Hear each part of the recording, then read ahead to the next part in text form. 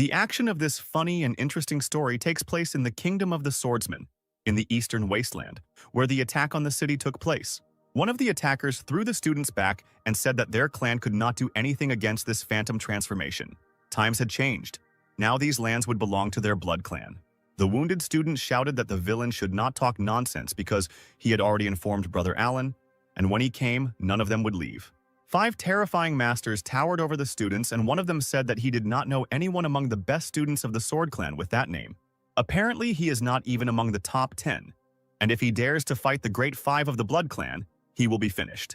A man with a terrible scarlet aura said that he should come here and collect the corpses of the students.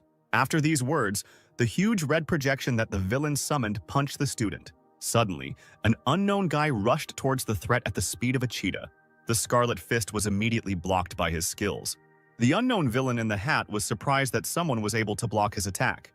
2 students who were preparing for death rejoiced that they were saved, and the third of them shouted that it was Brother Alan. Brother Alan, a long-haired man with blue eyes and a powerful chi aura inspiring calm, was glad that he had time. The villain laughed when he saw that same unknown sword fighter. He asked if the guy was looking for death, and his projection began to create a powerful scarlet sphere for attack. But Alan immediately struck the monster with one light blow of his sword and stopped all his attempts to hit the enemy. In an instant, the entire Great 5 from the Blood Clan received colossal injuries and were defeated. A few moments later, they were all lying at Alan's feet unconscious.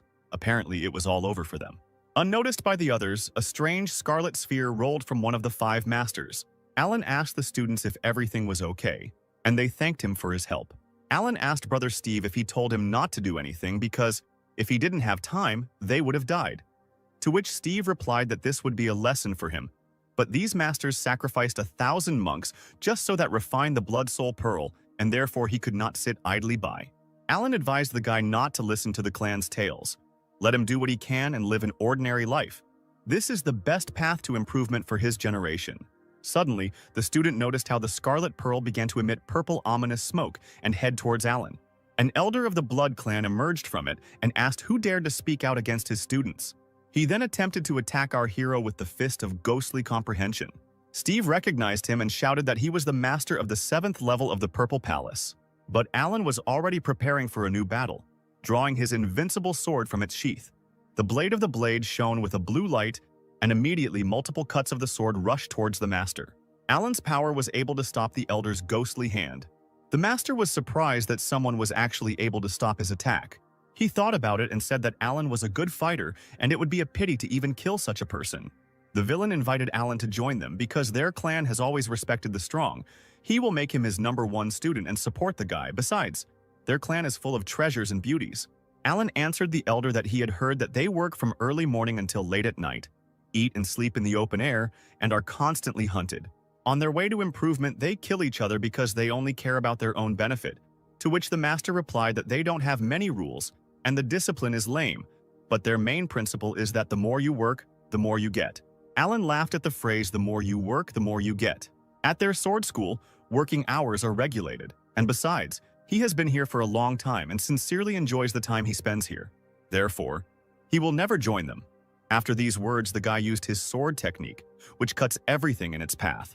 The master tried to hold back such a powerful attack, but he had difficulty doing it. Ultimately, Alan's sword technique won, and a huge explosion was heard, signaling the swordsman's victory. Steve rejoiced at the guy's victory and asked if he did the right thing by calling him here for help. The other disciples couldn't believe their eyes. It was impossible that their clan's initial level of swordsmanship could be so powerful. The cut-up demon, who lay without strength, asked Alan why he did not want to join them. The guy replied that he had worked hard for many years, so he knew in advance what he would tell him. The master dared to hang noodles on his ears and thereby doomed himself to these humiliations. Suddenly, a strange sphere rose from the master's body, emitting a purple, ominous aura. The sphere flew up to Alan's hands and whispered in a quiet voice for the guy to finish off the elder. Then the strange artifact flew away at the speed of sound. Alan did not understand what happened, but assumed that the spirit of the master had left the body and was trying to hide. He readied his energy-charged sword and was ready to go in pursuit of the soul. However, suddenly the guy heard the disgusting sound of an alarm clock. The hero stopped, took his watch out of his cloak and began to look at it. After that, to the surprise of the other students, he turned around and said that the main mission was completed and he was leaving. One of the students could not believe that Brother Alan would simply allow the soul of the elder of such a powerful clan to escape. Suddenly, Steve started telling other students about Alan that they didn't understand something. The fact is that Brother Alan practices the 9 to 5 method. He pointed to the sun setting behind the mountain, which meant that time was up. This means that it is now the end of Alan's working day. What irritated Alan most was that at the end of the working day he still had a lot of work left, and he was practically forced to work overtime.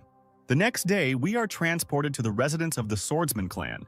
Here, warriors train to control their blades, which they can use to fly if they focus enough chakra. In order to be strong, they train hard every day. But not everyone is such a hard worker. One of the students turned around and looked at the one who was again lazy and doing nothing. He didn't understand how the elders even accepted a student like this guy. It was Alan, who was sleeping peacefully under a tree while others were training tirelessly. The noise of the warriors woke up the guy, and he reluctantly began to stretch and wake up. He took off his blindfold to look at his comrades. Alan returned after midnight, so he didn't get much sleep. If he had known about everything in advance, he would not have been the one to put such troublesome tasks on his shoulders. Up to this point, he had been continuously working overtime for 5 years, 996. The 996 work schedule is an unofficial work schedule from 9 a.m. to 9 p.m., 6 days a week.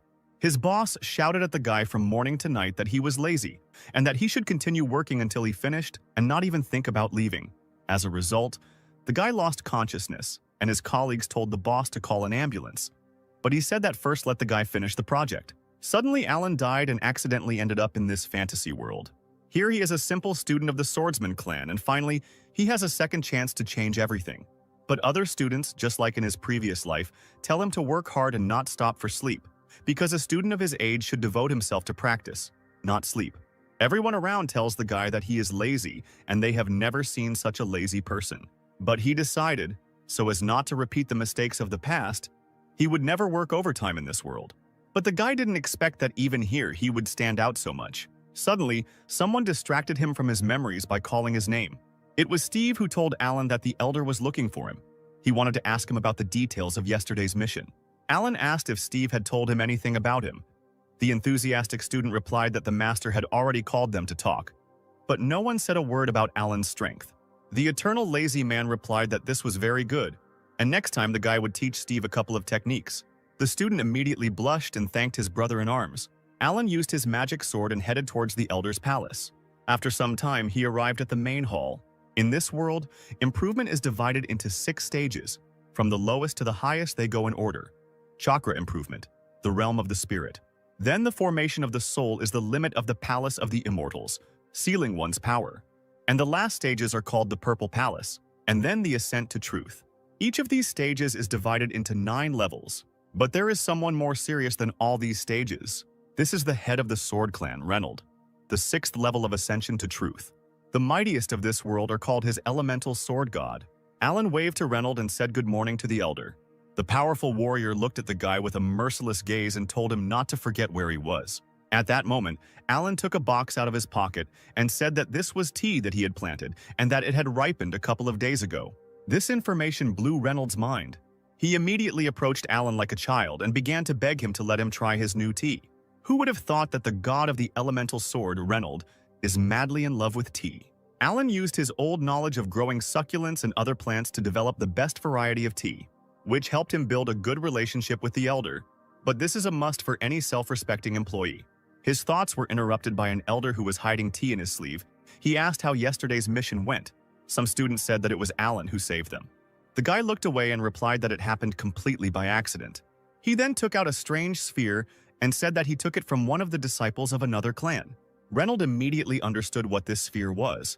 It was a blood pearl. He took it from his student and asked if Alan knew what kind of artifact it was and what power it had. Reynold looked at the guy with a serious look and began his story. But Alan immediately waved it off and began shouting that he didn't know anything and didn't want to hear it, and that in general he wasn't interested in it all. He tried to run away, saying that if he had nothing more to say to his master, then he went about his business. Alan wanted to spend this life carefree, so let the elder leave these troubles to someone else. But the master ordered him to stop. Reynold shouted that Alan should listen when the elder spoke, and even though the guy had succeeded in growing tea, as a true student he could not be so passive. The master wanted to know why the guy did not take part in the sword training last week. Alan replied that he would then have to wait an hour until it was his turn, and the master should know that Alan has his own principles in training, so he needs to be understood.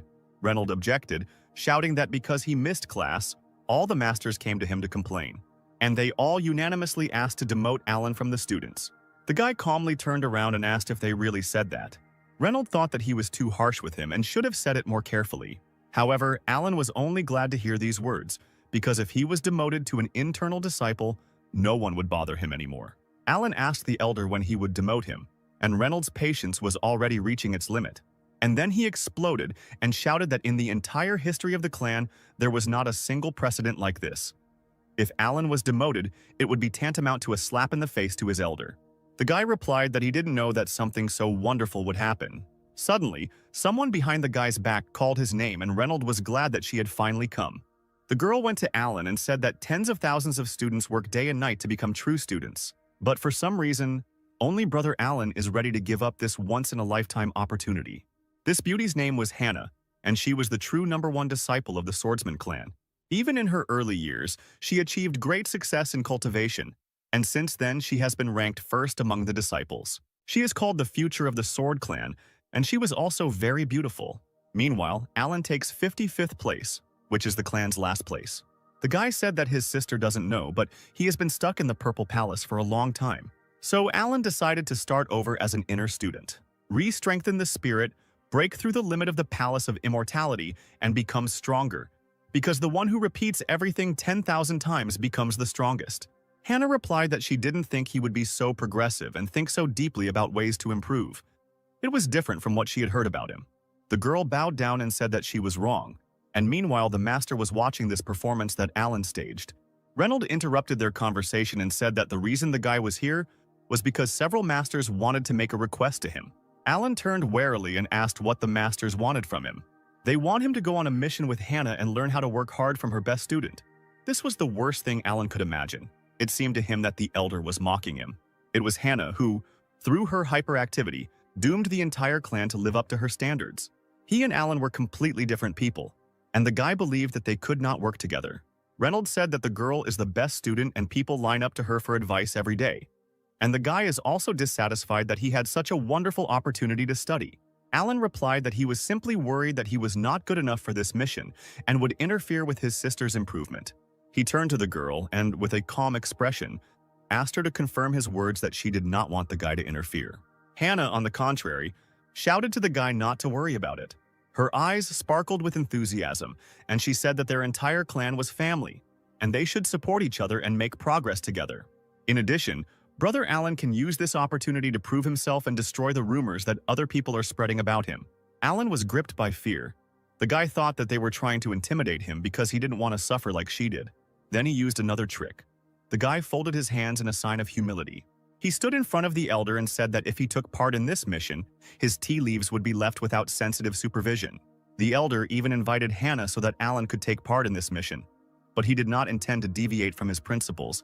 He had no reason to go with her when he could play the fool here just fine. Suddenly, the enraged master raised his hand, making a strange gesture. Reynolds said that if Alan successfully completed this task, he would give him 3 days off.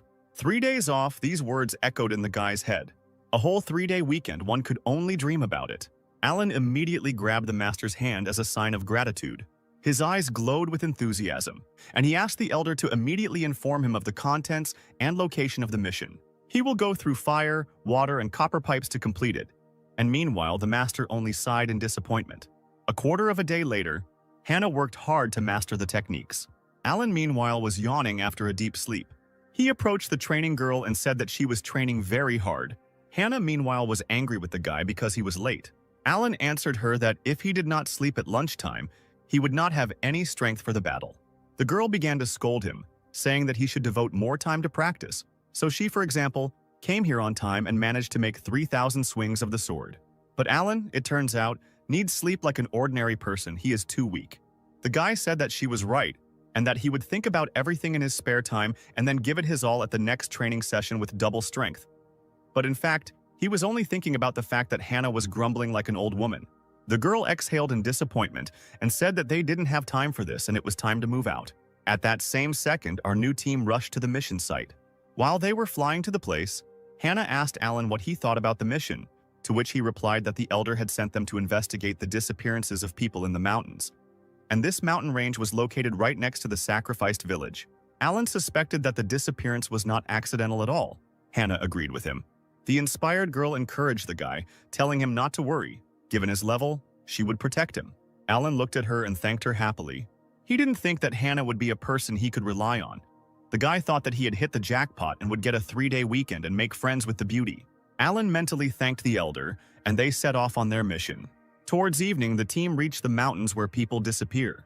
The girl told brother Alan that they first needed to ask the local residents, and Alan, meanwhile, was looking for something in his robe. Suddenly, he took out his watch, opened it, and began to look at it, which greatly surprised Hannah. The girl looked with a surprised look and did not understand why Alan was counting down. When he counted to 0, he shouted joyfully that the time was up. He went to rest and shouted to Hannah that he was leaving everything to her and tomorrow let her tell him everything. After some time, our hero reached the inn of a local village. The establishment was a bit empty. Alan came in and asked the owner to give him 1 room. The seemingly gloomy and tired man replied that it would cost 1 silver. Alan provided the currency, and the owner handed him the key to the room on the 2nd floor.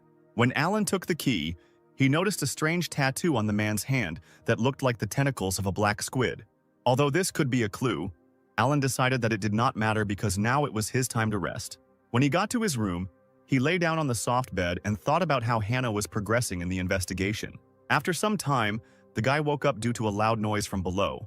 The owner was telling someone that there was no room, and some girl was shouting that there was clearly no one here, and the owner was acting ugly. The guy jumped out of bed and was unhappy that someone woke him up. But Alan had already heard this screaming voice somewhere. It was Hannah, who offered 2 silver pieces for the room, but the owner still said that there were no more places. Suddenly, someone called the angry girl by name. Hannah was delighted to see her brother Alan, who told her not to torment the owner because he had already said that there was no room. The guy turned to the man and asked if his younger sister could spend the night in his room. The gloomy owner nodded, and Hannah was surprised at this proposal. The girl could not believe that she would spend the night with him in the same room. She was seized with panic. Alan walked up the stairs and told the stunned Hannah that if she didn't want to spend the night on the street, then she should follow him. Hannah was embarrassed. She had no choice but to follow the guy. Alan walked slowly, and the girl followed him like a very quiet mouse. She was worried and thought that they would not do anything that would make her ashamed later. In addition, the girl is much stronger than him and will be able to stand up for herself. A few minutes later, they came to the room where Alan was eating cookies, and Hannah was sitting quietly next to him. The guy asked the girl if she had dinner. He handed her a plate of cookies and asked if the girl wanted to eat a little, to which Hannah replied that they should learn to abstain from food in order to strengthen their hearts. Only when your heart is strong can you... The girl didn't have time to finish speaking when Alan put a cookie in her mouth. The guy was wiping his hands of crumbs, and meanwhile Hannah was all red. Having swallowed the food, she ascended, tasting the sweet but not greasy pastry, which melted in the mouth and gave off a little flour.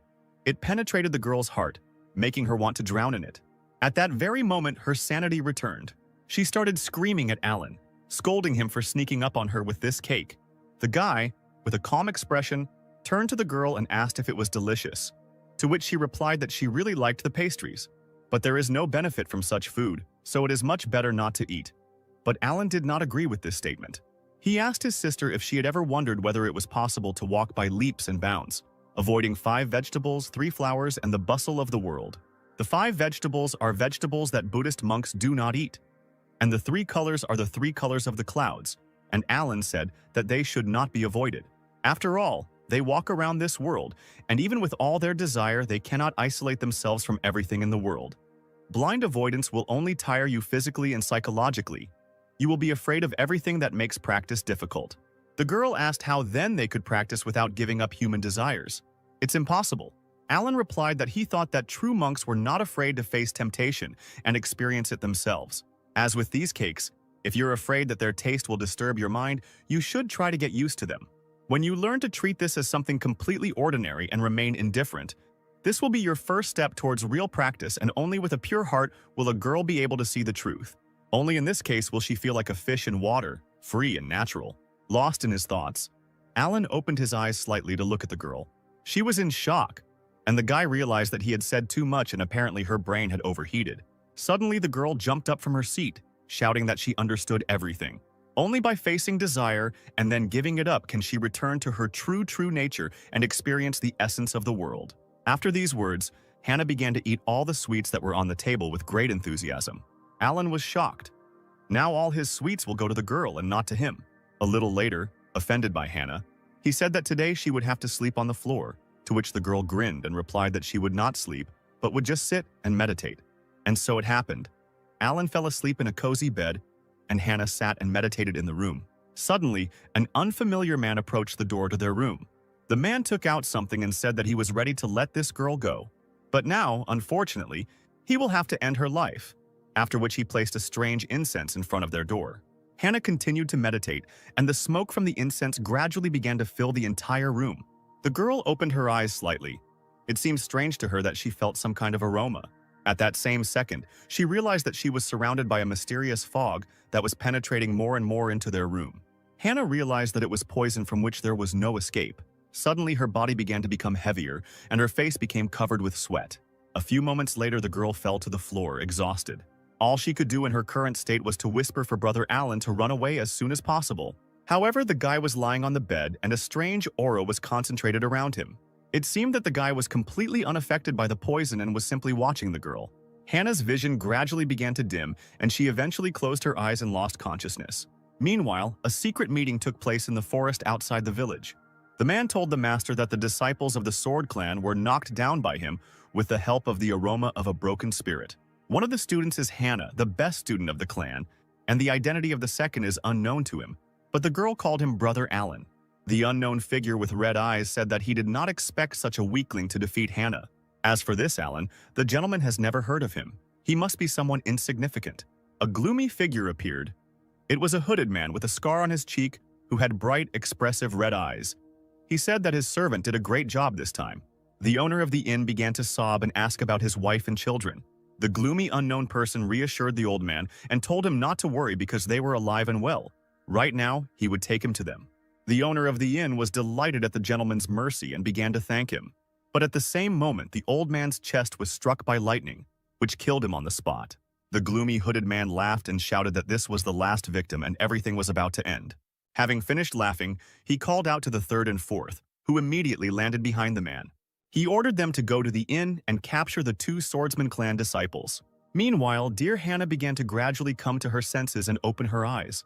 She lay on the bed, and Alan sat next to her and waited for the girl to wake up.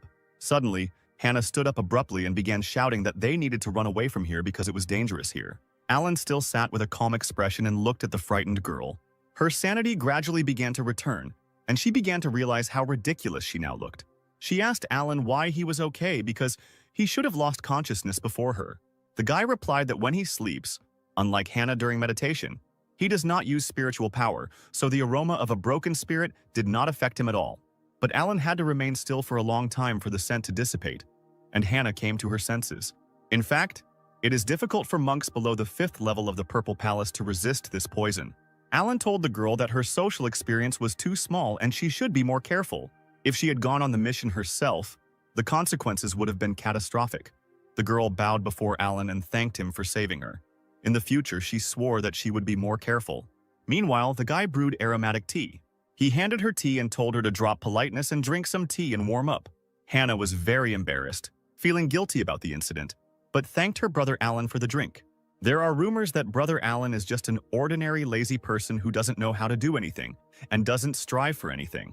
But Hannah never expected that he would not only say a few words to her, but also reveal the secrets of cultivation. All this time he was so attentive to everything, even saved her life, excellent character, pleasant appearance. It's a pity that his level is not enough. Immediately, the girl shuddered and caught herself thinking that she should not think about such things. Alan, meanwhile, turned to her and asked how she was feeling. The girl laughed and thanked the guy for his concern, saying that she was completely fine. Meanwhile, a strange purple flash appeared in the night sky. 2 unknown fighters, overflowing with power, headed straight towards the room where Alan and Hannah were. The best student immediately sensed the approach of the enemy. She pushed the guy aside and pulled out her sword, shouting that the killer was coming right here. Hannah turned to her brother Alan and told him to hide. There was no need to force Alan. He was already heading to his bed and said that since Hannah was already better, she should deal with it herself because his working hours were over. Hannah went to the killers because anyway, These two are much stronger than Alan's brother, and if he gets involved, there will only be more problems. The girl was left alone with her opponents and was already waiting for their approach on the street. She gripped her blade tightly and shouted that it was no coincidence that they came here. A huge blue whirlwind created by Hannah's sword rushed towards the opponents and knocked down their flight path. Two unknown people landed with a crash in the nearby forest. The sophisticated girl instantly landed where a dark aura wafted from the ground. Standing in front of her were two people from the fourth clan of the Eastern Wasteland, the Purple Spirit Clan.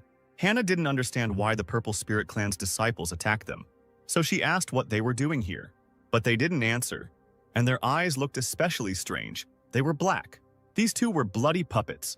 Their souls were consumed by magic, turning them into weak-willed dolls. This is the magic of the demon sect. Apparently, the disappearance of an entire village is also their doing. The strength of these two is equivalent to the third or fourth level of the Purple Palace, and you need to be careful. Hannah, covered in blue chakra, slowly landed and said that they upset her. The girl took out her striking blade and summoned her sword technique. Then she used a powerful ability, clouds breaking the moon, and everything around began to fly into pieces. A powerful wave created by the sword headed towards the opponents. But the girl and the guy were able to deftly jump away and dodge her attack. However, this was not the end, and Hannah commanded her blade to dissipate. After this, the blue blade immediately split into two parts and flew towards the enemies. The targets were immediately hit, and small flashes from the explosions ran through their bodies. The cut and beaten fighters lost their strength and fell to the ground. Meanwhile, Alan watched the battle. He was surprised how Hannah was able to easily separate the light from the sword. But apparently the force of the blow has also decreased. By the way, it's much more convenient to watch the fight this way. You don't even need to open your eyes. However, these two definitely did not plan to give up so easily. With difficulty, the girl rose to her hands and tried to stand up. She called Hannah sick and said she couldn't do that to them. The best student realized that these guys had not completely become bloody puppets. Apparently, there was still a trace of self-awareness in their heads. The subordinate girl got angry and shouted that she would kill Hannah for what she did to them. She jumped towards the girl and swung her staff, concentrating her purple chakra. The two girls clashed in battle. Hannah was able to block the staff's attack in time with her sword. However, the block was not easy for her. Hannah was surprised that her opponent could wield such a formidable weapon so easily. The enraged girls continued to attack each other, but no one wanted to give in. The air around them became electrified. The blows became faster and faster, so much so that at one moment their outlines were difficult to discern. Hannah could not understand what kind of strength her opponent had. The girl's hands even went numb from such blows, and the purple girl continued to attack and twirled her staff over her head to again try to defeat her rival.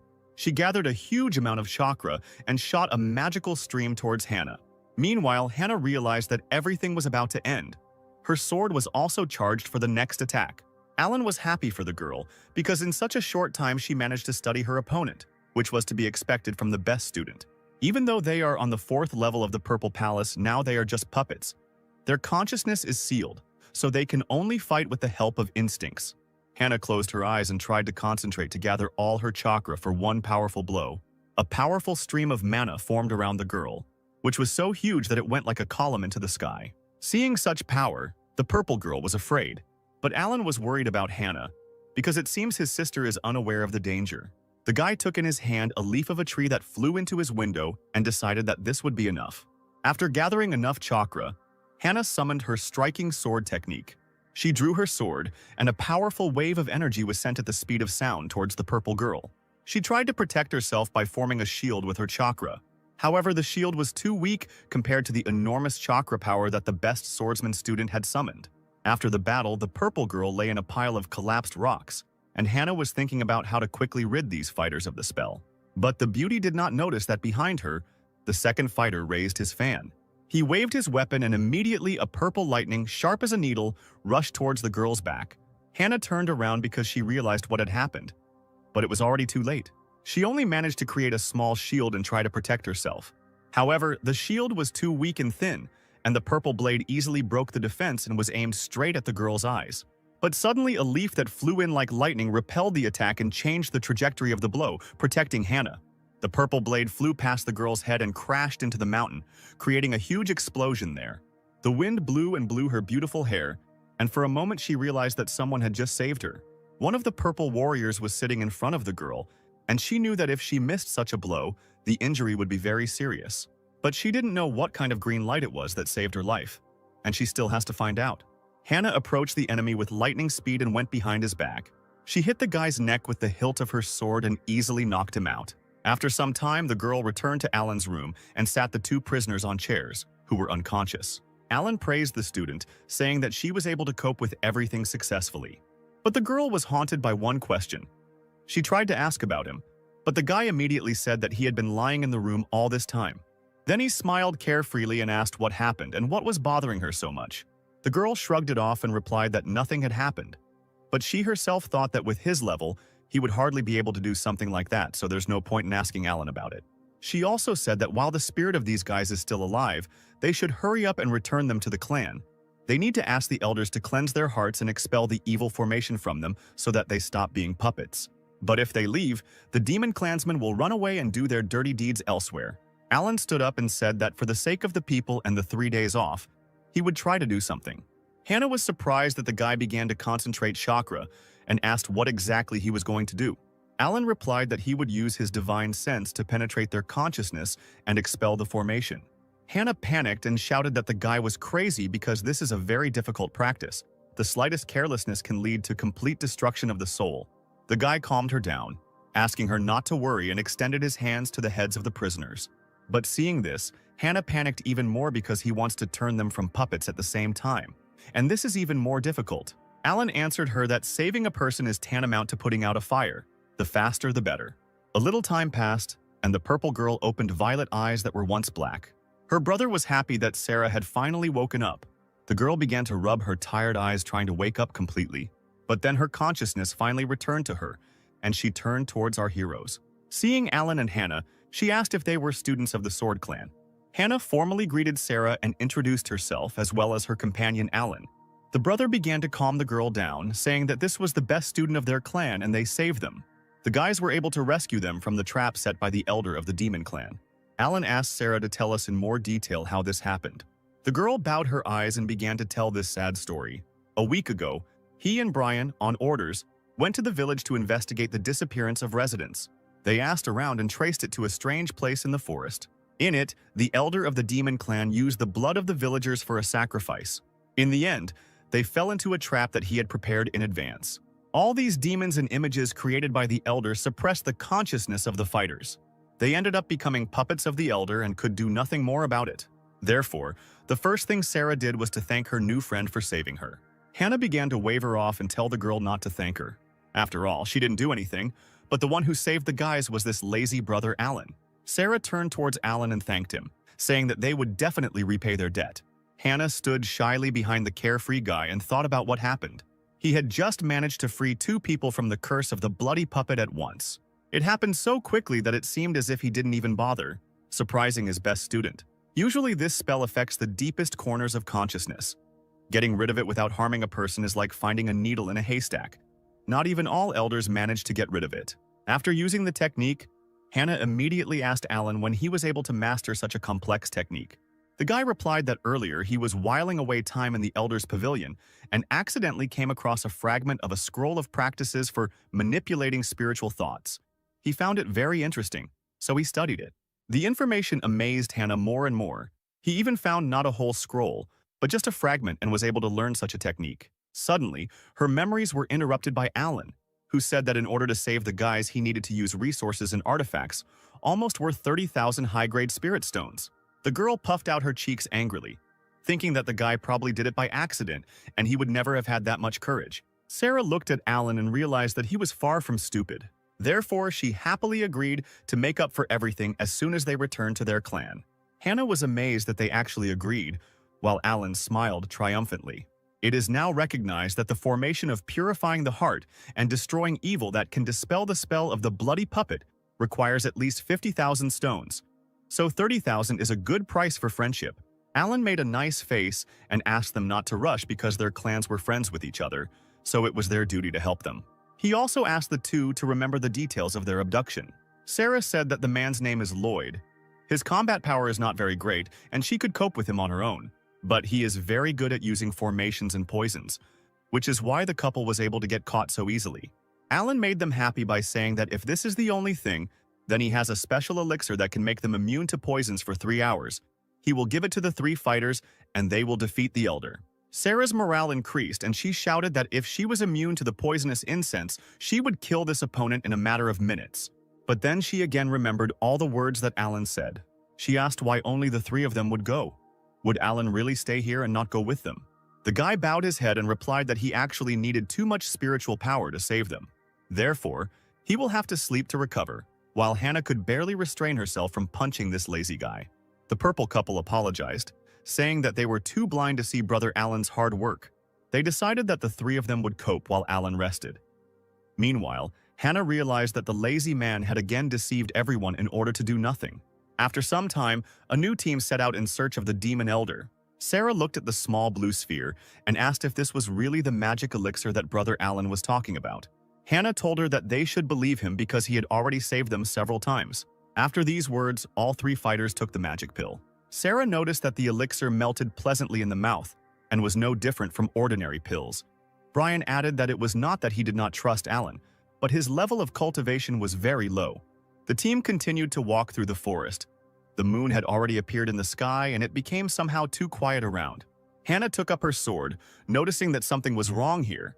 Brian confirmed her words by saying that there was not a single living soul here. Sarah began to panic. She guessed what had happened. An unknown gloomy voice confirmed their guesses, saying that they were on his territory. Hannah reacted to the enemy with lightning speed and sent a whirlwind of sword in his direction. The whirlwind blades immediately struck several eyes. But there was nothing on that side. The tree crowns dispersed, and she saw a strange swamp that was not there. Brian assumed that these were parts of dead creatures that were dealt with here. Hannah asked if the boys had seen the person who had just spoken to them. But suddenly a gloomy figure in a cloak standing behind the girl answered her that he was here. The elder of the demon clan, Lloyd, drove the prey into his trap. The heroes turned around, and Sarah shouted that it was the one who caught them then. Lloyd asked how they managed to get rid of his curse so quickly. Apparently, the best student of the Sword Clan has secret treasures that can lift his curse. Lloyd was also wondering why there were only 3 fighters. He assumed that one of them was scared when he found out that he was behind all this. Sarah got angry and shouted to the villain that Alan was not here, because she could handle such a dummy herself. After these words, the girl directed her first attack at Lloyd, and the battle began. The stones on the ground where the impact occurred began to crumble, mixed with purple energy. In this dust raised from the ground, Sarah tried to see where her enemy was. In the middle of the dark fog, Lloyd appeared, who told the girl that she had already lost. She had fallen for his trick. Brian immediately appeared behind the demon and shouted to the man that he was no longer a tenant. Swinging his fan, he aimed his needle-sharp spell at Lloyd's head. But he easily repelled it by saying that, although they are the best students of their clans, they are still fools. Then he smiled and asked if they liked the smell. Brian and Sarah immediately realized that right now they were inhaling poison. Hannah also did not stand aside and attacked the dark bubble in which Lloyd was located. The master just as easily repelled her attack while continuing to taunt them. But suddenly he noticed that the blue lightning did not dissipate. She, like a swift wind, continues to break through his dark bubble. Eventually, the blade's whirlwind broke through Lloyd's defenses and an explosion was heard. 3 fighters were already in the air and were waiting for their opponent. The dust from the explosion cleared, and Hannah saw a small hole where Lloyd was standing. She became angry, realizing that they had missed the villain. But at that very second, the air turned scarlet, and a dark fog formed around the heroes. It was poisonous incense. Lloyd emerged from the poisonous fog, and he really had his own tricks. The master hung in the air right above our heroes and sprayed his crimson mist. He laughed and shouted that it was useless for the soldiers to run away anywhere because they had already inhaled his poison. It only takes 10 breaths, and they will immediately turn into bloody puppets and become his faithful servants. However, nothing happened, and the guys stood and smiled.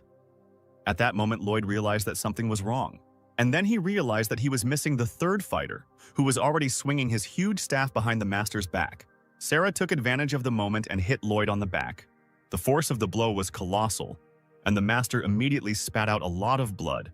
Then he rushed towards the ground at the speed of sound until he crashed into it. Brian also wanted revenge. He prepared his fan to finish off the enemy. Swinging his weapon, several sharp chakra needles rushed towards the prone Lloyd. The purple needles mercilessly hit their opponent in all places of his body. The demon elder bled, his most terrible weapon no longer working. He could hardly stand on his hands and bled while trying to understand how this happened. The master raised his bloody gaze to the team. He did not find an answer to his question, so he asked them why his poison did not work on them.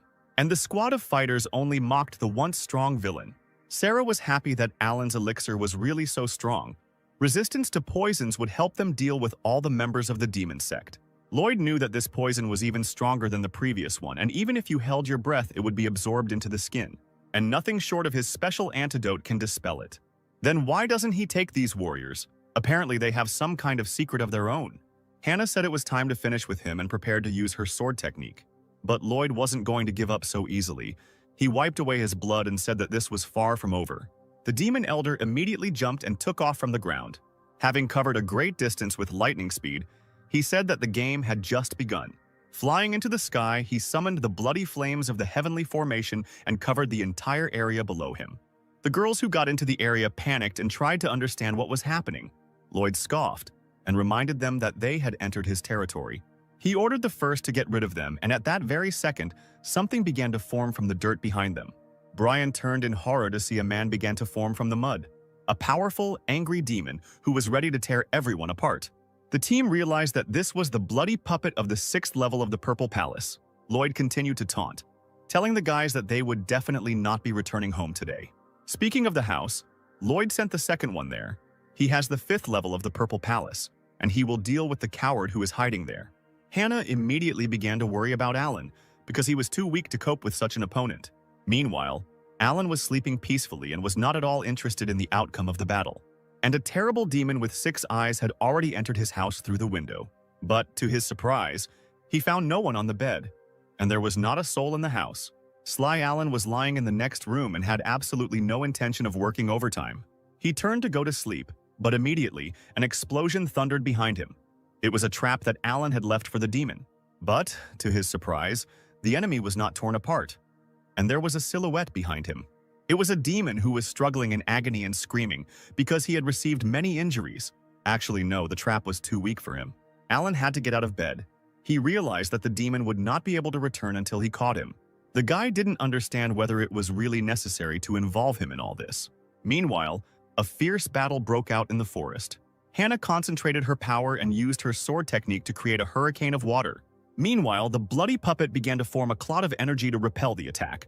Then he put up an impenetrable shield, and the blades of water crashed into it without causing damage. But suddenly Sarah appears behind the monster, who took advantage of the situation and the fact that the enemy was distracted. The girl tried to attack him with her staff, but the bloody puppet successfully blocked the blow. The monster then took hold of Sarah's staff, and with a powerful movement of his hand, he threw the girl away from him. Brian was angry and summoned one of his techniques, the sealing purple chains. Approaching from behind, the sealing chains seemed to have successfully begun to bind their enemy. But the monster was not so weak. He gathered his energy and began to scream with all his might. The chains that bound him broke, but Hannah managed to take advantage of the moment and strike the body of the immobilized enemy. The girl was focused and confident that this time she succeeded. Indeed, the monster's body was cut into 2 parts. People cannot survive such wounds. But the bloody puppet had nothing to do with it. After separation, he immediately landed on his severed part and fused together. Hannah couldn't believe her eyes when she saw this. Meanwhile, the monster decided to attack his opponents and jump towards them. The first to be hit was Brian, who immediately flew away, covered in blood. Then Hannah was attacked and was also unable to evade. Sarah, noticing the loss of her comrades, immediately shouted their names. Blood was leaking from under Brian's head. Seeing this, Sarah became angry. No one could touch her brother. The girl jumped from her seat with lightning speed and landed behind the bloody monster.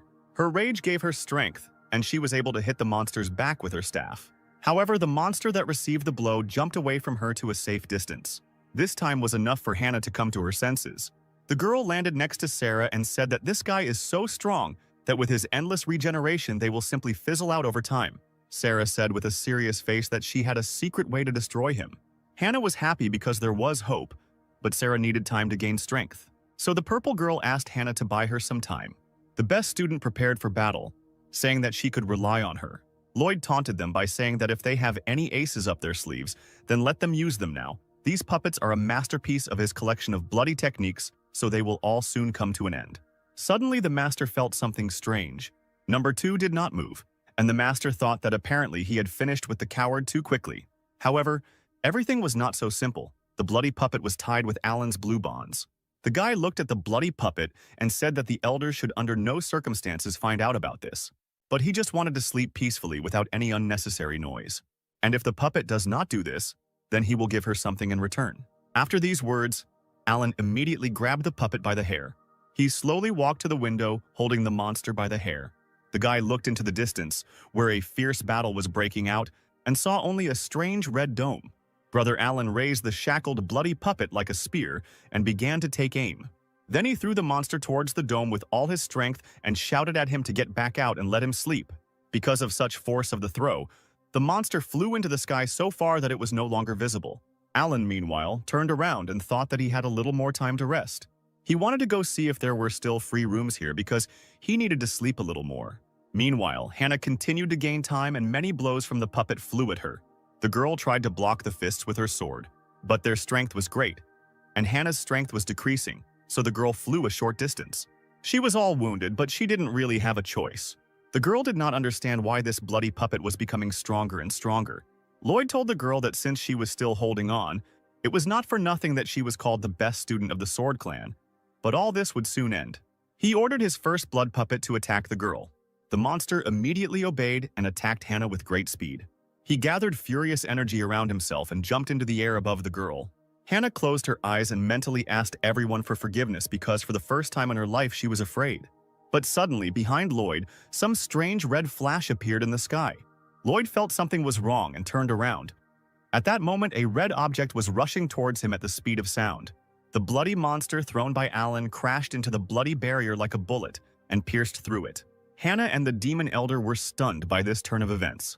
When the dust from the fall cleared, they saw the second and first bloody puppet, which were broken and lying in a pile of dirt.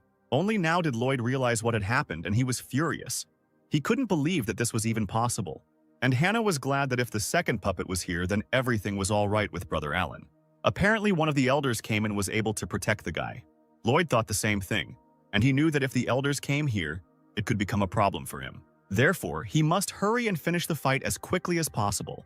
The master used the ability to enhance the bloody puppets, and the monsters came to life again. One of the puppets recovered and jumped on the defenseless Hannah. The girl tried to take a defensive stance, but her feet got stuck in the mud created by the monster. But Sarah came to the girl's aid in time and apologized for the fact that the student had to wait for her for so long. Sarah's eyes were filled with rage. They shimmered with a purple light similar to sparks of true thunder. Lloyd was shocked to see the fourth level of the Purple Palace. This girl cannot resist him. However, Sarah used the purple shadow technique and easily blocked the blood puppet's attack. Her power was so great that the explosion from the staff was visible from a long distance, so far that the purple glow even reached sleeping Alan. But the guy was ready for this, and his night mask did not let the light through. Morning came and our main lazy man calmly got out of bed.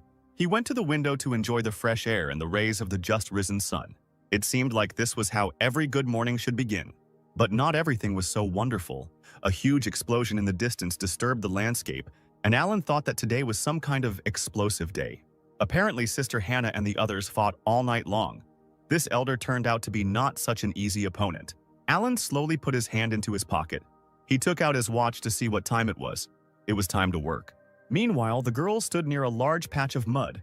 Everything in the area was destroyed. Stones were crushed, and trees were uprooted. Charged, Sarah looked at the smoldering body of the bloody puppet. Suddenly, the girl fell to her knees, exhausted. They had been fighting all night and were pretty exhausted. Hannah, looking at Sarah trembling in pain, told her that her technique was indeed very powerful. Suddenly, Brian appeared behind her, who explained that this is their secret technique. The accumulated power breaks out in one breath. But the disadvantage of the technique is obvious. This technique is too energy-consuming. Sarah, who could hardly stand on her feet, said that this time everything worked out and it was all thanks to Hannah. The bloodied girl shrugged it off, saying that she was just doing her job. Their pleasant exchange of pleasantries was interrupted by Lloyd, who shouted that they were three freaks. Exhausted, Sarah realized that the battle was not over yet. The main enemy remained. The furious master said that the team had practically destroyed number 1, which he had spent several decades creating. Sarah barely raised her staff in preparation for battle, but her brother said that there was no need to try to fight because the girl's spiritual power was almost exhausted. Suddenly, Hannah said that she would take on this opponent because she had rested a little while Sarah was fighting the monster. The powerful warrior began to accumulate her energy for an attack. Lloyd also began to form bloody hands, shouting that the trio of them would be buried here today. Powerful hands made of dark matter aimed at the small, fragile girl. Hannah used her sword technique and a stream of water like a whip burst out from his blade. The blade, as powerful as a needle, pierced the black magic of the demon elder. Moving further, it reached the place where a gap had formed in the dome. And the claws created by Lloyd in the meantime almost achieved their goal.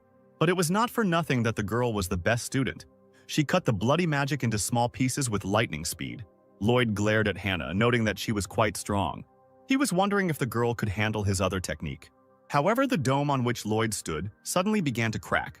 Then it simply burst, crumbling into thousands of small fragments.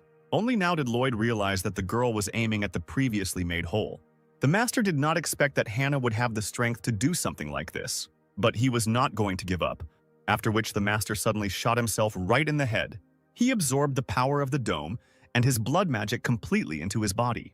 Having squeezed the blood to the limit, the master summoned a pentagram, which he filled with the remnants of his power.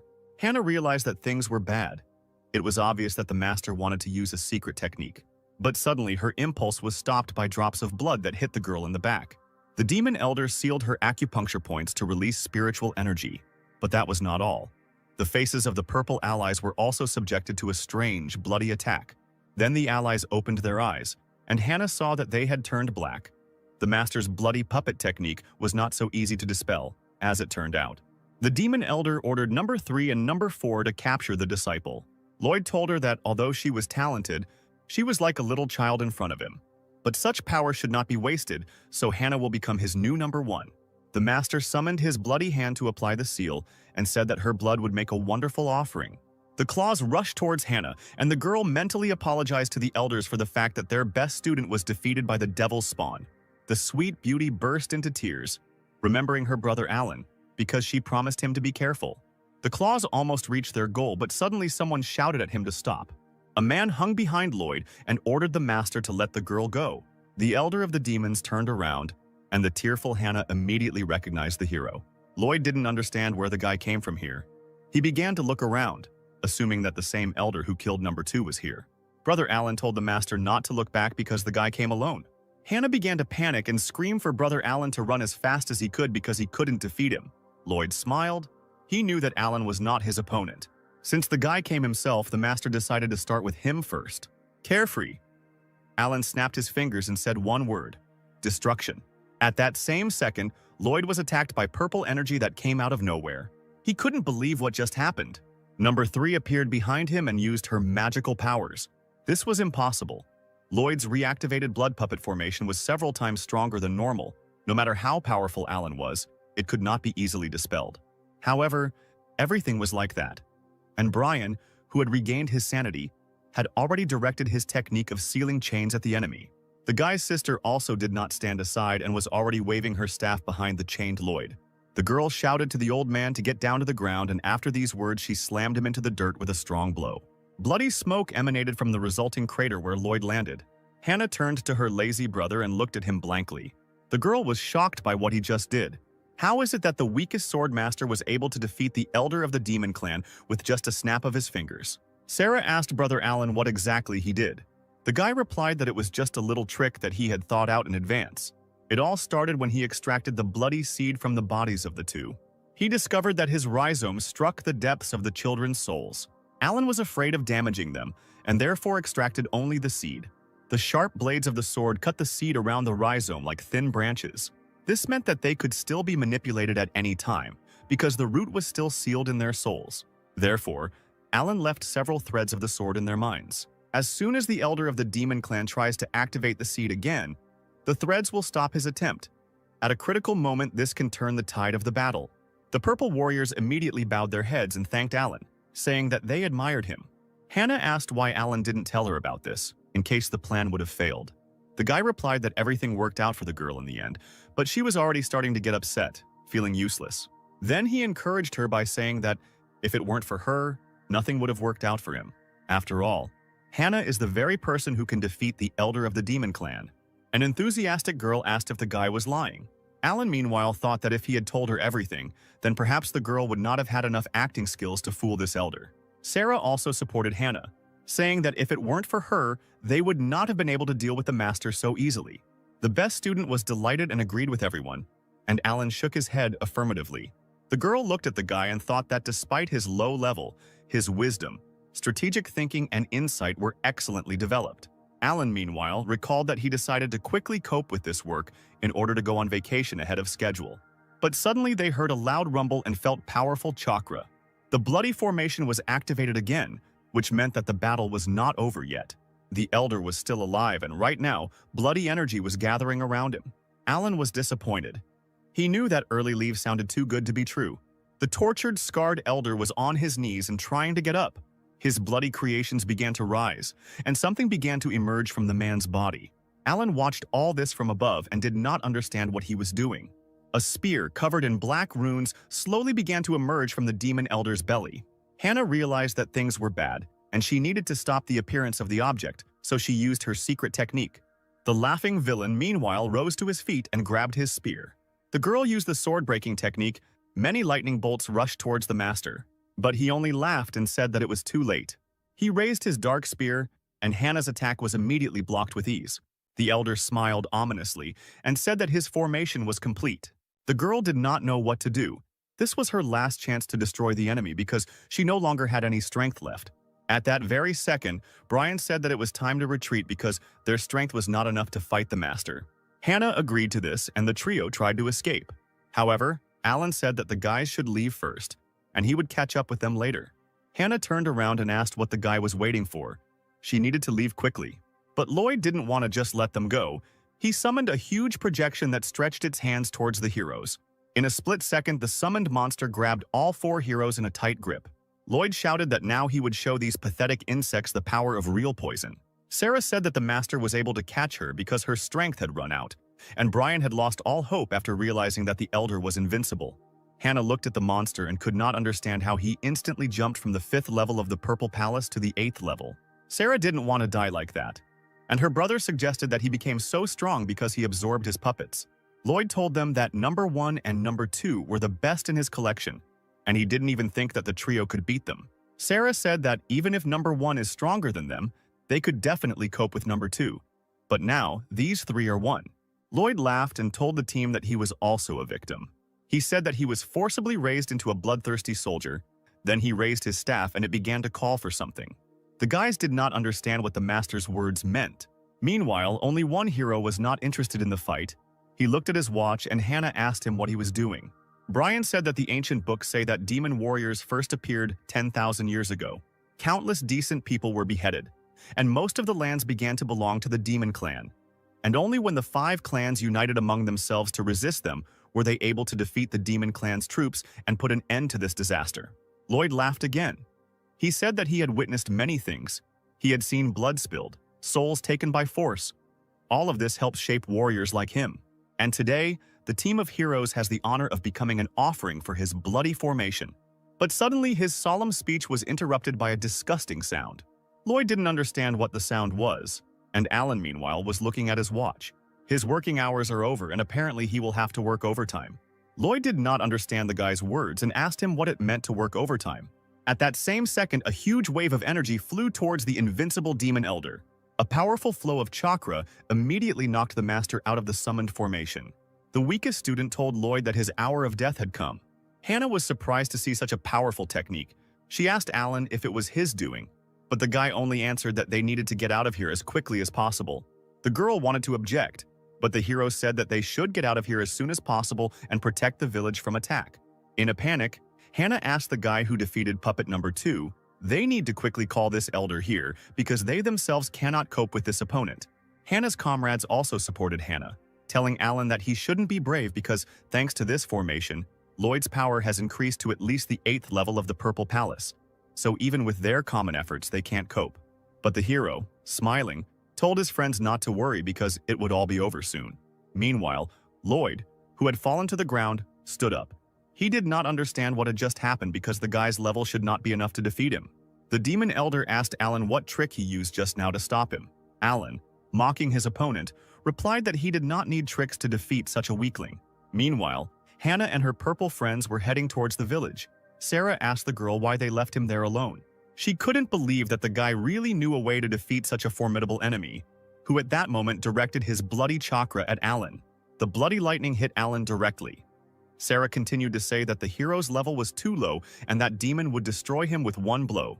Hannah told the girl that she didn't know why, but she trusted Alan, because since he left the mountain, all his decisions had been correct. The powerful lazy man repelled the attack with his blade and looked at Lloyd with the look of a bloodthirsty killer. The demon panicked. He wanted to know what he was going to do now. Meanwhile, the tired team arrived at the village, where everything was peaceful and calm. Hannah summoned an artifact similar to a pentagonal mirror. It was the castle of the heavenly spirit. The girl gathered her strength and threw it into the sky.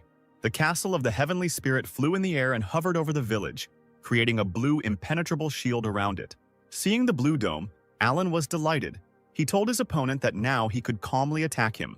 Lloyd laughed villainously, amused by the confidence of such a weakling as Alan in his victory. The hero answered him that he wanted to say that if Lloyd still has an ace up his sleeve, then he needs to use it as soon as possible because the demon will not have another chance. The student's excessive pathos enraged Lloyd, and he pointed his spear into the air, gathering powerful force. A bright scarlet dome, the center of which was a spear, fell on Alan. Lloyd called it a bloody blow with a halberd. The demon elder smiled because such an attack could not be easily avoided. But suddenly, for the villain, Alan slowly landed in front of him, glowing with a blue aura. The guy mocked the enemy. He asked if Lloyd had any more attacks.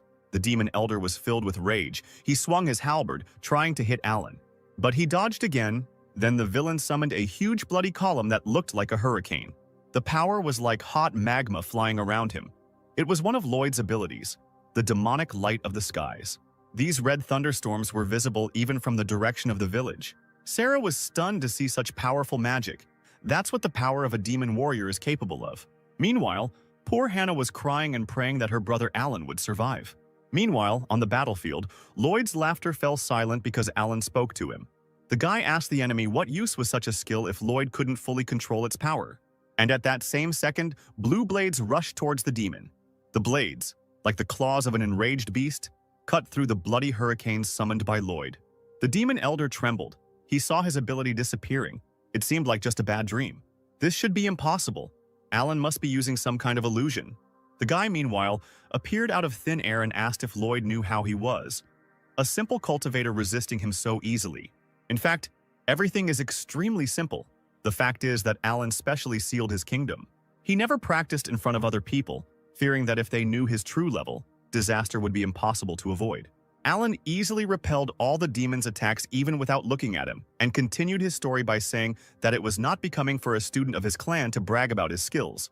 After all, the higher your skills, the more problems fall on your head. Therefore, in order not to complicate his life, Alan was forced to hide his true abilities. Lloyd realized what trap he had fallen into. The demon tried to leave, shouting that the guy was just crazy and crazy. But Alan pulled the enemy's body towards him, saying that he would not let him go. Taking his sword out of its sheath, the hero said that Lloyd interrupts his rest time after time. In addition, he harmed his comrades, thereby forcing him to start work ahead of time. Lloyd tried to run away again, shouting that the guy shouldn't have come here. Alan's gaze was stern, because starting work ahead of time is an unforgivable sin. After these words, the hero released his striking sword technique at the enemy. A powerful flow of chakra, like a raging wave, passed through Lloyd and struck him. The cloud summoned by Lloyd dissipated and the sun appeared from behind them. The battle was completed with one blow. The technique was so powerful that in the place where it passed, the earth split and a river formed. The powerful lazy man hung in the air and watched Lloyd's spear as it cooled down. Sarah, who was watching the battle, asked Hannah if they were really only at the level of the Purple Palace. After all, the strength of this sword is comparable to the strength of a cultivator who has long since crossed this level. It seemed that Brother Alan was the elder of their clan. Meanwhile, Hannah was shocked by what she saw. It turns out that Brother Alan had long surpassed the levels of all the students of their clan. The girl lowered her gaze. At that moment, she felt helpless in comparison with him. Suddenly, her thoughts were interrupted by the sound of glass breaking. The power of Alan's sword was too great, and the dome began to crack. It was about to shatter into pieces. Hannah ordered her friends to hurry up and evacuate the villagers, and she would take care of the rest. Even though Hannah couldn't fight that demon, she would at least try to save those lives. The girl began to concentrate her energy. It was difficult for her to restrain the dome when suddenly a man's hand appeared next to her hand. Seeing the familiar attire, Hannah was surprised. Next to her stood Brother Alan, who with his strength helped the girl restore the protective barrier. A moment later, all the cracks in the barrier were healed, and not a single resident in the city was injured. The worried girl turned to the guy and shouted his name. After some time, the residents were on their knees thanking their four saviors. The purple fighters waved to the residents, and meanwhile Hannah wanted to talk to Alan. She looked at the guy with pitiful eyes and asked why he didn't tell her earlier that he was so strong. Brother Alan made a stupid face and said that he did not understand what the girl was talking about. After all, he defeated this demon only thanks to the talisman that the elder of their clan gave him. This answer stunned the guy's entire team. Hannah thought that Alan had released this sword, but the guy turned on his acting skills and said that such a weakling like him could not get such strength. And only thanks to the desperate resistance of his team, he managed to activate the power of the talisman that the master gave him. And besides, Alan believes that the guys exhausted the demon, and the sword only finished him off. The guy shouted with enthusiasm that he was just lucky, nothing more. Something didn't add up here. Hannah asked how the guy managed to evade the demon's attack so skillfully. Alan was caught on this question, and he did not know what to answer, and the girl just looked at him intently. Alan then responded that his main specialty was actually dodging attacks, so dodging wasn't that much of a problem for him. He looked at the beauty and added that she knew that their master was the best in the clan. It was his strength that killed the demon. But Hannah did not let up. She asked about that protective barrier, because a student of this level cannot stabilize such a formation. Alan reached into his robe to take out something and said that he used it. There was a green stone in his hand. It was the jade of the hidden spirit. Hidden spirit. Jade is a stone that can store spiritual power and call upon it at any time. Due to its high cost and rarity, it is not popular. But Hannah still didn't believe him. The hero's story was quite smooth, but her intuition suggested that something was wrong. Suddenly, Alan put his hand on her head and told the girl not to give free rein to her imagination, because if he was really strong, then the master and elder would have known about it long ago. Alan also believes that Hannah is the best student in the clan. There's definitely no doubt about that. From such words, the cutie became embarrassed and shouted that Alan was using a sudden attack with compliments on her. Speaking of that demon, Sarah wanted to know what ultimately happened to him. Alan replied that his body is full of magical power. It is impossible to even touch it now. Therefore, the hero created a formation to suppress it. Sometime later, our heroes were at the burial site of Lloyd, where the suppression of his power was almost complete. The demon clan was so enraged that they began to train such soldiers. Hannah believed that they should inform the other clans about this as soon as possible so that they could take precautions in advance. Alan agreed with her, but first she needed to fully deal with the demon, when suddenly their conversation was interrupted by a force escaping from the halberd. The chakra bubble burst, and the power of the bloody spear absorbed Alan's formation. Hannah was horrified, and the hero became wary. They realized that something had gone wrong. The bloody spear began to summon a strange circle of fire and blood. The power of the demon awakened. Alan reacted instantly and tried to strike the enemy's chakra clot. The rest of the heroes managed to jump away, and suddenly, the spear and the demon's body disappeared along with the bloody chakra. Sarah realized that apparently their master had taken the demon from here, and Brian believed that now was not the time for chatter. And it was logical that the master would not just abandon the creation on which he had spent so much time and effort. But Hannah calmed the ardent fighters because they clearly did not have enough time and energy to pursue now. Alan, meanwhile, looked at his hand, from which his attack came out. He realized that he could not let the girl know how strong he really was. However, this formation that the hero left should be strong enough to stop Lloyd. Meanwhile, an unknown figure was in a strange place filled with a bloody aura, where he was sitting in the middle of candles emitting green light. He opened his mouth wide and absorbed all the bloody aura that was flying around him. This was the elder whom Alan defeated at the beginning of the story. He swore that next time he would tear him into thousands of small pieces. When suddenly his meal was interrupted by another gloomy figure who appeared behind the villain. The elder bowed his head in greeting to his master. The dark secret figure said that apparently Howard had already finished cultivating his body. Howard smiled and said that he couldn't do it without his master's help. Suddenly the gentleman said that Lloyd was dead. This information shocked the elder. The unknown person said that he completed the formation before his death and created a demon embryo. However, when the master tried to take it away, another force did not allow him to do this. Now the fruit is in the Yun clan prefecture on their mountain range. The Lord ordered Howard to return it. He also gave 3 things to his subordinates, saying that these artifacts would help him in battle. Howard failed him last time. If he does it again, he will have to answer for his misdeeds. The elder bowed his knee and understood the order of his master. At this time, our heroes said goodbye to each other because the enemy had disappeared without a trace, and the mission was over. Hannah and Alan looked at the purple comrades who had become their family for a short time. Sarah and Brian set off and talked along the way. Brian said that no one could have expected such a move from the demon clan. The demons' abilities already went far beyond their combat training. But Brian was most concerned not with them, but with the abilities of his brother Alan. Sarah was surprised by these words. She did not understand what was wrong with the hero, that her brother was worried about this. Brian told her that it was obvious that the guy was in control from the very beginning, starting from the moment he gave them pills that made them invulnerable to poisons. And what happened to the bloody formations during the battle? When they were ready to accept defeat, Brother Alan appeared and took the situation into his own hands. If not for him, the bloody formation would have covered them all. But it's true that after hearing the information from her brother, Sarah thought about it. However, that was not all. Brian asked if the girl remembered the pill that they took. He checked his body using the inner vision technique and found that it was as if he was wrapped from the inside by a defensive sword technique. Apparently, what they swallowed was not an antidote, but a pill filled with a beam of sword energy. This is the only reason why the poisons could no longer affect them. The energy of the sword that was contained in that pill dissipated all the toxins that got inside. It seemed impossible, but if your sword skill is high enough, then it is theoretically possible. But one thing is not clear to Sarah. Since Alan is so powerful, why is he trying so hard to hide it? It seemed to Brian that the matter was that the hero was something of a secret weapon for his clan. Then Sarah asked if they should tell their leader about it. A couple of purple warriors looked at each other and mentally imagined the consequences. Brian decided that since Alan does not want to reveal his abilities, then they should remain silent, because the hero saved them, and therefore they should respect his choice. Still, the Sword Clan has an interesting talent. Apparently, the meeting of the clans next month will be really interesting. Meanwhile, Hannah looked at the strange golden stone and said that it was time to return. She turned to Alan, saying that the head told them not to linger, and the guy didn't seem to really listen to her. He smiled and said that these guys are very smart. Hannah asked what kind of very smart guys they were, and Brother Alan grinned and said that it didn't matter. It was time for them to move forward. The hero decided that he should dissipate his sword energy. After all, if the head of their clan notices her, it will be a rather unpleasant situation. Heading home, Hannah suddenly turned to her brother Alan. A sweet girl asked me to tell her honestly if the guy had any secret power, to which Alan replied that he had no need to lie.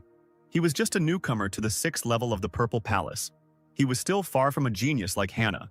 It seems that the girl expected such an answer and only exhaled in disappointment. Suddenly, a bolt of sharp sword energy flew into Alan's chest. Hannah stood in front of the hero with a serious face and drew her sword. She was serious. Her blow hit the guy right in the chest, tearing his clothes. Suddenly, behind the torn clothes, a strange book appeared. There was nothing holding the book back anymore, and to Alan's surprise, it fell out of his inner pocket. The guy tried to catch her, but Hannah managed to intercept the book in flight. The girl smiled triumphantly. Apparently, this is his diary. Now she will know the whole truth. She opened the book when suddenly on its cover she saw a girl and an inscription that said that she and her sister had a great time. Hannah's face immediately turned as red as possible from embarrassment and what she saw. Alan immediately snatched the book from the hands of the embarrassed girl, saying that he would explain everything. This is a fairly popular book. It's just a novel. Hannah said that she didn't think the guy was like that. Alan immediately explained that the picture on the cover was just to attract attention. In fact, it was a serious adventure story. Hannah suddenly grabbed the book to look, and on the next page she saw a passionate flirting girl, strewn with rose petals. She again became embarrassed and turned away sharply, and Alan shouted that she understood everything wrong. These were illustrations. They were needed to attract attention. It is actually a story about a young man who is part of a clan and his relationship with his female companions. This is an orthodox adventure story. It is very popular among monks and ordinary mortals. Updates are released every 3 months. Alan had to wait in line all night for this limited edition. It is very difficult to buy. Hannah pretended to believe it, saying that she would pay for the clothes she had ruined, but in reality she was thinking that the guy did not dodge her blow. Apparently he really did not have hidden strength. The girl said that she thinks that her brother should get less involved in such literature. This kind of thing in their clan is called fiction. They are prohibited. She looked sternly at the guy, adding that their head believes that this distracts from practice, and his brother, like no one else, should work harder on himself. Alan smiled sweetly and nodded, saying that this is exactly what he would do. The girl turned around sharply and said that it was time for them to move on, and the hero exhaled. because now all of Hannah's doubts about him should have evaporated. But suddenly, another sharp blade of energy flew towards him. This time, the blade flew straight into the book the guy was holding. Alan pressed the book to his chest protectively and repelled the attack. The force of energy that burst from his hand dissolved Hannah's chakra and flew towards the nearest mountain. Half the mountain was immediately destroyed, at which point the hero realized how much he had screwed up. Alan asked Hannah if she could pretend she didn't see it, to which the girl replied that despite her level, she couldn't just turn a blind eye to it. The guy hid his treasure in his bosom. This book failed him again. It's time for excuses. Alan admitted that he didn't tell Hannah something. The girl abruptly approached the guy and asked whether his skills greatly exceeded hers, to which Alan stood at attention and replied that they were only slightly superior. A malicious smile appeared on Hannah's face and she said that she would keep the guy's secret, but he had to promise her something. Fearing for his secret and for what the girl would ask, he asked what she wanted. The sweet beauty's eyes sparkled with happiness. She asked her brother Alan to teach her sword techniques, but the hero was not delighted. He thought that this mission would help him get along with his sister and get 3 days off. But for some reason now he thought that he had screwed up badly. And meanwhile, Hannah was burning with joy and waiting for the guy's answer.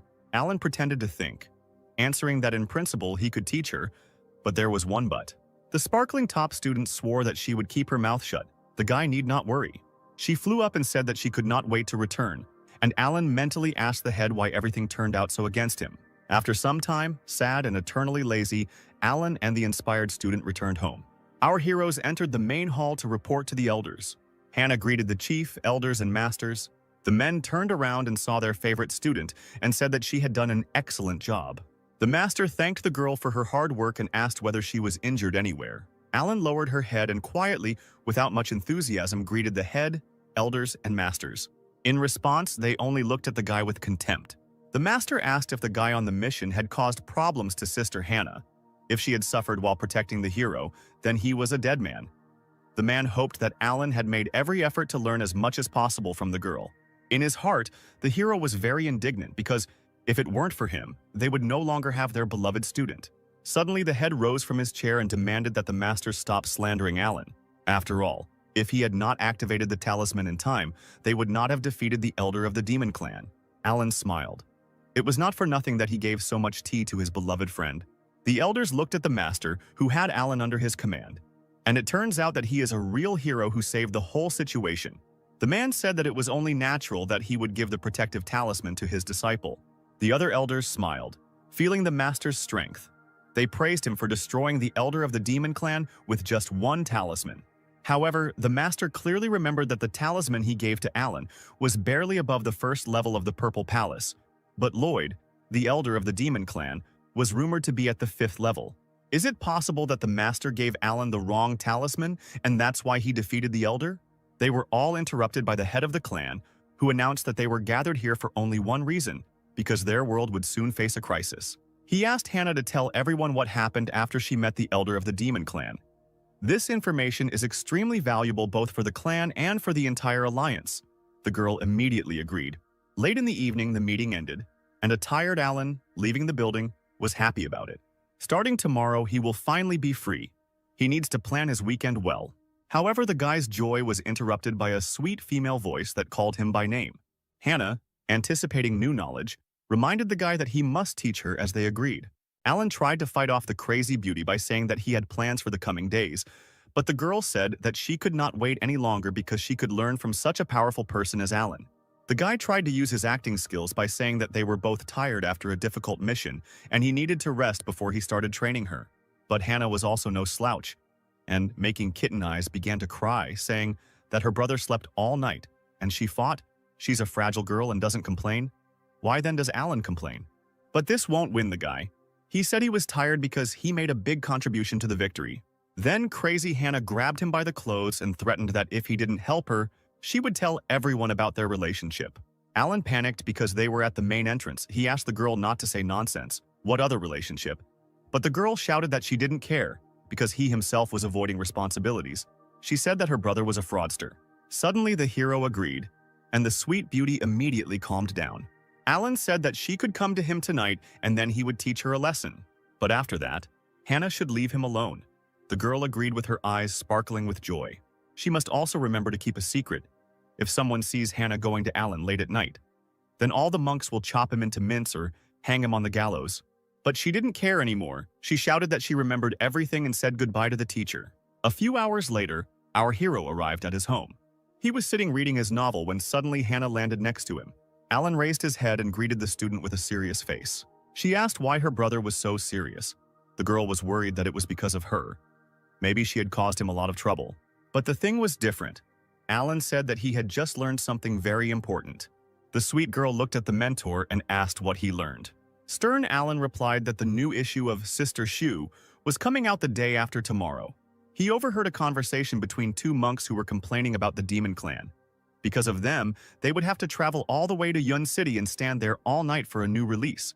Therefore, Alan must leave for Yun tomorrow, so there will only be one lesson. He hid his book and asked his sister Hannah to attack him with all her might. The girl was surprised, because if she tries so hard, the guy's house won't stand it. Brother Alan smiled. He replied that the girl should not worry because she did not have the strength to do it. This answer provoked the best student, and she prepared to show her power. The fire of rage burned in her eyes. Now she will show everything she is capable of to the new teacher. The girl released maximum energy from her sword and sent it into the air, calling on the heavenly heights. All the blue energy gathered into one huge clot of chakra and rushed towards Alan.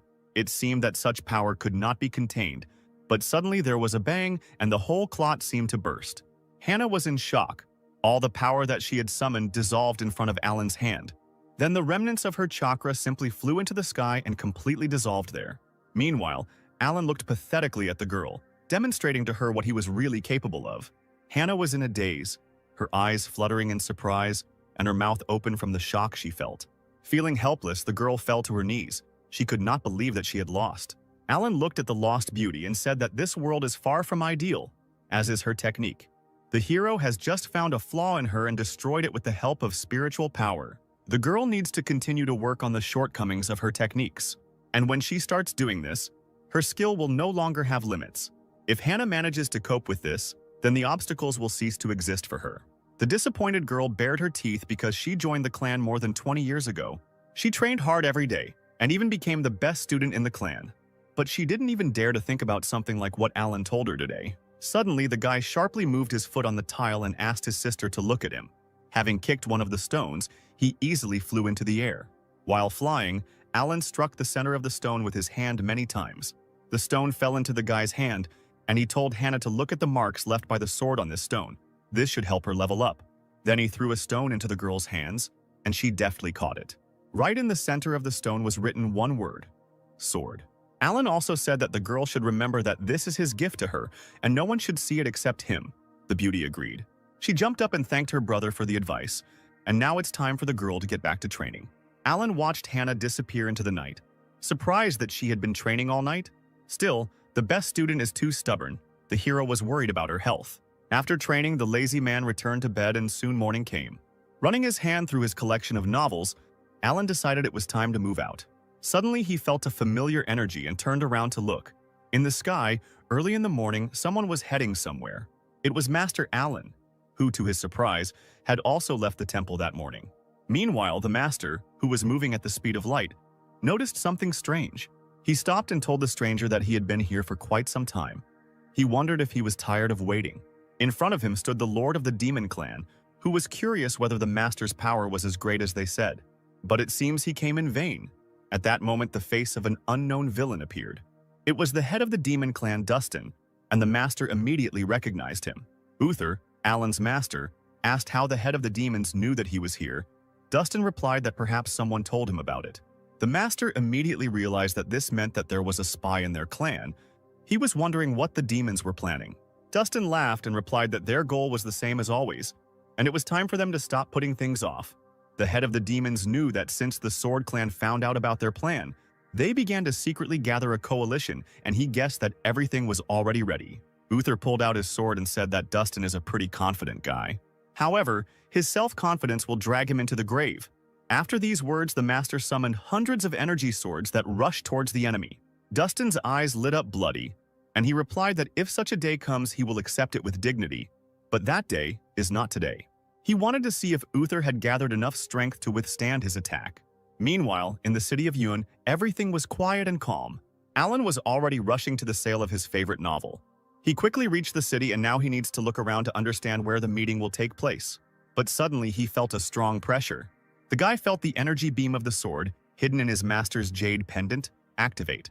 The master is at the first level of ascension to truth, and his sword technique cannot be matched by anyone, while he can be in such danger. Has he really encountered such a powerful opponent that is capable of defeating him? Meanwhile, the bloodied Uther was held by Dustin, who told him that this attack was too weak for him. But the head of the demons was surprised that the sword's energy actually helped hold back his attack. The energy hidden in this jade pendant that cracked. Opening his eyes slightly, Uther remembered that this pendant was given to him by his student Alan. In his memoirs, Alan told the master that this pendant was his gratitude for taking care of him. Smiling, the guy said that this was just a small manifestation of concern. Dustin swung a second time and said that it was time to die. He wouldn't miss the second time. Meanwhile, Alan revealed the strange seal on his chest and said that these powers should be enough. He began to concentrate his energy and circles like ripples on water gradually emerged from his head. The circles became larger and larger. The almighty lazy man was looking for his goal. Dustin felt something strange happening behind him and turned around. Alan summoned his sword technique, a space-cutting beam. At that moment, a huge beam of energy appeared above Dustin's head, similar to a divine column of electricity that was directed directly at him. The blow hit its target, and Dustin, tormented after such a powerful attack, thought that this technique belonged to Master Reynolds. He held a piece of Uther's clothing in his hand. His opponent disappeared. Dustin was furious. He swore that their next meeting would be his last. After some time, Alan was already in place. The guy realized that he had hit the target. However, this did not help. The strength of his opponent was probably much higher than the level of the Purple Palace. But why did someone from the Demon Clan need to kill his master? Fortunately, Master Uther managed to escape and Alan was already rushing back. The hero returned to the city where his book was being sold. The guy thought that upon returning home, he would need to visit the master. The guy looked down and was surprised that this city was quite crowded today. All these people stood in line for the ceremony in honor of the release of the new volume of the Immortals' Mad Journey. Alan didn't think it would be like this, but he had no choice. He had to stand and wait. Evening came, the line gradually shortened, and suddenly the seller said that there was the last copy left. The residents were indignant, but Alan rejoiced at his success because now it was his turn. He extended his hand to the coveted reward. Apparently today luck is on his side. But suddenly someone's hand also reached out to the book. Next to Alan stood a gorgeous girl with blue eyes and in a pink robe. She looked at the guy seductively and innocently.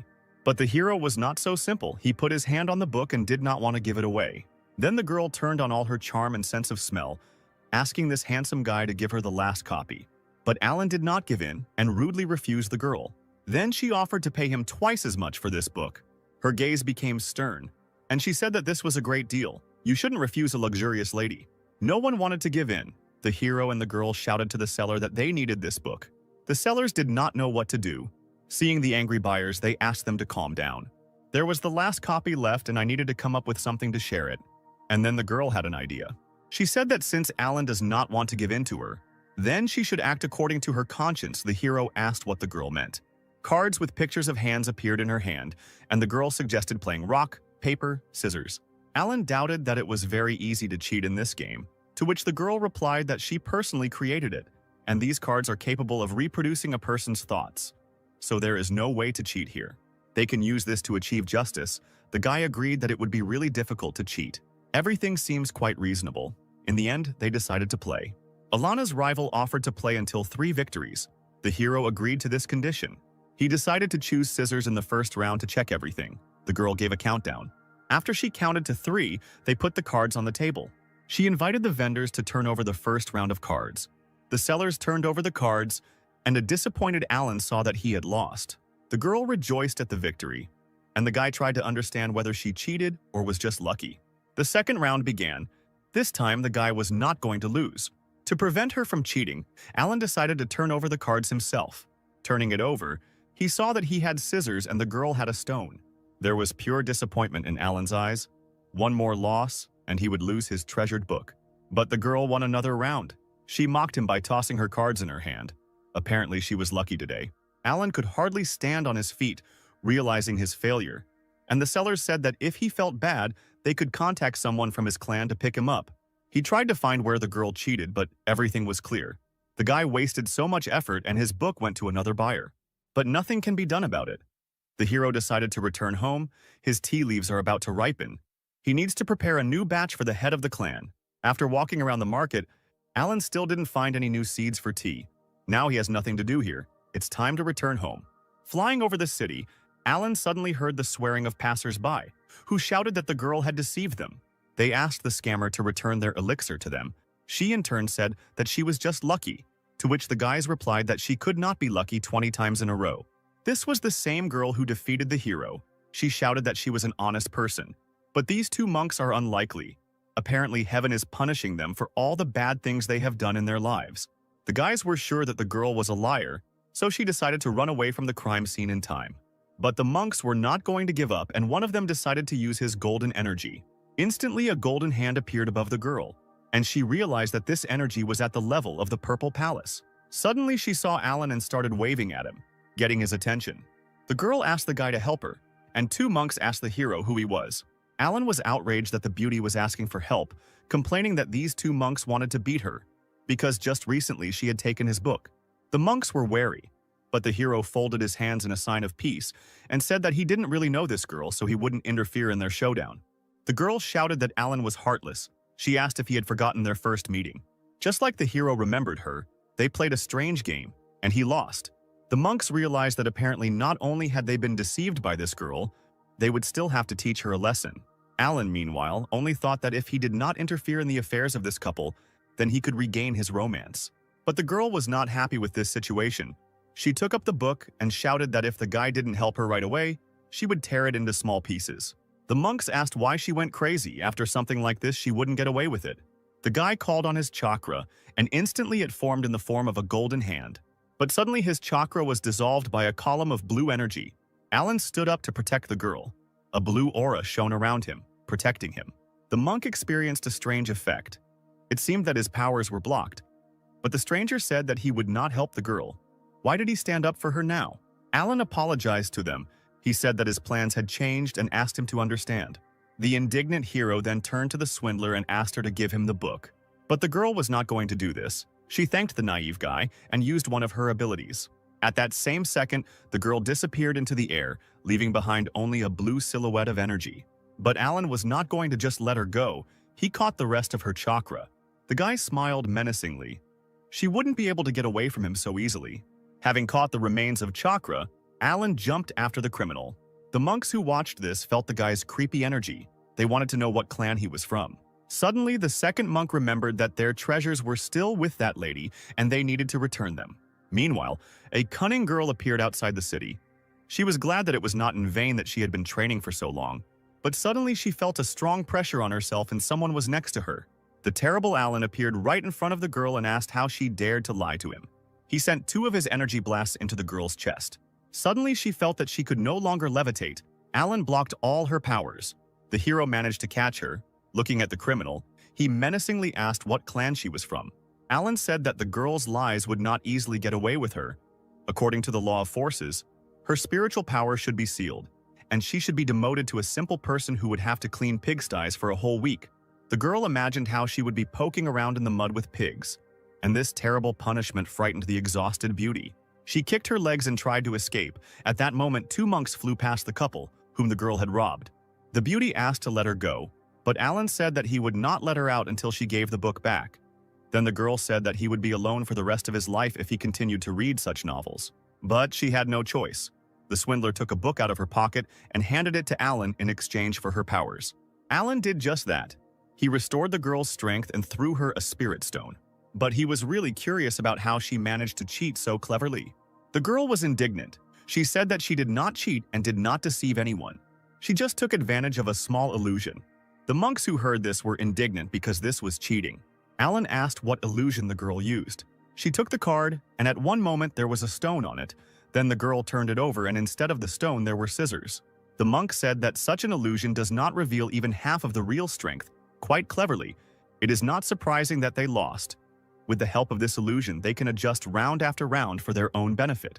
Alan remembered that when they competed, he took the initiative to turn over the girl's cards, which is how she managed to win, because she can't change his cards during the game. The girl replied that this is a simple cognitive modification. While he thinks that he has lost, the picture in front of his eyes will change as she needs. Cognitive modification is an advanced method of illusions that includes the laws of cause and effect, which is what makes the method work. The stunned monk asked the girl who she was. The beauty struck a pose and introduced herself. Her name is Lisa, and she is from the Palace of Heavenly Illusions. One of the monks asked a comrade what power this heavenly palace has. He replied that this is a famous ancient clan that is voluntarily isolated from others. They do not enter into an alliance, but their strength should not be underestimated. The monks bowed their heads and asked Lisa's forgiveness for not recognizing her. To the girl's surprise, they allowed her to keep the thing that she had taken from them. In addition, the monk asked her to go with them in search of treasures, because her illusions would be very useful if they encountered danger. Hearing the words about treasures, the girl immediately became inspired. She loved everything valuable and shiny. The monk explained that a few days ago, in the depths of the Yun mountain range, a red ray of light appeared, filling the air with energy. It was likely that some rare treasure could be found there. Alan, hearing these words, became interested, because it could be that same demon. The monk continued the story by saying that this ridge is winding and long, but he knows the approximate path, so they can go there together. If there is a lot of treasure, they will divide it among themselves, and if there is only one, they will use it in turn. Alan wondered, the red beam a few days ago, if this was the very thing he was thinking about. However, the guy decided that it was useless to think, because it could be a simple coincidence. Sister Lisa happily agreed to go with the monks in search of treasures. The monk also invited Brother Alan to go with them, because he is a strong fighter, and there may be a rare and powerful treasure hidden there that will interest him. But Alan, waving negatively, said that he was not interested in this and he did not want to waste his vacation on this. He wanted to take this time to have a good rest and read a new volume of the story. After these words, the guy left. Lisa was angry, saying that he ruined everything, but she was sure that the hero would return to them. Meanwhile, somewhere in the forest, a bloody aura was gathering around a familiar halberd. Traveling Howard was delighted with the discovery. He had finally found it. Finally, he found the very devil fruit that his master had spoken about. Lisa, along with her new comrades, went in search of adventure. The first test on the way for them was a ferocious creature similar to a lion.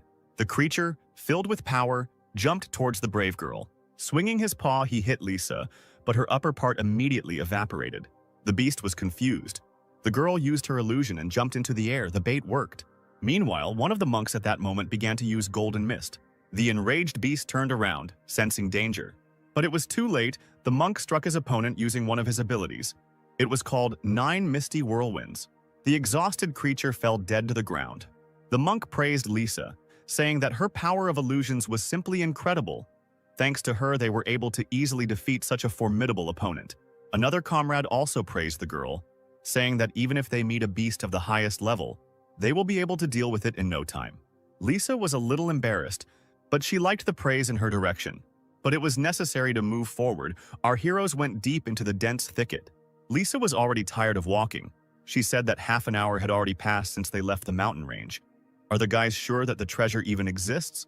The monk calmed the girl down, telling her not to worry because, if he was not mistaken, then the goal was not so far away. Meanwhile, Howard began his ritual by ordering the demonic spear to absorb the energy. If everything goes according to the demon's plan, then within a few hours he will be able to get it out. The villain was looking forward to this moment. As soon as he gets the fruit, the master will be pleased. But suddenly, his thoughts were interrupted by a magical aura that he felt. Howard turned around. He realized that someone was approaching him right now. Using his magical vision, the demon elder saw 2 Yunshin clan disciples and a girl walking in his direction. This wasn't his plan. If they found the devil fruit and notified their clan, there would be trouble. The level of these 3 was not very high, so Howard was confident that he could deal with them with the help of bloody puppets. He took out from his pocket one of the 3 artifacts, similar to a bell that the Lord had given him, and rang it. At that same second, the ringing from the bell began to form a demonic gate. Howard laughed. It would be better if these travelers ran away from him. An unknown substance appeared, and Howard told her that he would stay here to protect the fetus.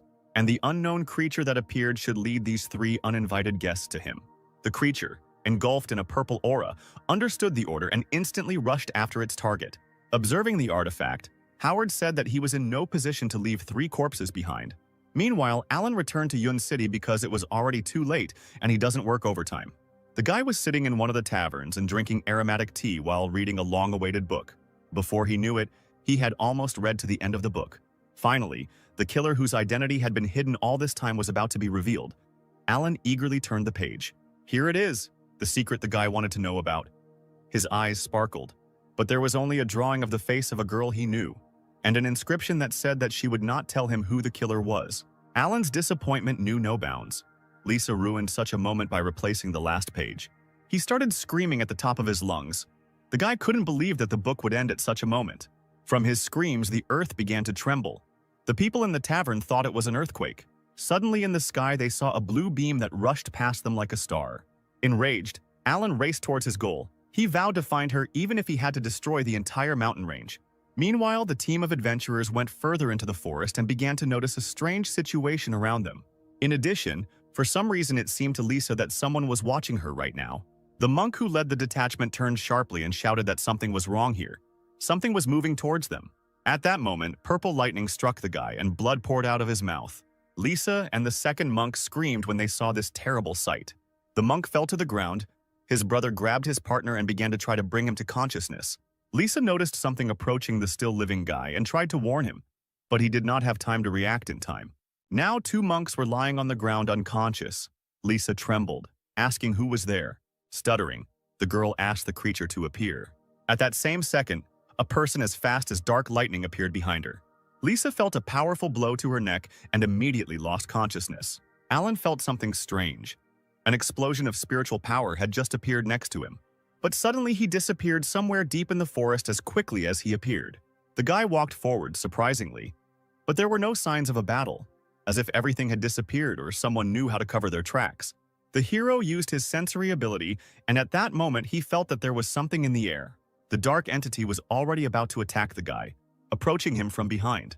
But Alan, who was standing motionless, suddenly opened his eyes and stopped the attacker.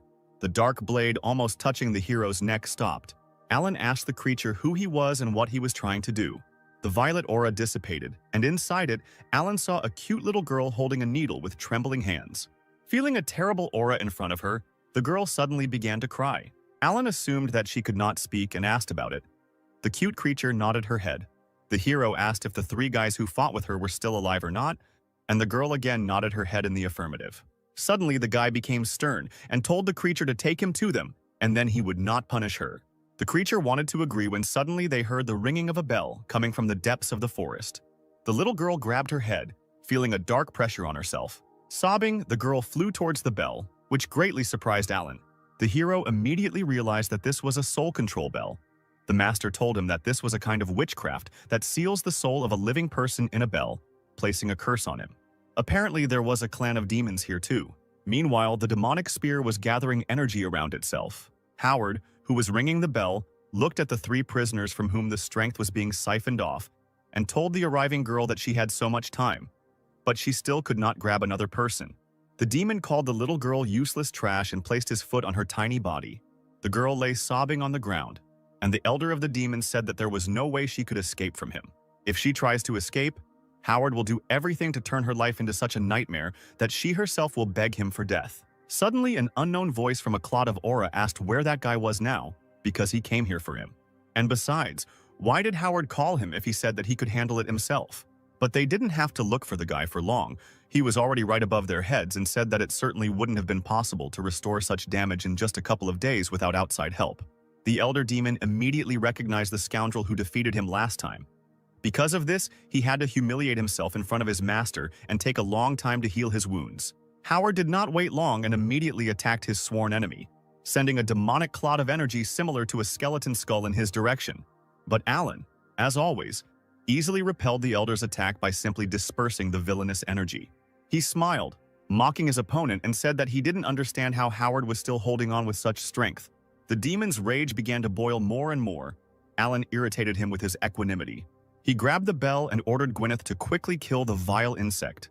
But Alan, with a quick movement of his blade, cut off the demon's hand, which was holding the bell. The hero approached the little girl. Now he knew her name. Her name was Gwyneth. The guy attacked the ancient artifact with his energy, and it immediately split into small pieces.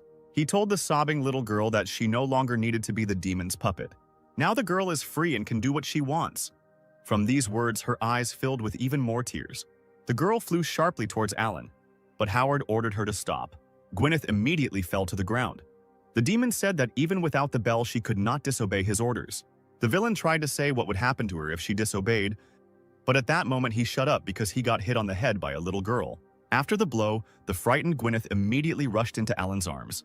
The guy stroked the crying girl on the head and told her that now she can return home. And she doesn't have to worry. The hero here will sort everything out himself. This is coercion and exploitation of labor. He himself understood all this perfectly well, because he had once been in exactly the same situation. Howard was not going to give up. He stood up and hit the ground with his fist, calling on the bloody hell technique. At the same second, a bloody aura began to escape from his hands, within which many eyes appeared. A huge hand appeared from the bloody hell, and a voice was heard from inside that asked who dared to challenge his master. A huge demon appeared from a dark portal, which Howard ordered to immediately kill this monk. The monster understood the order, swung at the hero. He shouted that this guy was just a small pawn, and his master should not dirty his hands with such garbage. Sharp blades of bloody energy rushed towards Alan to kill him, but he took his sword out of its sheath. At that moment, a huge pillar of the guy's aura hit the sky and blocked the path of the demon's attack. The creature was surprised by the guy's strength, but it's a pity that because of his seal, the demon can only show 1/5 of his strength. The monster shouted that one day he would return, and there would be a glorious battle between them. But for now, the guy could only remember his name. The monster wanted to say his name, but without speaking, he burst due to Alan's multiple cuts. Gwyneth hid behind the guy and was shocked by what she saw, and Alan only sighed in disappointment. Howard was horrified how a mere mortal could defeat such a powerful demon. However, that was not all. Alan was not going to just let the impudent elder go this time. The guy concentrated his powerful power in his fingers, creating a blade of energy. Howard realized that now his end would come, and began to beg the guy to stop and wait a little. But before he could finish speaking, a powerful stream of mana created by Alan passed through him. Then there was an explosion, and the guy who turned around said that he didn't need to wait. Suddenly, Alan saw his still shackled comrades, among whom was the girl who had stolen his treasured page. He sent a small part of his chakra into the girl to wake her up. At that same second, Lisa opened her eyes and gradually began to come to her senses. She immediately recognized the guy and panicked, but Alan hastened to calm her down, saying that she had spent too much spiritual power and she needed to rest, then he would help her get to the city. But suddenly, a scarlet light shone behind Alan, which did not bode well. The battle was not over yet, because the bloody halberd began to rise and whirlwinds swirled around it. Suddenly, among the collected energy, Lloyd appeared, who told Alan that he was one step away from killing the master.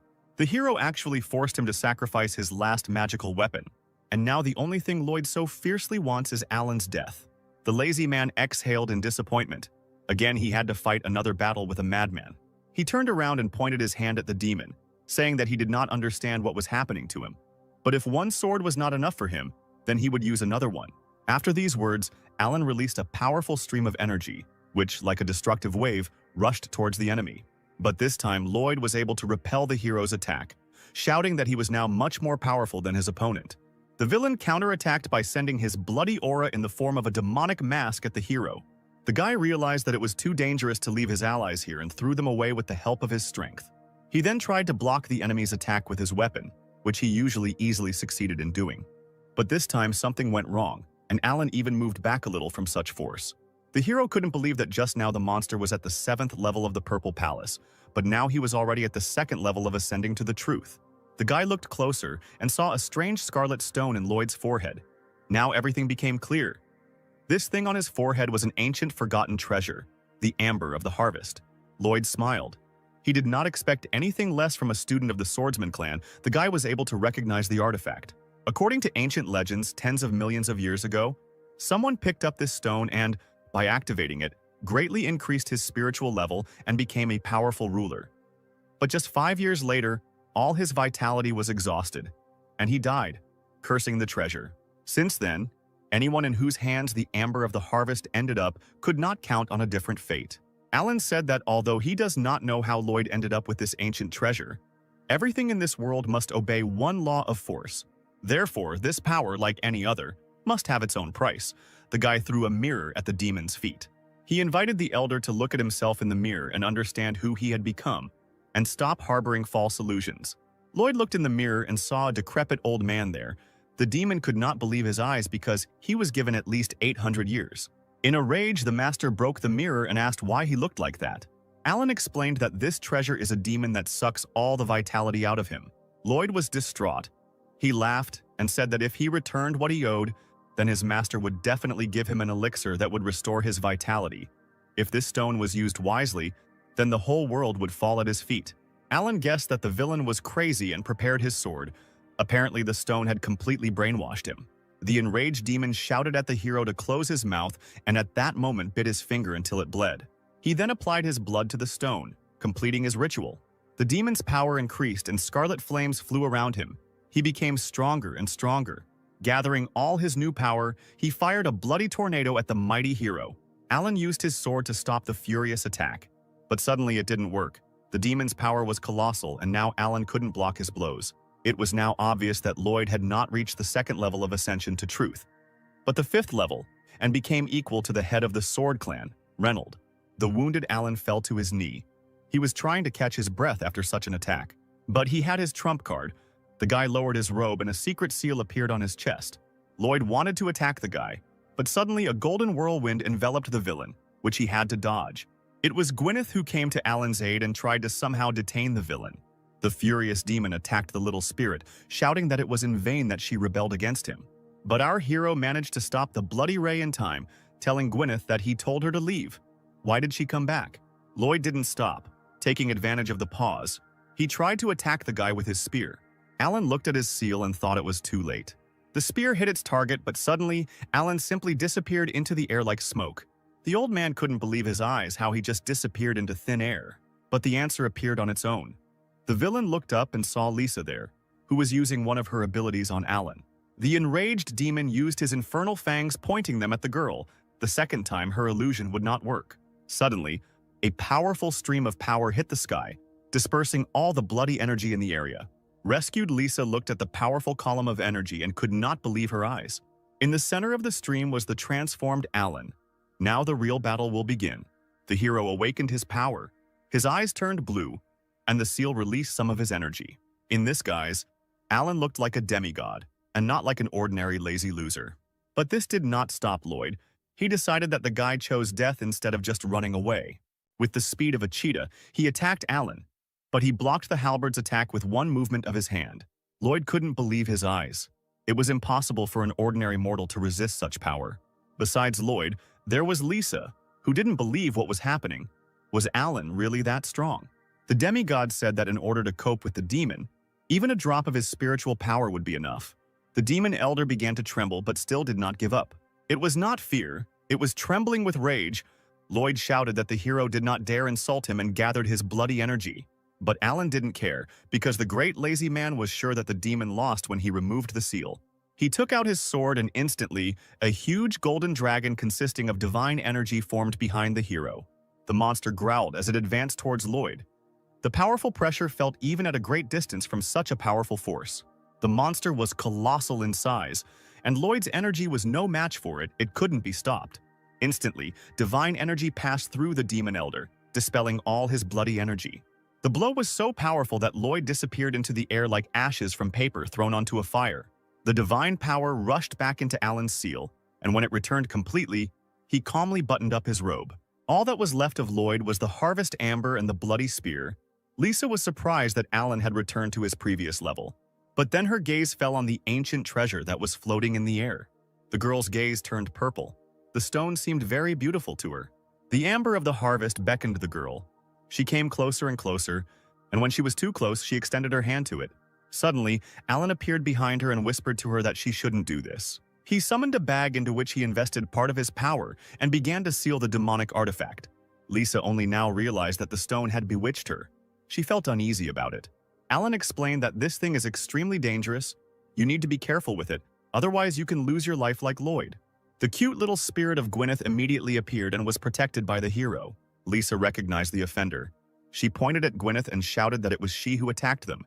Because of this, the little girl began to sob guiltily.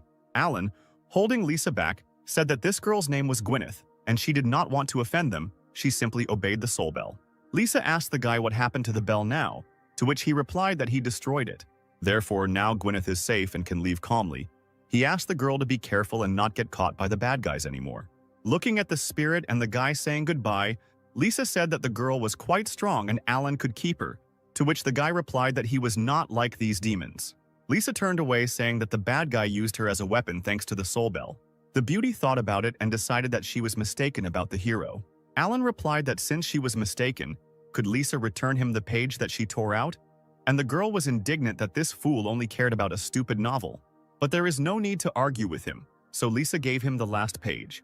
The hero was barely embarrassed when he saw that very last page, but deciding that he would leave it for later, he hid it in his robe, thanking the girl and saying that no one should know about what she saw. Lisa did not understand why the guy would do this, because killing the elder of the demon clan is a great achievement, and he can become famous for which Alan poked her in the forehead and told the girl not to ask unnecessary questions, but simply accept it as a fact. The beauty understood. The last question remained. What to do with this spear? And Alan had the answer. He would simply take it with him and dispose of it. And he also asked Lisa to take care of those guys while he went first with this thing, to which the girl got angry, saying that she was not a nanny. The guy extended his hand to the spear to take it away, when suddenly a huge hand of unknown strength appeared from space. A voice from space shouted that he would not allow the bloody halberd to be taken away and grabbed the artifact, dragging it along with him. A second later, the monster disappeared. This was quite unusual. Lisa shuddered from such a strong aura. She asked what it was. Alan replied that it was probably another elder. The girl asked if the guy was going to follow him because the weapon was probably valuable. To which the guy replied that, firstly, the unknown person was too strong and it would not be easy to deal with him. And secondly, he did not care about the disposal of this artifact in an amicable way. Well, thirdly, Alan is now on a legal vacation, so it's time for him to leave because he needs to quickly return and find out how the novel ended, the hero hoped.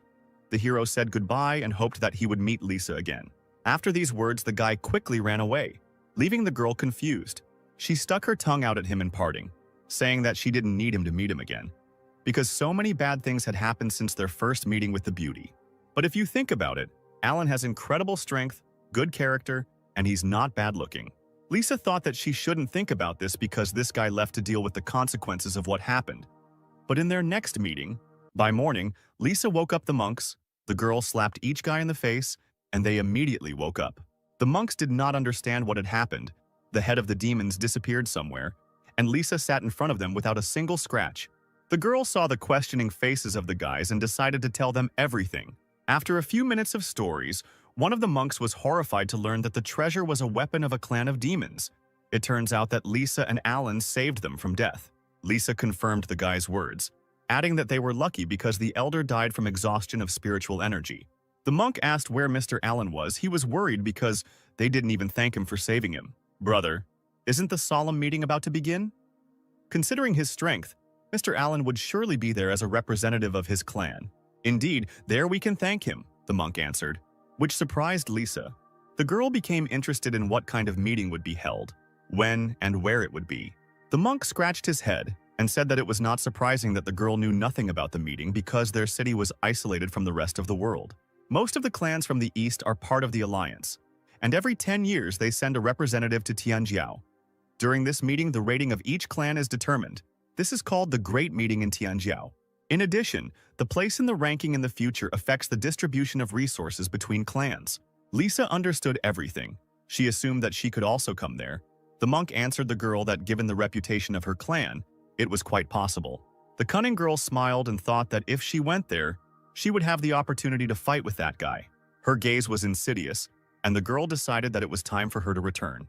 Meanwhile, Alan was already hurrying home. Flying over the mountains, he thought about past battles. That man, what happened to him? Casting such a spell requires extreme skill and great spiritual strength. His power is very great. If I don't destroy the seal by at least a third, I'm definitely not his opponent. But most likely this will need to be done because the demon clan has taken up the matter and dared to attack even the master. They probably need that demonic halberd for a reason. Even if I try to return the weapons, it will certainly lead to a lot of attacks and a big crisis. I count on the help of the elders of my clan, and I myself can contribute to solving this problem. Suddenly, the guy felt a strange aura in the wind. He stopped and asked the entity why she had come. At that same second, a golden whirlwind formed behind him. To the guy's surprise, Gwyneth appeared from a golden whirlwind and crashed into the hero's chest. Looking at the child's tear-stained eyes, Alan realized that she simply had nowhere to go and she wanted to go with him. The hero said that she could join him, but if in the future she wants to leave, she doesn't have to ask for permission. Hearing these words, the little girl's spirit burst into tears and pressed closer to the guy as a sign of gratitude. Alan stroked her head to calm her down. The hero did not expect that he could get a magical companion for nothing. Having gone home, the guy said that it was great that from the outside, Gwyneth's power looked like the wind. This was an excellent conspiracy. In the future, Alan promised to solve her speech problems. The spirit was slightly surprised by what was said, after which the guy decided that it was time to return to the clan. Flying up to the familiar mountains, the hero told Gwyneth that now this place would become her home. Meanwhile, in one of the palaces of the Swordsman clan, Reynold landed next to the girl. In a panic, the head of the Swordsman clan began to ask what happened to the master. A girl named Selena said that he had many fractures. Internal organs were damaged. If they had delayed a little, then not a single god could have saved him. Master Uther slept in his bed. Selene used the divine pill. His life was saved. Reynold's rage knew no bounds. He vowed to make them answer for what they did to the master. A little later, in a secret place of the Alliance, on the border of the Dark Moon, a meeting was held. The elder of the Purple Spirit clan, Ivar, the 4th level of Ascension to Truth, asked why Reynold called them all. Reynold began his speech. Ladies and gentlemen, it's no secret that the Demon Clan has become very active in the last few days. As soon as I crossed the borders of the prefecture, it immediately attacked me. In addition, Dustin, the elder of the Demon Clan, has been busy improving the Bloody Demon Warrior formation. I think each of us understands what this means. Even though the students of my clan were unable to return the Devil Fruit, they returned the Bloody Soul Pearl. I instructed one of the masters to personally deliver it to the Alliance. But he was attacked by a man from the Demon Clan. The master himself was seriously injured and his spirit was also damaged. Ivar was horrified. Were Master Uther's injuries really that serious? Few people can match his level. How could he receive such damage? Master Reynold is right. The question is indeed serious, said the elder of the Taishu clan named Henry, the 9th level of Ascension to Truth. The elder suggested that the demons have their own informant within the Alliance. From today, I recommend that all elders conduct a thorough check among their students. It is necessary to prevent the impending disaster, to get rid of the problem at the root. If the Demon Clan finds out about our intentions, I am sure that they will not sit idly by. Reynold was surprised that Master Henry agreed with his assumption. The man immediately stood up and shouted that he, as one of the elders, would willingly obey the master's order and personally carry out the inspection. The elder of the Yungshin clan, Cody, the 4th level of Ascension to Truth, added that just a few hours ago, news came from the disciples of his clan. They met the elder of the Demon Clan on the mountain ridge. He attacked them, depriving them of spiritual strength. Their lives hung in the balance, but the elder was weakened due to the fact that the ancient treasure sucked all the life force out of him. As a result, a student of another clan and a guy named Alan joined forces to kill him. Hearing the name of his weak and lazy student, Reynold was very surprised. The elder did not understand what the guy was doing there. He must be on vacation. How did he end up there? Seeing Reynold's reaction, Henry asked him if he knew the name. Reynold explained that in his clan there is a disciple with that name, but his level cannot be that high. He must have just been helping. I'll ask him when I return. Suddenly, a vague cosmic figure spoke. The man said that due to the increased activity of the Demon Clan lately, they were forced to take action as soon as possible. It was the elder of the Starry Sky clan, Silas, the 8th level of the Purple Palace. He said that some adjustments would need to be made to their charter to encourage the interest of disciples and clans. Ivar thought. Since the creation of the Alliance, the rules have been revised only 3 times. Changing the charter now. Is this appropriate? Energy began to form in Silas's hand, and he said that those gathered here could be sure of this. After all, he will not skimp on motivating the students. When they saw what he created, the elders were surprised. Silas offered to use this as a reward. In his hand was a golden thing that looked like a mysterious key. After some time, Alan returned to the clan residence and decided to visit his master. He held a box and a small jug in his hand. The guy looked friendly and asked the master how he was feeling. Uther greeted the student. Thanks to Selena's care, he felt much better. He just needed a little time to recover. Alan, meanwhile, opened his box and replied that he was calm now. In the box, there were 2 lumps of greens and a spoon.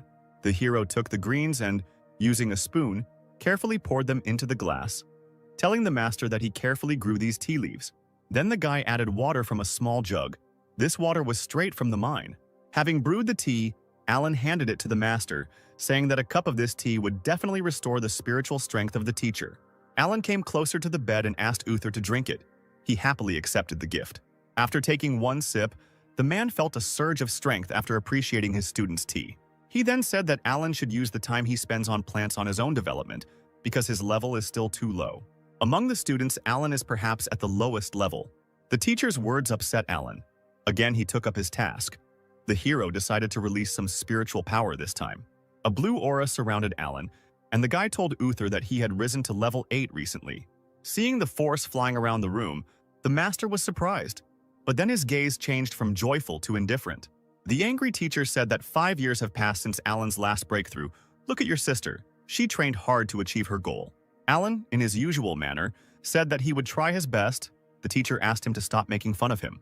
As your teacher, I know that you don't like to hear about such trivial things. You probably visited me for a reason. Realizing that the conversation was getting serious, Alan hurried to get out of here as quickly as possible, but the master stopped the guy. The teacher said that he was wounded by one of the people of the demon clan, and he almost died in that battle. But the jade pendant that Alan gave him protected him from a deadly attack. Then there was a sudden flash of light that injured the attacker and allowed Uther to escape. Alan, tell me the truth, are you hiding something from me? For example, your true level. Or maybe you sealed away your true power so you don't show it to us. Master, are you serious now? How could I hide my level from you in the head? That's also true. You're not very diligent. I don't think you could pull off something like that. But what about the jade pendant? Where did you get it? Uther asked, and Alan told him that he found it in a treasure chest. I felt that it exuded an unusual aura, so I decided to give such a precious thing to the teacher. Uther smiled. You accidentally picked up a real treasure. This jade pendant probably contains the energy of a sword of incredible power. If it weren't for you, I would no longer be alive. Such words even made Alan slightly embarrassed. It wasn't often that he heard the master's praise. Suddenly, Uther called the guy and he turned to the teacher. At the same second, the master pointed his palm at the guy, trying to attack him. But right in front of the hero's face, he stopped his hand. The frightened Alan asked the teacher what he was doing. In fact, Alan guessed that the teacher was testing him and did not shy away. Uther laughed, saying that Alan's reaction was not sharp enough for an 8th level. Alan confirmed the master's words, saying that he was still far from achieving the teacher's skill. At that moment, a book appeared from his robe. A gust of wind shook her in her hero's robe, and the book fell straight onto the bed. The master noticed the book and seemed to recognize it. Alan blushed and panicked. The teacher must not find out what is inside this book. Uther tried to take the book, but Alan quickly snatched it away and said that it was just a little hobby. Suddenly, the master waved his hand. Driving the guy away, he allowed him to go. Finally, he advised the hero to practice more and read less nonsense. This behavior surprised Alan. The teacher should have reprimanded him for it, but he didn't even pay attention. The master interrupted Alan's thoughts by asking when he would leave. The hero replied that he was leaving right now. As soon as the guy left their room, the master lifted the pillow, under which lay that same book. After picking up the novel, Uther said that he didn't think Alan would like something he had written. Considering that this is a limited edition book, and also with an autograph, we can conclude that this is exactly what he spent his vacation on. Having hidden the book, the master decided that it was better for Alan not to know who its writer was. The next day, Reynold gathered the chief elders of his clan. Standing in front of the 4 men, he announced that the rules of the alliance would be changed. The head of the Fangling Hall named Mark told the head that they had already discussed this at the last meeting. Would they really do this? Yes, we need to test our students. The following changes were adopted by a margin of 7-3 votes. The first change is that a non-aggression rule has been introduced. Safety is guaranteed for each member of the alliance. The second change is the need for a written agreement to participate in the battle. And the last thing is the ban on revenge for those killed in battle by his clan brothers and sisters. The Blue Moon Hall. Master named Frank said that all the students who take part in the competition are true geniuses. Their death will be a great loss. Reynold himself understood this. The master's worries were not unfounded, but the attacks of the demon clan had become more frequent. To cope with a possible crisis in the future, the younger generation must quickly learn from their experience. The head of the Langson Hall named Kevin said that in fact, if anyone from the demon clan decided to threaten the lives of the students, they would have to engage in direct confrontation. It is true, however, that it is better to face a crisis with a sober mind and decisive action. Everything else should not bother your minds, said the last master of the Luyan Hall, named Uther. Reynolds said that Master Uther is right. Moreover, this time we plan to take first place. After all, the reward for first place will be the key to the Emperor's tomb. When the masters heard about the award, they were surprised. This was one of the most valuable relics. The emperor was the first person who ascended to the truth 5 million years ago, and many treasures remained after him. His tomb was discovered in the sea area. It took 5 key fragments to open it. Reynolds said that 4 of them have been discovered so far, but he could not imagine who would have the last fragment in their hands. And if they could get it, they could open the emperor's tomb. That is why our clan must win. We must take first place. Reynolds announced that the selection of applicants will begin in a week. After some time, the guys were discussing the announcement on the street. This time, the competition would be different from previous ones. You can use not only talismans but also some forbidden knowledge. Some students considered this too dangerous. "It doesn't matter," said one of the students, "because all the heads and elders will gather there. I heard that the top 5 will receive worthy rewards and they will represent our clan at the great meeting. Then what are we waiting for? We need to stock up quickly. If we are late, there will be nothing left for us." The guys went to the store, and our lazy guy, who was sleeping under a tree, noticed that they were too nervous. Fortunately, he had prepared for a long time. Suddenly, he heard a shrill voice come from behind him. It was Steve greeting his brother. Alan asked the guy what he wanted, and why Steve was here and not in the shop with the other students. "Why do I need something when I have the technique that you taught me, brother?" Steve answered proudly. Alan laughed and said that you can't be so careless. It often leads to defeat. But Steve believed that he could take first place. According to the rules, the top 3 could challenge special students, and, if they won, replace one of them. Therefore, ordinary students line up to challenge Alan, defeat the weak lazy person and take his place. The sly man wondered if it would not be more correct to allow himself to be defeated and transfer back to ordinary students. And then my responsibilities would become even less. Steve looked at his idol and admired him. There was not a drop of panic on his face. Everyone who underestimates him will pay for it. Suddenly, Uther's pendant lit up on Alan's belt, which meant that the master was looking for him. Alan told Steve to train hard while he visited the master. A few minutes later, the hero was already at his residence. Standing in front of the master, the hero asked why he was looking for him. Uther greeted the student and said that he had one requirement in view of the upcoming competition. The master said that the guy should not restrain his strength. He should at least get into the top 20 students of the clan. Alan shouted that this was absolutely impossible. In his head, he had already developed a plan for how he would become an ordinary student thanks to this opportunity. "There are 55 true students in our clan," the master said. "I'm sure it won't be difficult for you to enter the top 20, but Alan did not agree with this because if he were really strong, then his level would not be so low." Uther looked sternly at the guy and asked if he remembered why the master took him as an apprentice. "I, as your teacher, still haven't forgotten the sword technique that you used in the ring back then. Your strength is in no way inferior to that of a true student. You are capable of developing into a true master." Alan cursed that day. "I had to restrain myself then. I didn't think that 10% of the force would cause such a wave of destruction." "Master?" "Then it was a simple accident," the guy said. "Now, even if necessary, I won't be able to repeat it." "Do you want to refuse your favorite teacher?" "Master, but I really can't," Alan replied. No one can stop him from becoming an ordinary student again. Suddenly, the teacher took out a pink book and put it on the table, asking if the guy really couldn't show his strength. Seeing the familiar book in the hands of the master, Alan was a little embarrassed. Uther sent the book into the hands of the guy. The hero was surprised if the master really reads such things too. In Alan's hands, the pages began to turn, and he saw a signature on the last page, the author Uther. At that second, the hero realized that the author of his favorite book was his master. Meanwhile, Uther took out a stack of sheets from his robe and said that this is the 12th volume, which is not yet on sale. But Alan still could not get over the shock. His favorite author had been next to him all this time, and also turned out to be his master. But suddenly it dawned on the guy. He realized that if he wanted to get the new volume, he would need to do something for the master. Uther grinned and took the book from Alan's hands. Then the master said that the guy must enter the top 20, otherwise he will kill the main character in the next part. Alan couldn't believe his ears. She was his favorite character. "Master, how can you decide the fate of a character so hastily? Don't you feel sorry for the fans?" But Uther was unshakable. He said that the elder sister of the protagonist would marry another man. This information shocked Alan even more. The elder sister is his second favorite character. The master is too cruel. Alan decided to use a trick and asked his master if he was afraid that his student would tell the elder about who the author of the novel was. Uther replied that if this happened, he would make the hero's beloved die right before his eyes. The master wounded our hero without a knife. He could not do anything with the teacher's arguments.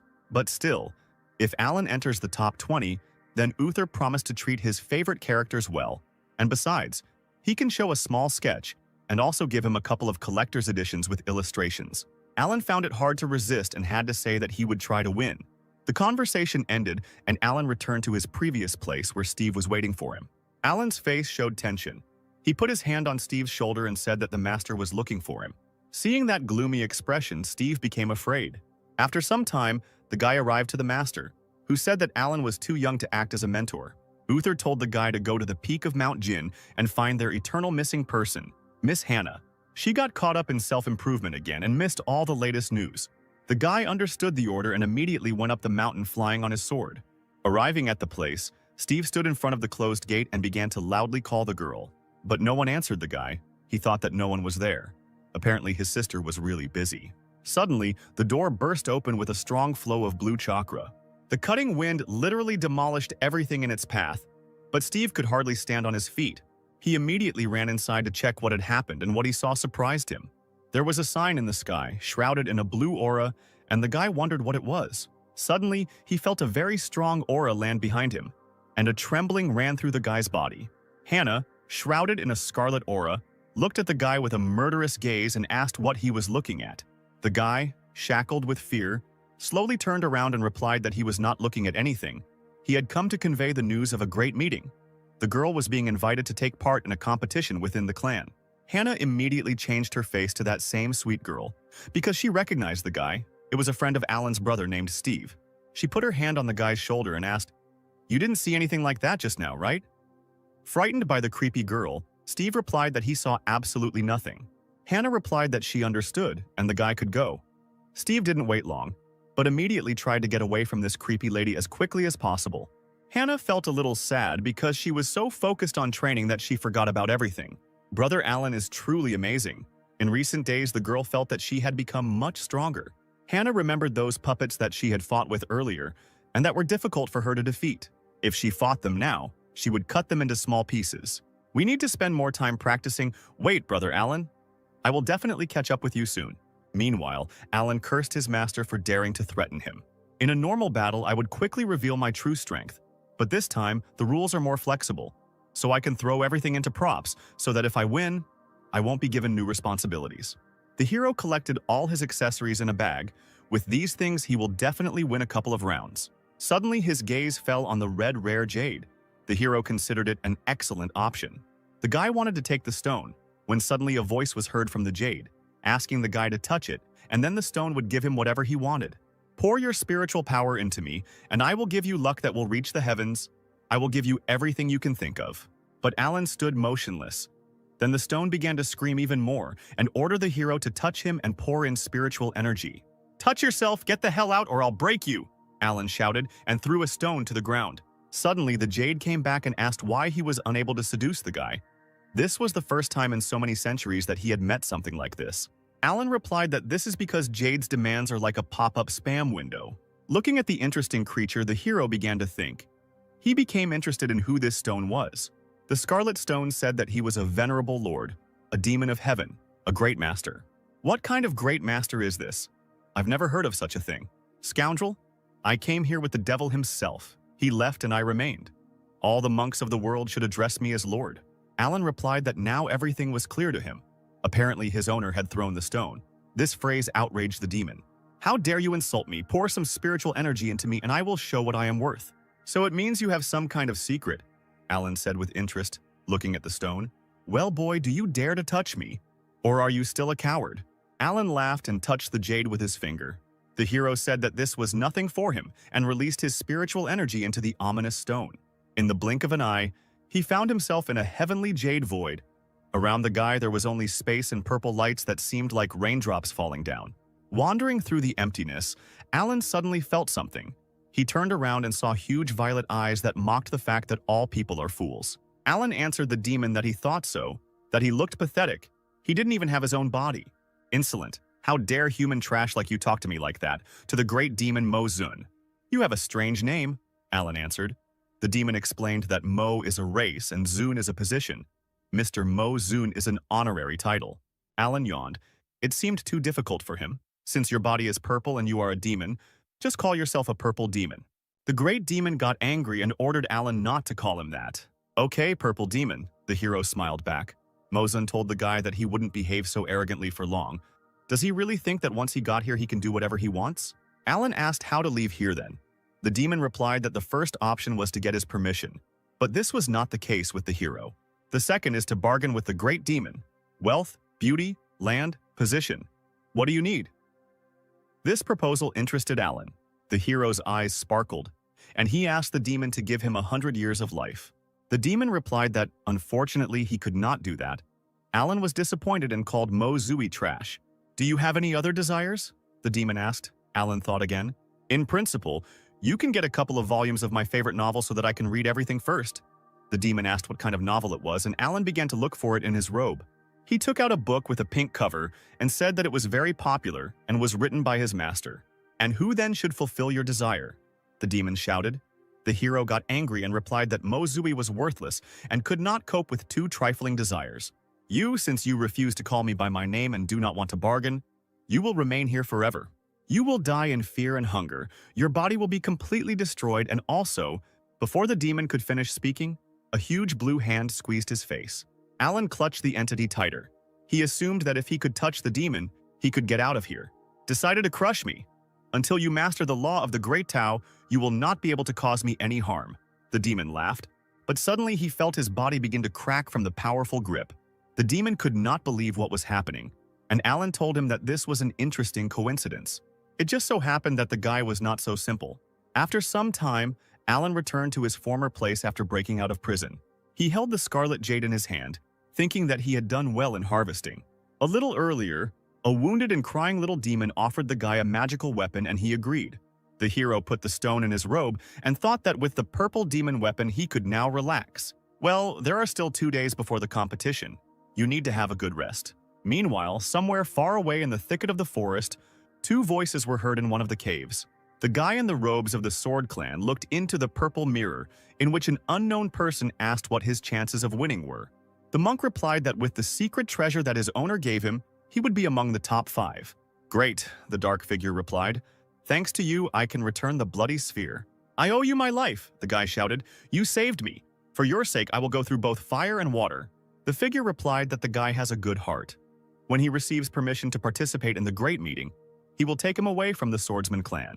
The man raised his head, and we saw his green eyes. He told the gentleman that he would not let him down and would complete the mission at all costs.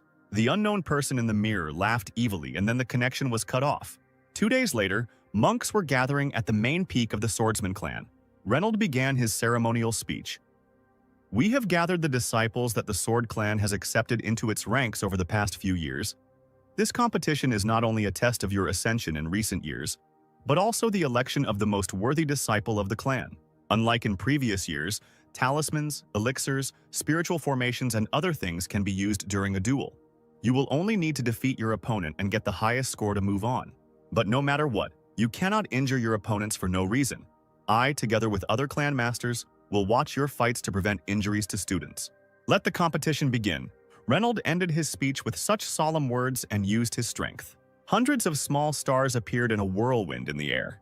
These stars formed into tablets with inscriptions. Then all these signs rushed into the hands of each applicant. Reynolds explained that this jade tablet in the hands of the students would show the number of their opponents. If the jade tablet lights up in your hands, then it is time to enter the arena and take part in the duel. The first round pitted Jan Ting from the Langston Hall against Bai John from the Blue Moon Hall. Frank asked Master Kevin what he thought about the newcomers. The man replied that out of all of them, there were 1 or 2 outstanding people. Uther intervened in the conversation, saying that with the spiritual energy that these students have, one fight will take no more time than it takes for a cup of tea. The battle began in the arena. The masters watching the battle understood what Master Uther meant. This meant that they would know the results of the competition by the end of the day. And so it happened. Towards evening, there were almost no contenders left, and the head of the clan announced the start of the next battle. In the final round, the inner disciples will be battling it out between Steve and Carl from a blue moon. Alan, who arrived late in the evening, was surprised that almost all the fighting was over. He was also happy to see his younger brother Steve, because the guy was able to reach the finals. The battle began. Carl attacked Steve with a powerful blow of his sword, but the guy managed to block the attack. The opponent was not easy. This Carl from the Blue Moon Hall was at the 5th level of the Palace of Immortals limit. But Alan's younger brother did not give up. and continued to fight. Although his opponent is a stage higher than him, Steve's sword technique is excellent. He can compare with a true disciple, and apparently has already mastered the subtlety of the sword. Alan only taught him a couple of tricks, but he was able to master everything and improve his skills. He definitely has talent. If he tries hard, he will most likely be taken as an apprentice by Master Mark. Steve directed his blue aura at the enemy, but he was able to deftly deflect it. Carl suggested that Steve stop their attempts to exhaust each other and find out who will win this fight here and now. A little tired, Steve agreed with his opponent. He also wanted to offer this. Carl took out a piece of paper and blue energy suddenly began to appear from it. The audience recognized this talisman. It allows you to burn your own spiritual energy and spiritual knowledge for a short period of time in order to experience your own strength at full power. Elder brother Carl wanted to use the 4th level talisman, so he doesn't skimp on money. Steve also did not stand aside and swallowed a small pill. It was an explosive energy pill. Although this pill is only a 3rd level, considering its effect, it is completely equal to the talisman that Carl uses. Carl used the Moon Spirit Sword, Moon Bending, and warned Steve to prepare for his attack. The guy also used one of his most powerful attacks, the Wind Spirit Sword, Silver Dragon. An explosion occurred. Both powerful forces clashed in a duel. Everything must be decided with one blow. The smoke from the impact began to clear. One of the contenders was on his knee, which means that we have a winner. When the smoke cleared, the audience saw Steve. The guy realized that he had lost. Carl told the guy that he was better only in spiritual energy, and not much. If the younger brother had been at the same stage of ascension as him, then Carl would undoubtedly have lost. Hearing the words of support, Steve was delighted. He mentally thanked Alan for the lessons, because if it weren't for him, the guy would never have reached that level of skill in wielding a sword. The referee declared the match over, and Carl from the Blue Moon Hall was declared the winner. Reynold also appreciated the 2 disciples. One has a good spirit, and the other has great talent. Both have the ability to become true disciples. The head of the clan asked Selena if he could disturb her, and the girl replied that it was her responsibility to use her ability. A pink aura enveloped the guys, and they felt a surge of strength. Their wounds healed, and their spiritual energy was restored. The judge announced that Carl had reached the 1st place among all the inner disciples. According to the rules, you have the opportunity to choose a true disciple who you want to fight. If you can win, you will replace his place among the true disciples. Carl thought for a moment and named the student he chooses. It will be Alan from Luyan Hall. The spectators whispered. Elder brother Alan is a true disciple, but the weakest of them all. His ascension is only at the 6th level of the Immortal Palace limit, so he can safely be called the weakest true disciple in the history of the Sword Clan. Alan landed on the arena. Carl asked his brother for help, and the guy agreed. Suddenly, Steve turned to Carl and asked him to be careful. The man didn't understand what his younger brother meant, but for some reason his words gave him a bad feeling. The judge announced the start of the duel between the 2 monks. Carl turned to Alan and said that he first heard about him a long time ago. Alan, hearing these words, thought it was praise and replied that he was very flattered. But Carl did not want to praise him. To be honest, he was terribly disappointed in the behavior of a true student. He, along with other inner disciples, gave all their strength to ascend to become a true disciple. They exhausted themselves every day with training and did not even think about rest for a minute. Listening to the monk's story, Alan already guessed what he wanted to tell him. Carl started shouting that, unlike them, Alan was a true student who worked a 9-to-5 schedule and never took climbing seriously. Even outside of training, you spent a lot of time just fooling around, sleeping, and not even thinking about the path of the sword. Your lazy actions have no place in the Sword Clan.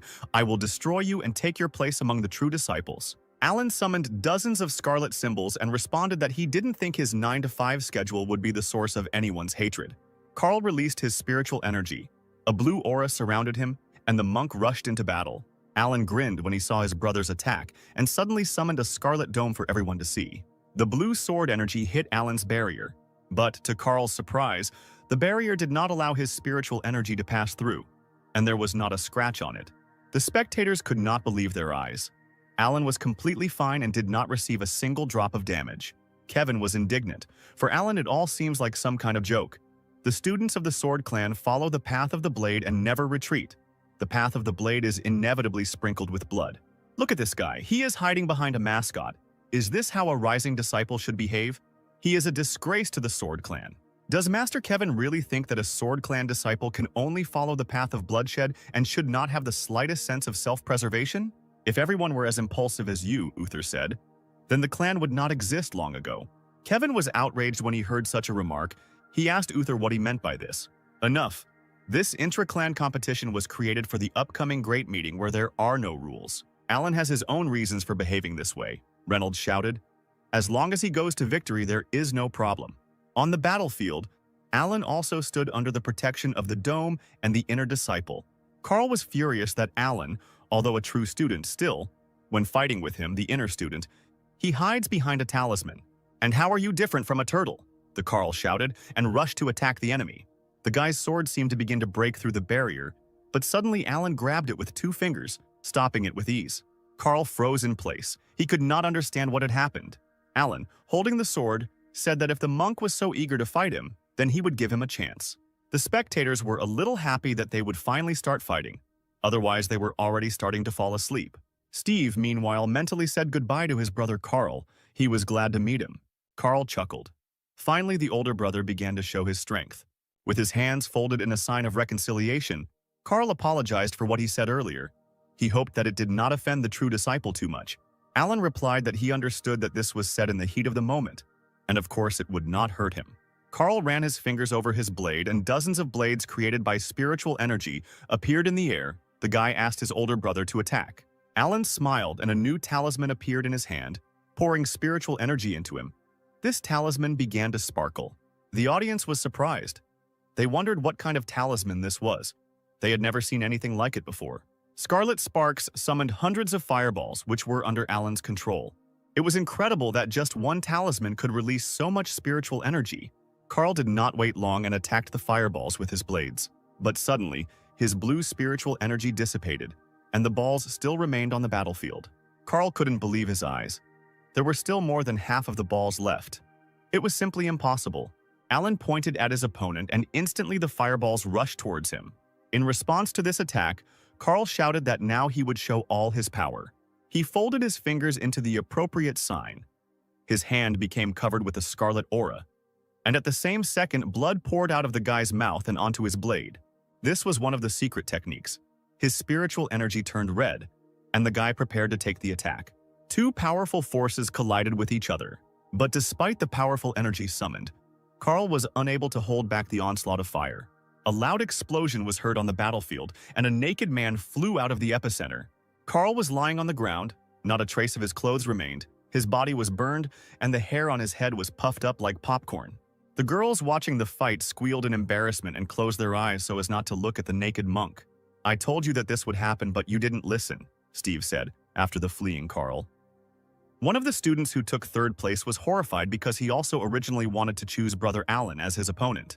The smoke from the fire cleared, and the judge announced that they had a winner, the true disciple Alan. The hero smiled and said that apparently he had overdone it and hoped that he had not caused psychological trauma to anyone present. Alan was able to win and not use his power. Everything went exactly according to plan. Next should be Steve, who must also choose his opponent. Steve ran closer to the arena and shouted to his older brother that this fight was simply amazing. Alan put his hand on the enthusiastic guy's shoulder and told him to keep working. Encouraged, Steve accepted his mentor's instructions and entered the arena, preparing his sword. He chose his opponent. It was elder brother Lin. Lin was surprised that he was chosen because he was ranked 3rd among all the true disciples. The guy entered the arena and the fighters greeted each other. Suddenly, Alan was called by his teacher and asked to come for a second. The hero did not torment the elders with waiting and immediately headed to the terrace. Landing near the elders, he kindly greeted all the masters. But in response, he heard only silence. It was clear that they were not very friendly. Uther got straight to the point and asked his student where he got that talisman from. "Previously, I inherited this family treasure from my ancestors in the secret realm, and thus learned about this hundreds of hell dragons talisman. The power that this talisman can release is directly related to the spiritual energy of the student. In fact, he obtained it by making a deal with that purple demon and giving him some of his spiritual energy in return. When this talisman is activated, its power will be comparable to attacking someone on the 4th level of the Purple Palace. I just need to use these spiritual talismans during the fight, and I will be able to win 2 fights without lifting a finger and be in the top 20. So Alan will not only question his strength, but also fulfill the task of the teacher, to whom he demonstrated his family treasure. Suddenly, the guy was called by the name of Kevin, who was clearly unhappy with him. The hero turned to the master and asked what he wanted to tell him. As a Sword Clan disciple, you know how to wield a sword well, but you chose talismans instead. Isn't this the easiest way to win without fighting? What does winning without fighting mean? Alan asked. Since competition between clans does not prohibit the use of talismans, then my tactics do not go beyond the rules. Or maybe Master Kevin does not agree with the rules that the head of the clan established. Kevin replied that he was just wondering how far Alan could go with his scam, at which point their conversation was interrupted by the head of the clan. Alan, since you received the talisman from the Secret Kingdom, we will no longer torment you with questions, Reynolds said. You can go. We wish you good luck in the upcoming competitions. The hero bowed his head and thanked the head for the parting words and said that he would leave here immediately. In his thoughts, the guy was glad that the head helped him out. Next time he will give him more bags of tea. A few minutes later, the competition in which Steve participated ended and, unfortunately, the guy lost. Although the student lost, Alan knew that he had good skills and was not far away from being initiated into a true student. The competition between the inner disciples has come to an end, the judge announced. And now the fights among the true disciples will begin. Students from Grid A were announced, and Alan had Grid B.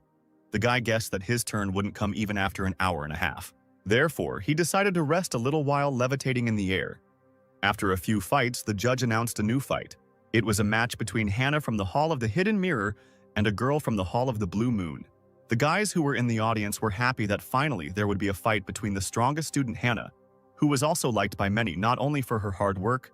Alan heard the guys chanting the student's name. Apparently Hannah is really very popular. But many people also shouted the name of her rival. There are rumors that the younger sister Alice is very beautiful and many people discuss her. Apparently all these guys are so excited because they want to see two beauties fight. The first girl, enveloped in purple petals, appeared on the battlefield. This was Alice from the Blue Moon Hall. She was the 4th level of the Purple Palace, and the girl was ranked 6th on the Divine Leaderboard. Next came Sister Hannah, the 5th level of the Purple Palace and the 1st place on the Divine Honor Board. Hannah's gaze was stern. Alan immediately noticed that the purpose of the elder sister's sword was stronger and her ascension had increased. The masters also noticed this, but Alice is not weak either. Her Blue Moon sword technique includes magic and power techniques, mysterious and terrifying. Selena asked the head what he thought the outcome of the fight would be. Reynolds replied that both contenders are the strongest among their peers. But in Hannah's ascension to a level higher than Alice, I think that everything will become known before the incense burns out. The judge announced the start of the fight. Alice said that a year had passed since her and Hannah's last fight. Last time they exchanged 133 blows, and Alice only missed one. Since then, she has been practicing climbing hard. Her strength is not what it was before. Alice hoped that today Hannah would know how much higher her sword technique had become, after which she summoned the Shadow Step technique. Meanwhile, Hannah held her sword tightly, concentrating her strength. Only for a split second did the girl take her sword out of its sheath, which illuminated the battle area with its bright light. Then the girl turned around and, to the surprise of the audience, began to leave the arena. Behind the student, hundreds of blows from the blue blade of cutting phantoms appeared in a split second. Alice's blade fell to the ground, her illusion dissipated, and the girl was forced to admit defeat. She looked at her trembling hands and could not believe that she had lost so quickly. Hannah turned around and told the girl that she only won because Alice let her. The audience did not understand what had happened at all. Why the elder sister Alice admitted defeat so quickly. One of the observers asked the elder brother Zhao if he saw this attack. The man with red hair replied that one blow immediately destroyed all illusions. The sword skills of the younger sister Hannah improved again. In addition, junior sister Hannah came into contact with junior sister Alice's sword 10 times in such a short time, causing her spiritual energy to go in a different direction and loosening her grip. Bill, who was ranked 3rd on the heavenly leaderboard, said that this was mostly due to the sword falling from Sister Alice's hands and her admitting defeat. The top disciple of the Zhao clan, 2nd place on the heavenly table, said that to be precise, they collided about 20 or 30 times.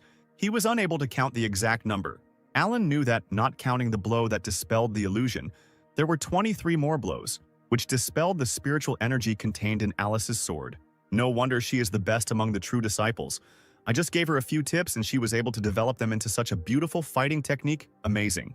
Just look at the faces of the masters and elders. They are absolutely delighted with what they see. Frank jumped up from his chair and said that it was a beginner sword technique. There could be no mistake, it was definitely her. How old is Hannah? I think she has been climbing since she was 20 years old. With such talent, the girl will become an invincible swordsman in the future. The so-called beginning path refers to the sword technique, one of the 3,000 different paths. There are only 10,000 cultivators of the 9th level of the Purple Palace in the whole world. But among all those who can understand the path, analyze it, and ascend to the truth, there are terribly few. Countless cultivators have tried to go overboard, going to dangerous places just to have even a small understanding of the path. Even if you search the entire world, it will be difficult to find an equally talented disciple. With such a talented student, the clan will become stronger and stronger, Reynolds replied. By the end of this competition, I will personally find Hannah and ask her in detail about the training. The fighting between the students continued, and towards evening Alan became bored. The sun had already begun to set, which meant that his working time was almost over. The judge invited the following fighters into the arena: student number 23, Sean from Luoyuan Hall, and Alan from Luoyuan Hall. Looking at the booklet for the upcoming battle, one of the students was horrified, remembering that same guy. Sean was the first to arrive at the arena. He was a massive dark-skinned man who clearly wanted to get started. Sean from Luoyuan Hall ranked 13th on the heavenly table and had the 2nd level of the Purple Palace. I would never have thought that in the very first fight I would meet an older brother from my own hall, also in 13th place among the students. But nothing can be done. Alan arrived at the arena. The judge announced the start of the fight, and a barrier formed around Alan. Shan, seeing the barrier, assumed that the talisman had already been restored. Alan replied that one could say so. Shan said that as soon as he entered Luoyuan Hall, he perked up and wanted to become number 1 in the Sword Clan. I had strict expectations for my brothers, believing that everyone in Luoyuan Hall was working hard to ascend and did not allow themselves to rest. But you are a true disciple of Luoyuan Hall, and not only do you not work at all, but also your laziness infects the entire hall. What kind of high expectations for children's speech is he making? Alan thought. Why does it seem like he's even more serious than our teacher? Big brother Sean, the hero replied. I respect your opinion, but you can't force it on me. Working from 9 to 5 is what I live for, and it is different from laziness. You must understand that in life, in addition to climbing and work, there are many important and interesting things. Alan remembered that he had to pay a high price to learn this from personal experience. He hoped that Shan would also be able to understand this someday. Even now you are looking for excuses, Sean shouted. You don't even use a sword in battle, but shift all the work to trinkets. Today, I will break your talisman and make you understand that the Sword Clan lives by the sword and follows its path. The path of swordsmanship is the ultimate goal for every student, including me. After these words, the audience heard a loud impact of ice shards on Alan's barrier. The spectators were amazed to see such a strong blow. Its strength was comparable to the 5th level of the Purple Palace. It looks like Alan will soon be carried on a stretcher. He is still just at the limit of the Palace of the Immortals. He is lucky that he lasted so long. The judge was ready to announce the end of the fight because Alan was encased in ice. But suddenly the ice cracked, and the guy's insidious smile appeared from under it. As expected from senior brother Sean, the power of your strike exceeded all my expectations. Steve and the other spectators were surprised to see Alan escape the trap. Sean was also surprised because he put all his strength into this blow, but it only hit the talisman and did not hurt it at all. Your protective talisman turned out to be stronger than I expected, Shan replied. But now it is broken. Will you face me or admit defeat? Alan replied that he wanted to admit defeat, and at that moment various talismans appeared from his sleeve. But, unfortunately, he simply cannot lose in this battle, and therefore he uses all these talismans. Sean grinned. Since he was able to break one of Alan's talisman, he could break others. The hero said that destroying these talismans would not be as easy as the student thought. After all, the talisman that he broke was a weakened version, so the hero advised Sean to give up. After all, this is a full version of the barrier. At that very second, a huge blue barrier formed around the guy. Seeing such terrifying power, Sean froze in place. Looking at his older brother with a stern look, Alan asked him to attack. Is this some kind of joke? The audience thought in bewilderment. Where did this guy get so many talismans? Sean bared his teeth with overwhelming anger. The man jumped and summoned ice fragments. Pieces of ice crashed into the barrier, but this time they couldn't do anything. Thousands of talismans reliably protected Alan from any attack. The spectators began to whisper. Shan had just spent all his strength. Breaking the shield of so many talismans would not be easy.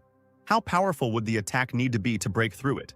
Frank, watching the fight, was surprised that the guy used all these talismans so suddenly. Can he really control them using only his spiritual power when he is at the Immortal Palace limit stage? He must have used some kind of medicine or treasure to increase the amount of his spiritual energy, Kevin guessed. Meanwhile, Reynolds was amazed that he would never have thought that Alan would be able to find a way to shirk work right in the middle of an interclan competition. Uther analyzed the fight. From the very beginning, Alan used a standard shield talisman and deliberately did not show the full rune, which forced Sean to use all her power to attack. And then he revealed a full set of runes, when the enemy had already spent a lot of spiritual energy, and there was no need to worry if he broke through the shield again. Could it be that Alan thought of all this in advance? This is the first time my student has fought at this level, only because of our agreement. As a teacher, I am pleased with his result. But still, both of these guys were students of Uther.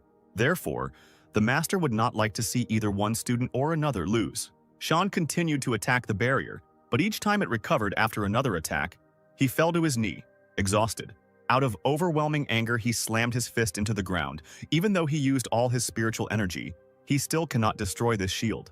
Therefore, the man decided to admit defeat. It was pointless to continue the fight. The judge announced the end of the fight. Alan won this competition. The hero smiled and bowed to his elder brother, saying that he only won because he allowed him to win.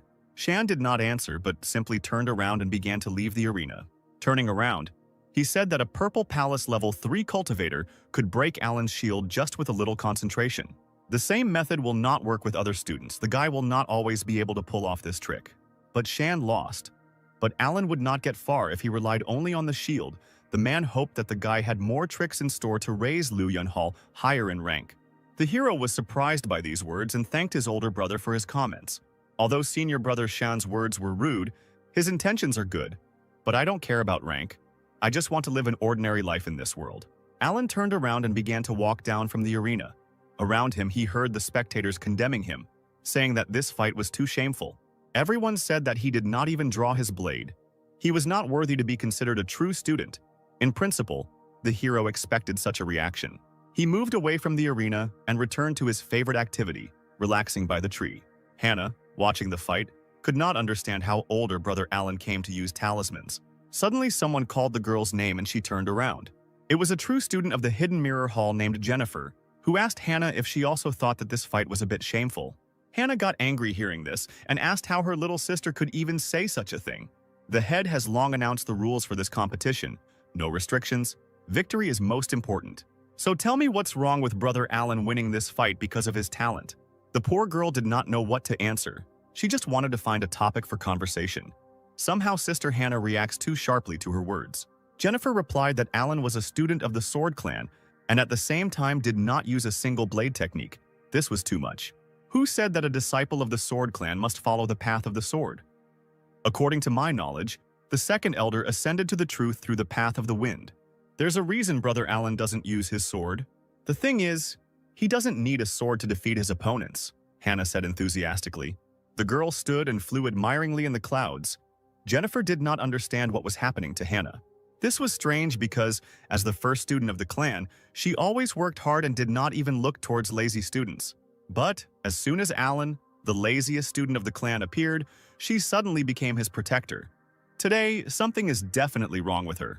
Suddenly, the girl's conversation was interrupted by the cry of the judge, who shouted at the monk asking how he could be so cruel. Alan also heard a scream and also felt a strange energy. One of the students was lying on the platform. He was dead, and a sword was stuck in his body. A monk, shrouded in purple lightning, hovered above the man's body. It was a true disciple of Liu Yunhao named Urui. He was ranked 33rd on the heavenly leaderboard. Alan became wary when he saw the death of one of the monks. Although the intra-clan competition this time takes place without any restrictions, it has several strict rules. One of them is the ban on intentional injury. Urui, what have you done? The judge shouted and concentrated his spiritual power. The energy slightly attacked the guy, and he replied that he needed to ask the elders what he had done. After all, after using his technique, it cannot be cancelled, which is why he lost control and killed this student. If it weren't for the rules, he would not have used this technique. Mark was surprised that one blow from this guy could release the power of the 5th level of the Purple Palace. It was strange that he had never heard of the existence of such a disciple in Master Uther's hall. Uther told about this guy. This child's name is Urui. A year ago, he left the hall in search of a secret kingdom. It was only 2 weeks ago that he passed through it and returned to the clan. I didn't think that his ascension level from the 2nd level of the Purple Palace would go to the 5th. Could it be that he received some kind of powerful treasure in the secret kingdom? Reynolds found out what kind of technique the guy was using. He was using a secret technique from ancient times called explosive spirit mastery. It consists of compressing all the spiritual energy of the body into one point and then releasing it.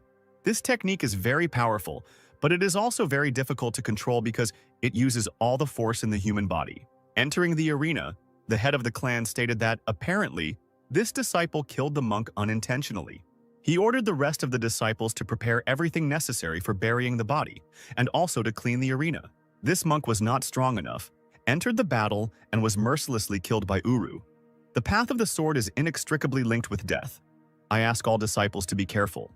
If your strength is not enough to fight, it would be better to admit defeat and stay alive. The girls also arrived at the arena, and Jessica remembered that in the previous competition, there were also those who forced themselves to participate even though the spiritual energy was weak or fought to the death without thinking about the value of their lives. Hannah confirmed her words, but last time the head and elders could have prevented the fatal outcome of the fight. The best student had no idea that this time everything would be different, or that anything would happen at all. Uri looked with a mad look at the spectators who followed him with their gaze. He left the arena and pulled his bloody sword behind him.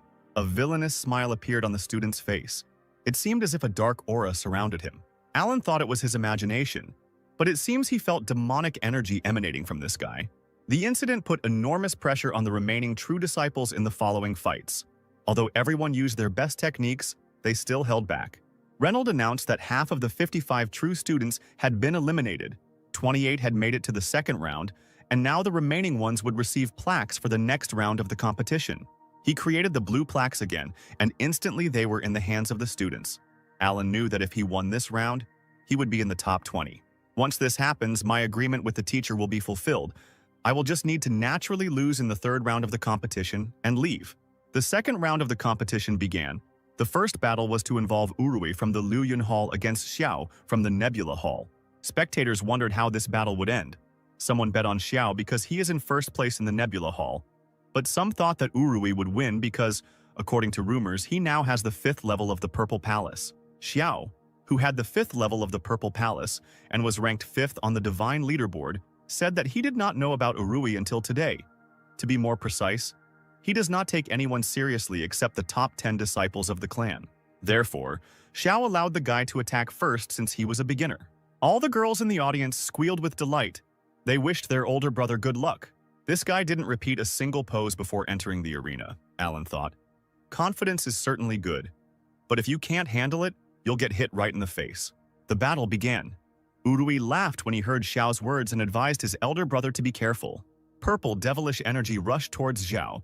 The attack was quite fast. The top student summoned a pink dome, and Uruya's attacks crashed into it. The purple blade made a hole in the dome, but Xiao blocked it with his sword. Suddenly, blood flowed from Xiao's mouth. The spectators were scared. His brother was injured. It was impossible for Uruya's attack to be so powerful. Xiao fought off multiple sword attacks from his opponent, but he continued to advance. The best student told his opponent that he had underestimated him. Urui, meanwhile, could not believe that the guy was still standing on his feet. Alan grinned. This Xiao is smarter than I thought. He used causticity and self-confidence as a defense, although in reality he was teasing Uruya and provoking him to make the first blow, because he did not say that he would not block his attack. He prepared everything and used the Misty Hall sword technique to release spiritual energy into the sky and create a shield, which just allowed him to block a large number of strikes. Xiao smiled. He told his opponent that this blow was not bad, but he guessed what its essence was. At that very second, the guy released his spiritual energy and summoned the Misty Hall sword technique. This technique was called the Sea of Stars. It instantly fell on the enemy. The spectators watching the spectacle thought that the battle was over. But everything was not so simple. In a split second, Alan saw that Uruya's eyes took on a demonic appearance. At that moment, he realized that the winner was determined because a rain of dark spiritual energy fell into the arena. Xiao could not understand how Urui was able to attack him even after he used his signature move. Opening his eyes, the swordsman saw a huge sword made of spiritual energy flying at him. He summoned a shield that looked like a pink lotus flower, but Urui knew that it was still useless. To Xiao's surprise, the purple energy penetrated his shield and knocked his sword out of his hands.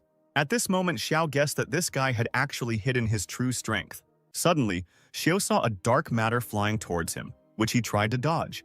But realizing that he couldn't resist her, the boy shouted that he surrendered so that Urui could stop the attack.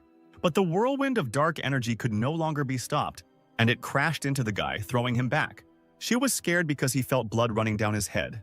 At that moment, he could have died, but miraculously survived. Uri took his sword, and as he left, he said to Xiao, "Thank you for letting me win, big brother." Silence fell on the battlefield. The spectators watched Uruya, and no one could believe what had happened.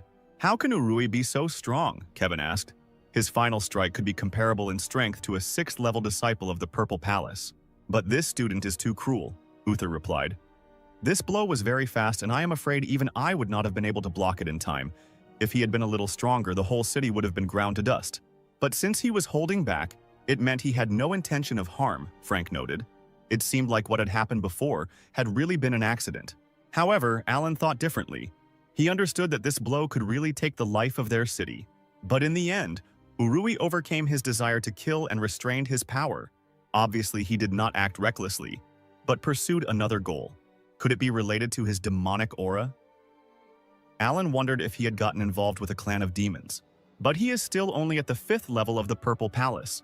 To the head and elders who have ascended to the truth, he is just a bug. The hero smiled. Even if the end of the world came, he wouldn't worry about it. Let his elders deal with that. After a while, the referee announced the next fight. The number of the sign was called, and Alan saw that his time had come. He had to fight against Huang from the Liu Yun Hall. Upon hearing the name of Alan's opponent, Kevin told Master Uther that it seemed his student had reached his ceiling. As sad as it was to admit, Uther understood that Kevin was right, because Huan was on the 5th level of the Purple Palace, and his student was on the 6th level of the limit of the Palace of Immortals. Alan would never defeat him. Alan asked the guy for guidance, but Huan, who was in 4th place on the leaderboard, replied that someone like Alan, who had only survived this far thanks to a couple of old talismans, deserved his advice. This Huan was able to go far in the previous competitions, but he was unlucky enough to run into Hannah. Many students think that he is as strong as Zhao and Bill, who are in 2nd and 3rd place on the leaderboard. The competition began, and Alan immediately used his blue dome. Huan, seeing this, laughed and said that the guy was no match for him, and if he did not want to get hurt, it was better to immediately admit defeat. But the hero was not going to give up.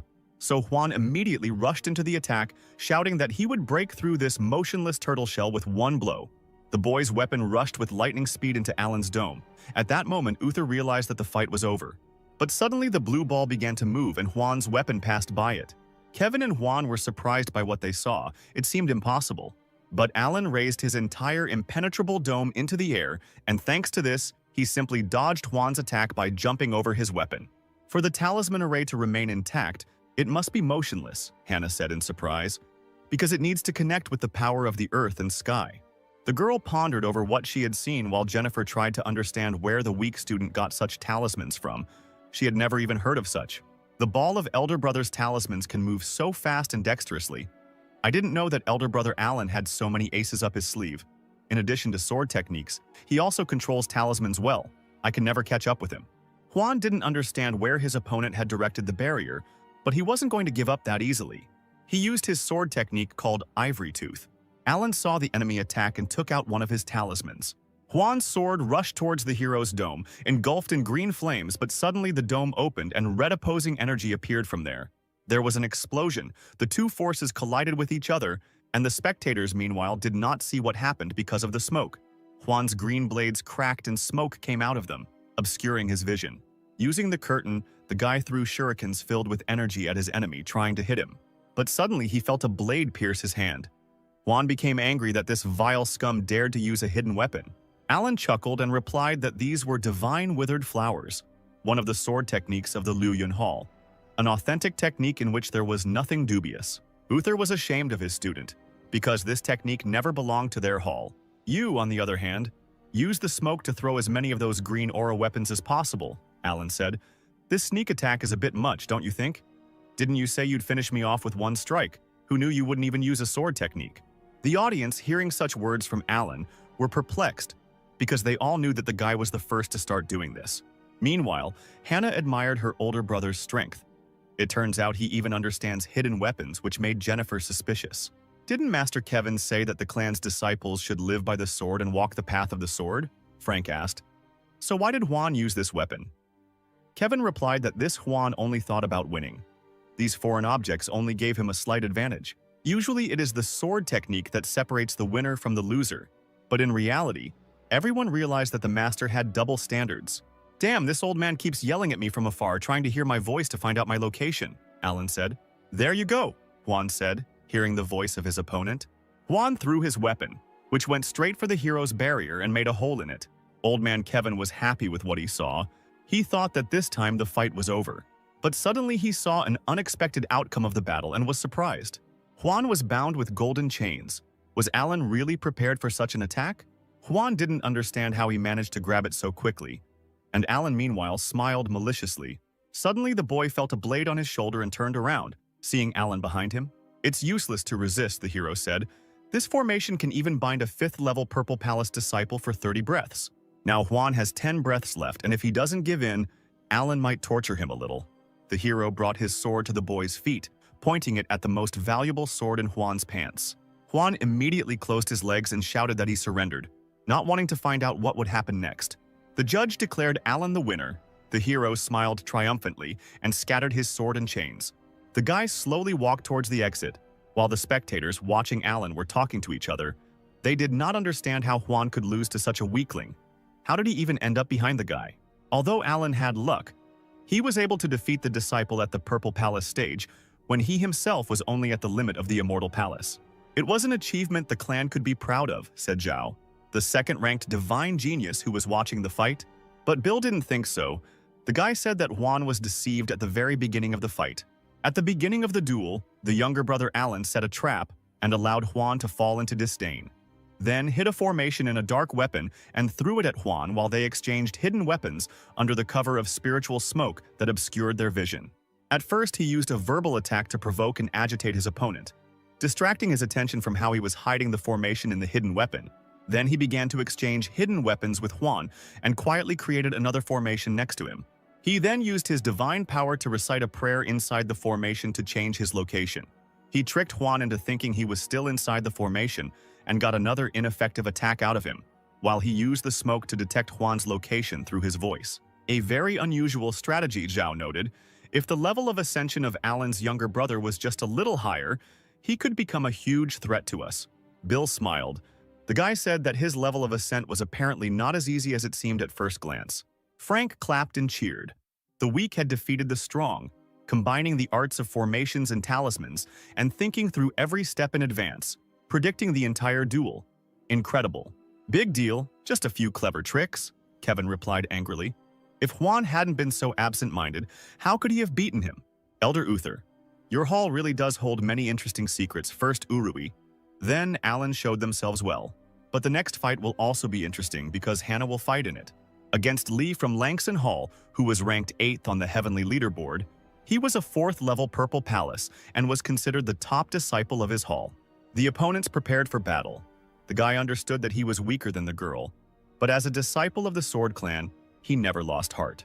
"Just use all your strength and fight to the end," Hannah said calmly. At that moment, the guy's eyes lit up and he shouted that he would use all means to destroy Hannah and win. Uther realized that this guy used a divine power releasing pill before the duel. This pill can increase spiritual power by 50%. But even if he wins, what's the point? The pill will destroy his ascension. But Reynolds guessed that right now, Lee wanted to enter the Tao with his sword and step into the 5th level of the Purple Palace. To move to the 5th level of the Purple Palace realm, one must have the appropriate preparation, which includes a clear outline and concept of the ascending Tao. For example, to ascend the sword, one must comprehend the purpose of the sword and, based on this understanding, attain the original Tao of the sword. Many disciples are stuck at the 4th level of the Purple Palace for their entire lives and cannot advance in their ascent. Their number far exceeds the number of those disciples who move from the 9th level of the Purple Palace to the 1st level of ascent to the truth. In order to make contact with the Tao, this guy decided to sacrifice his foundations. Alan was wondering how Hannah would act in this situation. The girl at that moment used her blue sword technique, the technique of spiritual form. She pulled out her sword, and a lightning-fast attack rushed towards the guy like a storm. Seeing such colossal power, Lee used 3 talismans with different spiritual powers to try to stop Hannah. Fire, lightning, and ice rushed towards Hana, but were repelled with one blow. The boy couldn't believe that after he dispersed his power and used the strongest attack, she was able to easily repel it. The girl walked through the air, and with each step she came closer and closer. Lee continued to attack her, but all was in vain. Then the guy increased the number of attacks, but the girl dealt with this too and came closer and closer to him. Lee's face was covered in sweat, and he was scared, but Hana was determined. When the girl seemed to get too close, the guy saw her spiritual form, which was guiding the blade. At that moment, he decided to repeat the girl's movements, and her spiritual form appeared in front of him. Hana struck, but the boy was able to block it with his sword. The masters were stunned when they saw Lee's Tao of the sword. If he could do something like that, then his understanding of the Tao of the sword was only one step behind theirs. Still, Lee managed to move from one ascension level to another during the battle, and now his level is equal to the 5th level of the Purple Palace. Gathering all his strength, the boy raised the sword above his head. Now he has a chance to defeat Hana. But at that moment, he saw a flash of spiritual energy from the girl in front of him. The guy's sword immediately flew out of his hands and flew off in an unknown direction. A terrified Lee turned towards Hana and saw her sinister face, which said that the fight was over. The judge declared Hana the winner, and the spectators were simply delighted with such a fight. "Thank you for your guidance, sister," Lee shouted. Although she could defeat me at any moment, she gradually revealed her sword technique to me, showing me the Tao so that I could make a breakthrough. The boy believed that he now owed Hana until his death. This sweet beauty deserves to be number one. With such generosity and strength, I can never compare to her. Hana headed towards the exit. She heard the conversations of the spectators, who said that their clan could not be weak with such a student. It was an incredible sight. Their sister would definitely be the winner. She is much stronger than that disgusting Alan. Sister Hannah's sword technique is truly divine. They continued to mock Alan because he hardly even uses a sword, only uses all sorts of talismans. Apparently he was just lucky. At that moment, an enraged Hannah turned around and threw her sword at one of the spectators. With her murderous look, she ordered the guy to apologize to his brother Alan. The boy was scared and sweated when he saw the blade of his best student in front of his eyes. Alan became worried. He didn't want the girl to create unnecessary trouble for him. The unfortunate spectator began to stutter and said that they had only briefly commented on Alan's fighting style. Hannah screamed that it was not a comment. It was a direct insult to the student. As disciples of the Sword Clan, although we develop swordsmanship skills, we must first develop our heart. And even if Brother Alan doesn't draw his sword in battle, his strategy as well as his understanding of rules and objects is many times superior to yours. On the other hand, you, with the lack of personal abilities, failed at the first levels, and you also envy the achievements of others, showing your dissatisfaction. "What right do you have to criticize others with that attitude?" Hannah shouted. So, Big Sister Hannah stands up for Big Brother Alan by reprimanding those two disciples for their inappropriate behavior.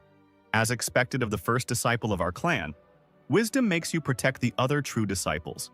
One of the boys admitted that Sister Hannah was telling the truth. Even though Brother Alan did not use the sword to defeat the opponents, his merits were undeniable. Holding a grudge against another student because of someone's pettiness is really low. Sister Hannah stands up for the younger one she barely knows. Her generosity knows no bounds. The voices of the condemning crowd grew louder, and the guy couldn't take it anymore and asked Alan for forgiveness. "We spoke thoughtlessly and belittled you," the guy repented. "It was not on purpose, please don't take it to heart." Alan timidly replied that everything was fine. He didn't care what other people said. Meanwhile, in his head, he didn't understand what Hannah was doing. Uther was pleasantly surprised that the girl, even though she was stronger, still remained modest and calm. By guiding Lee with her own sword style, she increased his ascension and protected the student who was being humiliated. Such a heart only true immortal swordsmen have. The girl began to rise through the air and said that from now on, if anyone dared to tarnish someone else's honor again, she would be rude to them. As disciples of the clan, we must cultivate our souls, constantly learn swordsmanship, and comprehend the way of the sword. Instead of criticizing others, train harder. Having finished her pompous speech, the girl rushed towards the hero. "Brother Alan, I hope you don't mind if I stay here," the girl asked. The guy replied that if his sister wanted it that way, then he had no objections. The boys were ashamed of the way they spoke about their brother. Hannah even stayed by his side to protect him. Alan asked Hannah telepathically why she had done all this, and the girl replied that after this no one would dare to say nasty things behind his back. Then she turned to the guy and asked admiringly, "How did you like my fight? Did I do well?" But the hero still thought about these unnecessary things. Most of all, he hates attracting unnecessary attention. Cutie clenched her fist. Brother Alan's skill was beyond compare, she thought. The strength and ascension I now possess was all due to his stone tablet. Even though you are not interested in fame and fortune and you don't care about your reputation, but you have been good to me, so I can't allow others to say bad things to you. Then why are you standing in front of me? Go back to your place, Alan replied. At the same time, the guy thought that he shouldn't have given her advice at all. The girl smiled and said that in fact she doubted something and wanted to ask him, but the guy threatened that he was not her master. If you don't want to teach me, I can't guarantee that I won't do anything. Besides, what others think will have nothing to do with me. Alan answered her that she was too cruel. If Hannah had questions, then let her ask and return to her place. Jennifer watched the couple. Again, Hannah was acting strangely around Alan, and also defended him in front of all the other students. And then it dawned on the young girl that apparently Hannah and Alan were in a secret relationship and loved each other.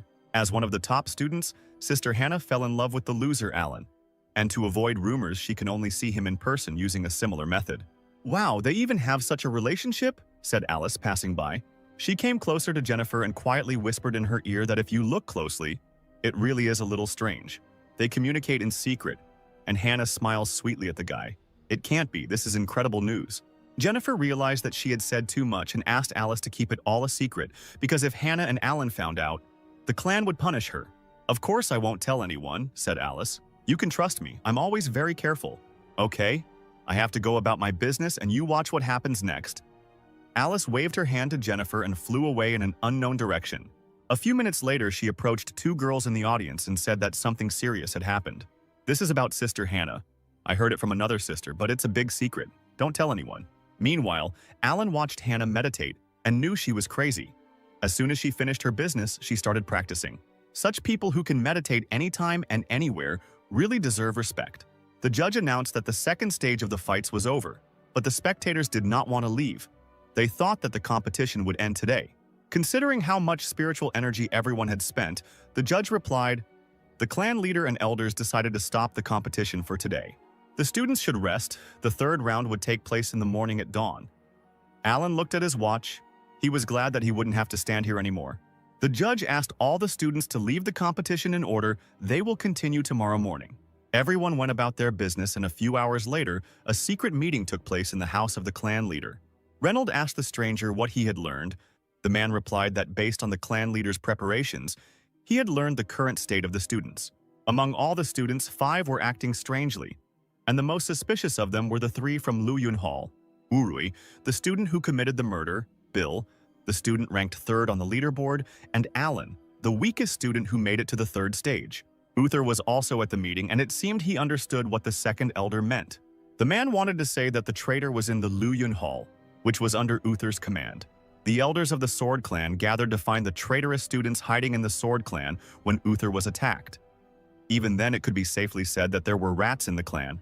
The clan competition was held so suddenly, including in order to weed out 5 students who could take part in the great competition. Reynolds told Uther that the head of the ancient hall asks not to worry. It's just that most likely the traitor is hiding in Luyun. In the end, I only asked you to accompany the Pearl of the Bloody Soul. I didn't tell others about it. When you left, you acted very secretly. But despite all this, the demon clan found out about everything. Don't you think that's strange, Uther? So Reynolds asked the second elder to continue his report. The elder said that these 3 disciples had literally grown in strength in just 1 year. The first was Bill from Luyun Hall. 2 years ago, his cultivation base was only at the 2nd level, which was not particularly powerful. But a year ago, during a competition, it was discovered that his skills had increased significantly. He defeated all his opponents and took 3rd place in the great tournament. According to him, he received some kind of message which spoke about how to quickly increase the level of his strength. The second disciple, Urui, also did not stand out in his cultivation level. A year ago, he took 33rd place. But at the end of this competition, his level immediately soared to 5th. Simply unthinkable. In addition, the swordsmanship he learned is quite powerful. One might even say deadly. And according to him, he wandered into a secret kingdom where he learned his current abilities. And finally, Alan. He seems the least suspicious, but I'm sure he hides quite a few secrets, as far as I remember. Since he was promoted to a true disciple last year, he has stopped standing out and being cultivated. Moreover, he does not undertake tasks that take more than 2 days to complete. But how did he manage to master such amazing knowledge about talismans in such a short period of time? In addition, I recently found out that the connection between Qing Yun and the demons was broken by him. He destroyed the followers of the demon clan and returned the pearl. According to other students, the elder of the demon clan, Howard, was also there at that moment. But after Alan met him, he disappeared for no reason. Then he and Hannah went on a mission. And in the village, they happened to run into Lloyd, an elder of the demon clan, who was engaged in the formation of a demon embryo. During the attack, he had a secret treasure in his hands, which in the end they failed to save. And then they met Howard, who had previously gone on the run. I think he got a lot of attention in this competition too. He used talisman strategies that I had never seen before, and he defeated 2 strong opponents in a row. I think he is not as lazy as he wants to show. On the contrary, he hides his true powers. To sum it up, I think Alan is the most suspicious of all. Reynold and Uther said in one voice that this could not be, and the guy could not be a traitor. Then the heads fell silent, a little embarrassed, and the elder wondered where the 2 of them had such mutual understanding. The silence was broken by Frank, who said that it seemed true. Maybe Alan had fallen under the control of demons. Uther approached the master and asked what his assumption meant. Frank explained that perhaps Alan was kidnapped by a clan of demons at some point, and then all these events began. I don't think that's true, Uther replied. I think he just hid his true strength for a long time so as not to stand out. Alan was always like that. And if the demon clan captured him, why didn't they take the pearl from us? Why did the elder of the demon clan start committing murders in the neighboring village? There is absolutely no room for logic in your speculations. Well then, why don't we just arrest all the suspects and deal with them individually? Kevin shouted. Enough. There's no need to jump to conclusions, Reynolds said, stopping the master's conversation. We need to find out why the demon clan planted spies among us. I think this is a top priority. Besides, I have a strange feeling that the demon clan wants to disrupt the competition. The second elder asked the clan leader what his words meant. Someone will be secretly controlling everything, Reynolds replied. Since the demon clan has thrown us a mole, we will use him as bait.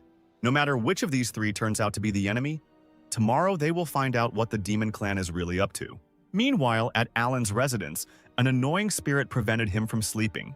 He didn't understand what Gwyneth wanted. The guy assumed that the sweet spirit wanted him to take her with him to tomorrow's competition. The sweet child immediately nodded her head quickly and looked at the guy with an admiring gaze. I understand that you have been really bored lately, but I can't take you with me. I'm very sorry. He patted Gwyneth on the head and said that tomorrow he would give up during the competition and then they would go out to eat together. But this option did not suit the little girl, and she puffed out her cheeks disapprovingly. Suddenly, Gwyneth sensed something and turned towards the forest. The little spirit immediately grabbed Alan by the finger and dragged him to that place. Where are you taking me? Alan asked because he was going to sleep, not to travel. After some time, our heroes came to a quiet forest. This forest was behind the mountain of their Luyun Hall. But why did the spirit bring him here? The girl began to point at the ground and Alan, seeing her signs, assumed that there was something underground. The sweet spirit nodded approvingly. Gwyneth immediately directed her wind energy into the pile of leaves. Leaves flew in all directions, and then Alan saw something terrible. In front of him stood a red formation flag that exuded an eerie energy. The rank of this flag is quite high. Apparently, it is used to protect spiritual knowledge and form a certain space.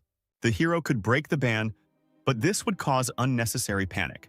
Besides, he didn't really care about what was happening, so the hero didn't care about this flag. However, judging by the arrangement of the flags, nothing good can be expected from this formation. If his clan faces a crisis, then he won't be able to lead a quiet 9-to-5 life. Alan turned to Gwyneth and asked her how she discovered this formation flag. The sweet spirit immediately began waving in all directions and trying to explain his discovery. Alan suggested that when she went out at night to absorb the essence of the sky and earth, she came across a man burying a flag. It was amazing how accurately he could understand her sign language. The hero asked the spirit if she could remember it. Gwyneth placed her hands on her head and began to concentrate purple energy. A few seconds later, Uruya's face appeared before Alan. Alan immediately recognized this guy, one of the students in his gym. He summoned his sword. Getting rid of this flag would not be easy, and he also needed to make sure it was not discovered. Alan could not find out the location of all the flags, so he decided to remove at least one of them. The blade energy he created could follow a specific target and then destroy it. The flag was covered with a dome of blue energy. Apparently, the villain's plot had come to an end, Alan thought. At that moment, the cute spirit immediately flew into the air and quickly began to wave its legs. Alan realized that Gwyneth thought she had now earned his recognition and wanted to go out and fight with him. He took the girl by the cheek and replied that he had already said that no one should know about her existence in the clan. But this answer did not satisfy Gwyneth, and she frowned again. Then the girl grabbed Alan by the sleeve, and orange talismans appeared from it. She grabbed one of them and showed it to Alan, hinting at a solution to the problem. I see. You're saying that we can use the talisman and then she'll be able to enter the arena. But suddenly he realized that since the clan competition was not limited by any rules, it would be possible to resort to the help of spirit spells, formations, and talisman strategy. Therefore, there should be no problems if the spiritual beast helps him. The delighted Gwyneth immediately joyfully circled around the hero. But Alan plans to lose tomorrow, so even if they go together, she won't be able to have fun. Gwyneth was shocked that even though she had achieved her goal, she would still not have any fun at the competition. It was the morning of the next day and the competition was about to begin. The judge asked the 12 participants on the list to come forward, and the students immediately landed. The audience cheered for their favorites, and they especially cheered for the true #1 student, Hannah. The judge counted the students, but he did not notice one of them. Alan was not in front of him. The spectators began to whisper. Was he really going to run away? How dare he miss such an important competition? Kevin was furious. How dare Alan treat such an important competition like some kind of child's play? Uther replied that it was actually his habits that were to blame. He would never abandon a task he had already taken on. Every time the teacher reprimanded him, he would only answer that work should start between 9 and 5, and everything else later. So, unfortunately, now is not the best time. That's why he didn't come. Maybe our clan will have to wait for him to come to continue the competition, Kevin shouted. Frank also supported the master, saying that with all due respect, one cannot be so indifferent to such events. The second elder asked the masters not to forget about yesterday's conversation. If Alan reveals his true identity in this way, then yesterday was not in vain. However, Reynolds said that Alan could not be removed under any circumstances, so the elders would have to wait, and Uther should go and look for his student. The judge was shocked by what was happening. Why was the head asking so many students to wait for one? A few minutes later, he came out to the audience and said that Alan had not yet arrived, and they would have to calm down and wait patiently. The audience immediately rebelled. No one wanted to stand and wait for one student. They demanded Alan's disqualification. But then Hannah stood up for the guy and shouted for everyone to shut up. All cultivators should know that patience is the best quality when climbing. Maybe he's just busy with a training session that can't be interrupted, Hannah said in an angry voice. Brother Alan has a path that we should accept. The girl really hoped that all the students would agree to show a little patience. Dear brothers and sisters, how about we wait for Brother Alan to come? Bill supported Hannah in the end. Before the start, they still had time. Jay replied that his goal was to defeat Hannah, and since she asked him to wait, he would support her. The other students also agreed that nothing would change if they waited a little. Hearing the words of encouragement, Hannah smiled sweetly and thanked her brothers and sisters. But one voice still spoke out against Hannah's plan. How can a person behave like this at such an important competition? The unknown man shouted. Hearing the guy's words, Hannah turned around. Her gaze was terrible and radiated grave horror. Ben, who was ranked 12th in the table, did not understand why they had to waste their precious time waiting. Hannah still hoped that the guy would give him a chance, but Ben believed that even if Alan came, he should be disqualified. Ben shouted even louder that all the students should not wait for one idiot. At that very second, a gust of wind hit the guy and pushed him away. Having cooled down a bit, Ben looked into Hannah's eyes and was horrified. The evil girl asked him again if he would agree to wait a little. There was a terrifying aura emanating from her. I didn't want to cross her path. Ben took his words back and replied that there was actually nothing wrong with waiting. In that case, the judge announced that they would all wait a little while for Alan. Many were still outraged that a crowd of people was waiting for one person. An hour later, an important student whom everyone was waiting for appeared in the arena. One of the students urged Alan on, saying that he needed to move faster because everyone was already waiting for him. Our lazy guy meanwhile yawned and said that he was already on his way. Arriving at the arena, Alan saw the disapproving faces of the other students. He smiled and asked them to forgive him for being late. He was really sorry that they had to wait for him.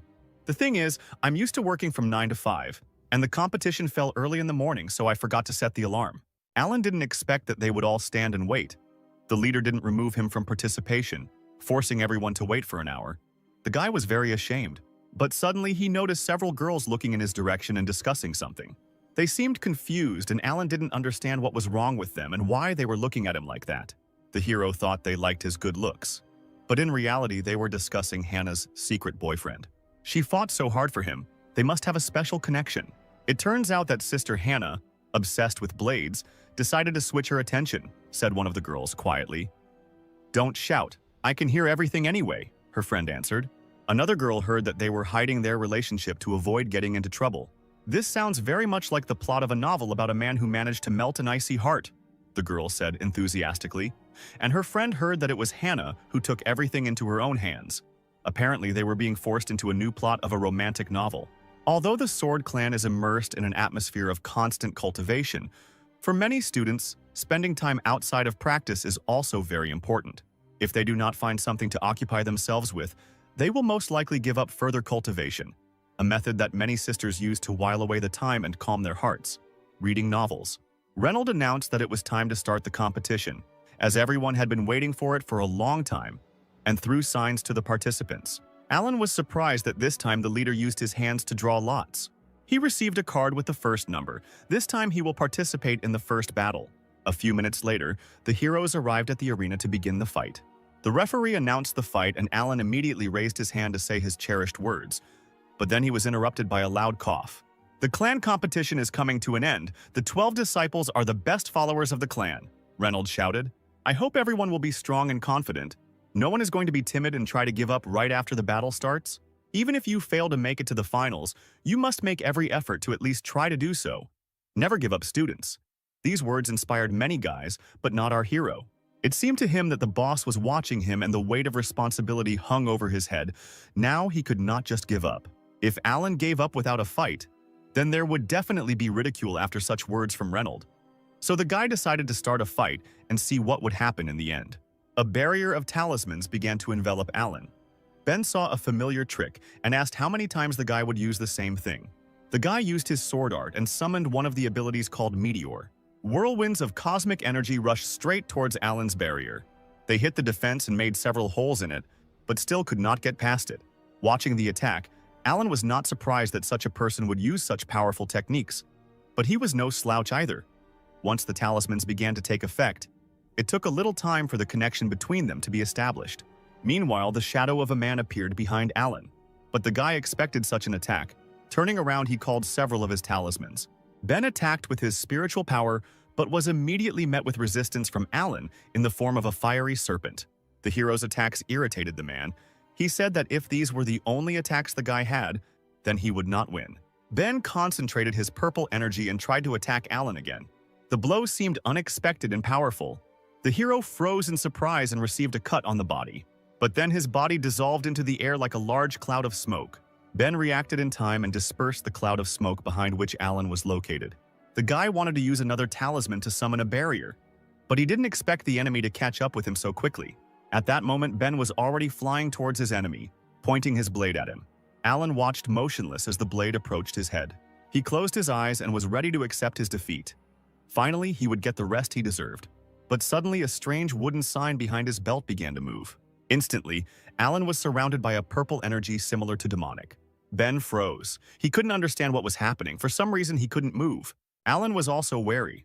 He was already prepared for defeat and did not understand what was happening. The purple energy surrounded Ben. It looked scary, and he was getting more scared with each passing second. Suddenly, Alan saw a familiar face in this mysterious cloud. It was Gwyneth. The vortex of energy prevented Ben from moving. It rose higher and higher into the sky surrounding him. The little spirit grinned evilly, but only Alan could see that smile. The guy, meanwhile, did not understand how this spirit appeared here. Then he looked at his belt and saw a wooden tablet made from a 1,000-year-old tree. It is said that Gwyneth's divine soul belongs to the yin spirits and is stored in an ancient tree for the benefit of soul and body. But when did she manage to put the sign? Was it really when I was sleeping? The spirit moved quickly across the field. Ben also realized that this wind belonged to the yin wind. But it was difficult for him to dodge, so he received a powerful blow to the back. The guy couldn't even feel that something was approaching him. Turning around to look at the enemy, he was horrified. There was nothing behind him. It seemed as if he was being attacked by an invisible being. This frightened the student. Suddenly, he felt the breath of wind change in front of him. The evil spirit attacked again, but this time Ben managed to jump into the air and dodge. The guy shouted to Alan. He didn't understand what was happening here and what kind of technique the hero was using. Alan, meanwhile, simply threw up his hands and replied that he was not doing anything. When Gwyneth encountered Lisa and her minions, she defeated them all in an instant. Unfortunately, Ben was no match for this force either. Gwyneth continued to beat the student. Her speed was colossal, so he missed most of the blows. The divine spirit was beating the guy in the air, hitting him many times. Alan shouted for the spirit to come back and stop attacking Ben. The audience was furious. They didn't understand what this energy was and why this was happening to Brother Ben. Holding his sword with all his might, Ben shouted to Alan that he was fighting him, not the spirit. He tried to use the spiritual energy of his sword, but at that moment Gwyneth lifted him into the air like a whirlwind. There was no point in fighting anymore. Ben was beaten and exhausted. He screamed that he surrendered. Alan grabbed the spirit energy, stopping it, and shouted that it was enough, this time in a rougher voice. The audience was a little scared. They did not understand what kind of terrifying force it was. The thing is that if Gwyneth did not want it, others would never see it. "Didn't we agree that you wouldn't come here?" Alan asked. At that moment, Gwyneth appeared and looked at the hero with pitiful eyes. Alan was immediately touched. He could no longer shout at such a sweet creature, so he forgave her immediately. Ben saw the creature that attacked him. He realized that it was a soul beast. The guy shouted to the elders that Alan was cheating. He brought a spirit beast. It was unfair. The audience began to whisper. It turns out that Alan brought a spiritual beast. Why does he always cause so many problems? I wonder what race this spiritual beast is. What nonsense. He can't be considered the winner, Kevin shouted in anger. This guy was on the wrong path from the start. The clan doesn't teach such techniques. Where did he get them? He's definitely a spy. There are no restrictions on this competition, Uther retorted. Alan's ascension is only at the 8th level of the Immortal Palace limit. He must have achieved such results through hard work. He decided to choose his own way of fighting, to resort to the help of talismans and spirit beasts. Don't worry so much, said the head of the Reynolds clan. I specially arranged a battle between Alan and Ben, so that the latter could destroy the talismans. In this way, they wanted to check Alan's belonging to the Demon Clan. But no one expected that he would have an ace in the form of a spiritual beast up his sleeve. I guess this is Gwyneth, who was once a household name, a rather rare divine beast. A supporter of the Demon Clan would not take such a risk by displaying it. I think the victory in the competition can still be counted, the elder said. Don't forget, our goal is to identify the traitor, and Alan has never been particularly conspicuous. If the spiritual beast is controlled, it is considered an assistant to the participant, which does not contradict the rules. Uther leaned over and said that everything was as it was and that Alan had not broken any rules. Everyone agreed, and the judge declared Alan the winner, at which point some of the spectators were surprised that this could be done, and some even decided to catch some kind of spirit beast before it was too late. Ben was furious and shouted at Alan that he would definitely kill him the next time they met. Gwyneth didn't like these words, and she looked angrily at the guy. A purple, powerful energy immediately struck near Ben's feet. The guy had seen enough of this energy and therefore decided to quickly run away so that it would not come near him. Alan, meanwhile, did not understand what was happening to the head. It seemed to him that it was a scam, but they still let him through. The boy took out a wooden tablet and ordered Gwyneth to return to it. The divine spirit followed the order and absorbed its energy into the talisman.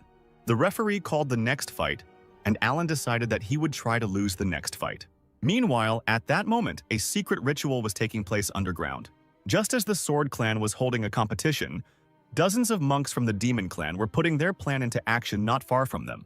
From the mysterious portal, the heels of a demonic figure appeared. From it came the true ruler of the Bloody Sea, Mary, the 4th level of ascension to the truth. The monks immediately bowed and greeted the true ruler.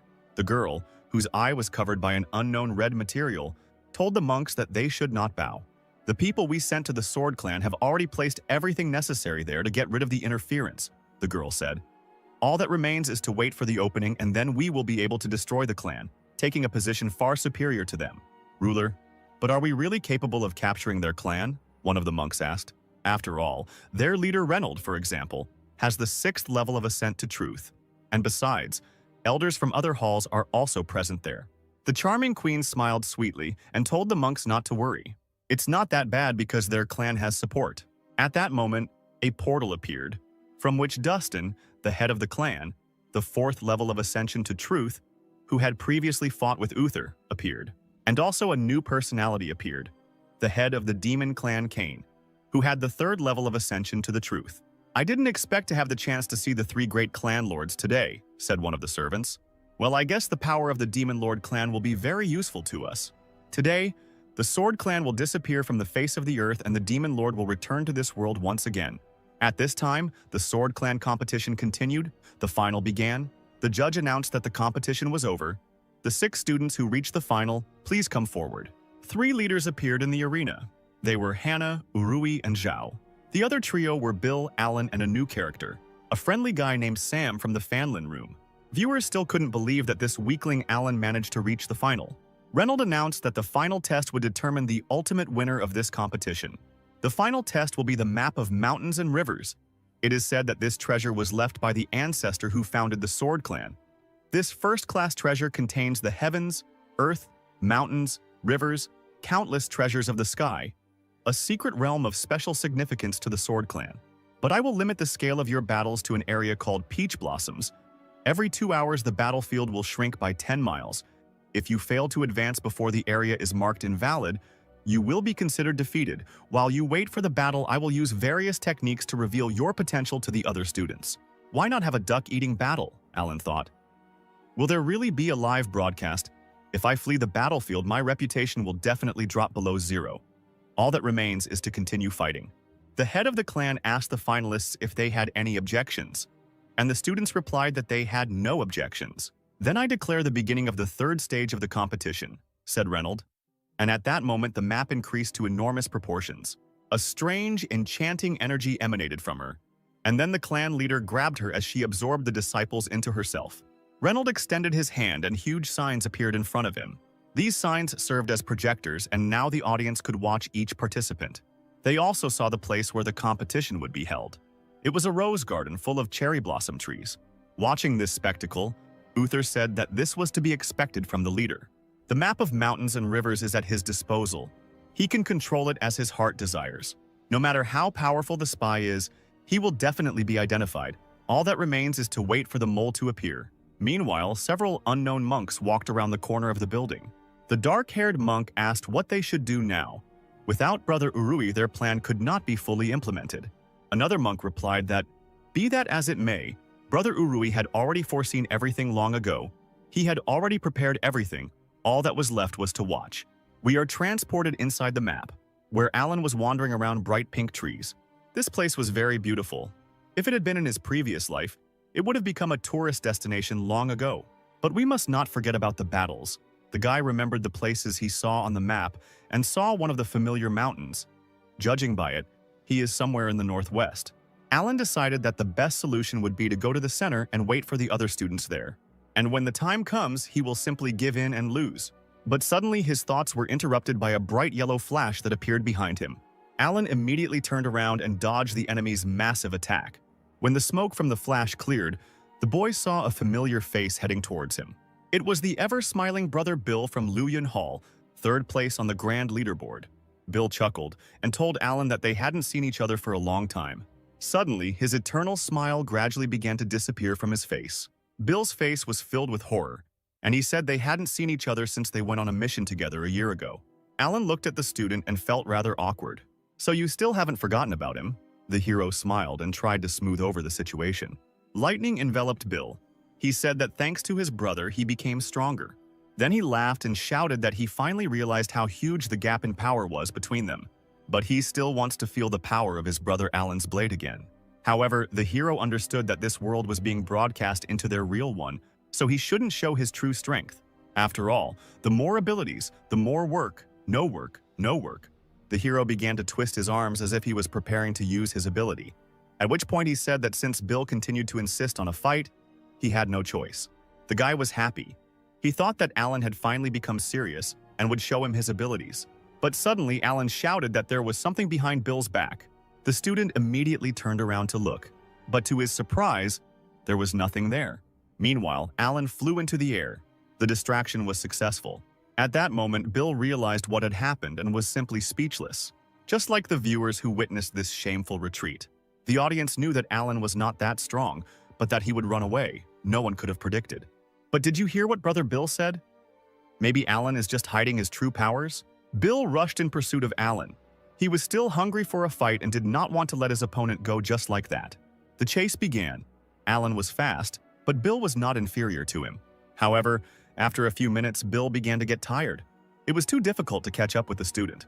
He then used his spiritual energy and sent it towards Alan, shouting at him to stop. The hero managed to notice the deadly arc in time and dodged it. The explosive energy crashed into the nearest rock and shattered it. Bill asked his brother to stop and finally deliver his mighty blow. Are you really so lazy that you don't even want to bother yourself? How can you stain my innocence? Alan replied. My kingdom of ascension is lower than yours. That is why I am running away. The students were ashamed to hear such words from their brother in self-improvement. Kevin also grabbed his head. This guy is quite a character. But Frank found it suspicious that Bill was desperately chasing him. Maybe Alan really was hiding something? And why was he hesitating? There is only one truth, said the second elder. These two are acting abnormally. They must be the moles. He turned to the chief, asking him to force them to enter the battle as soon as possible. Reynolds supported this idea. He picked up the great map and decided to guide the disciples a little. But at that moment, they heard a loud roar. Everyone turned around. It was not a good sign. Something thundered in the direction of the mountain peak. At that moment, Reynolds felt demonic energy coming from the mountain and was horrified. Well, Brother Urui has long understood what this could lead to, said the follower. As soon as our formation collapses, reinforcements will immediately pour in here. All for the sake of the highest, the two guys shouted, and immediately the mysterious ring in front of them began to shine with demonic energy. The boys squeezed him, and at that moment their bodies dissolved into thin air. Immediately, the mountain was engulfed by a demonic pillar of energy, signifying the arrival of enemies. Then, hundreds of similar pillars appeared all around the City of Swords. A huge purple pentagram looms over the city, summoning demons. Hannah immediately felt that something had happened and stopped. Alan felt it too. He asked Bill to turn around and see what happened, but the guy replied that he wouldn't fall for it this time. The hero realized that the demon clan's formation had been activated, meaning that something bad had happened to the clan. The spectators looked at the sky, in which a huge pentagram appeared. They did not understand what was happening. Reynolds shouted that this was a demon formation. Finally, their spies showed up. Kevin and Uther immediately went into battle, heading straight for the huge symbol. Two powerful masters used their spiritual powers and attacked the pentagram.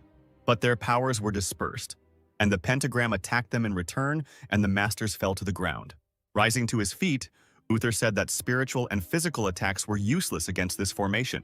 Their power was too great. Frank used his spiritual vision to assess the situation and saw that everything was blocked. The formation is able to block external and internal attacks. Amazingly, you need to destroy the formation flags to get rid of them.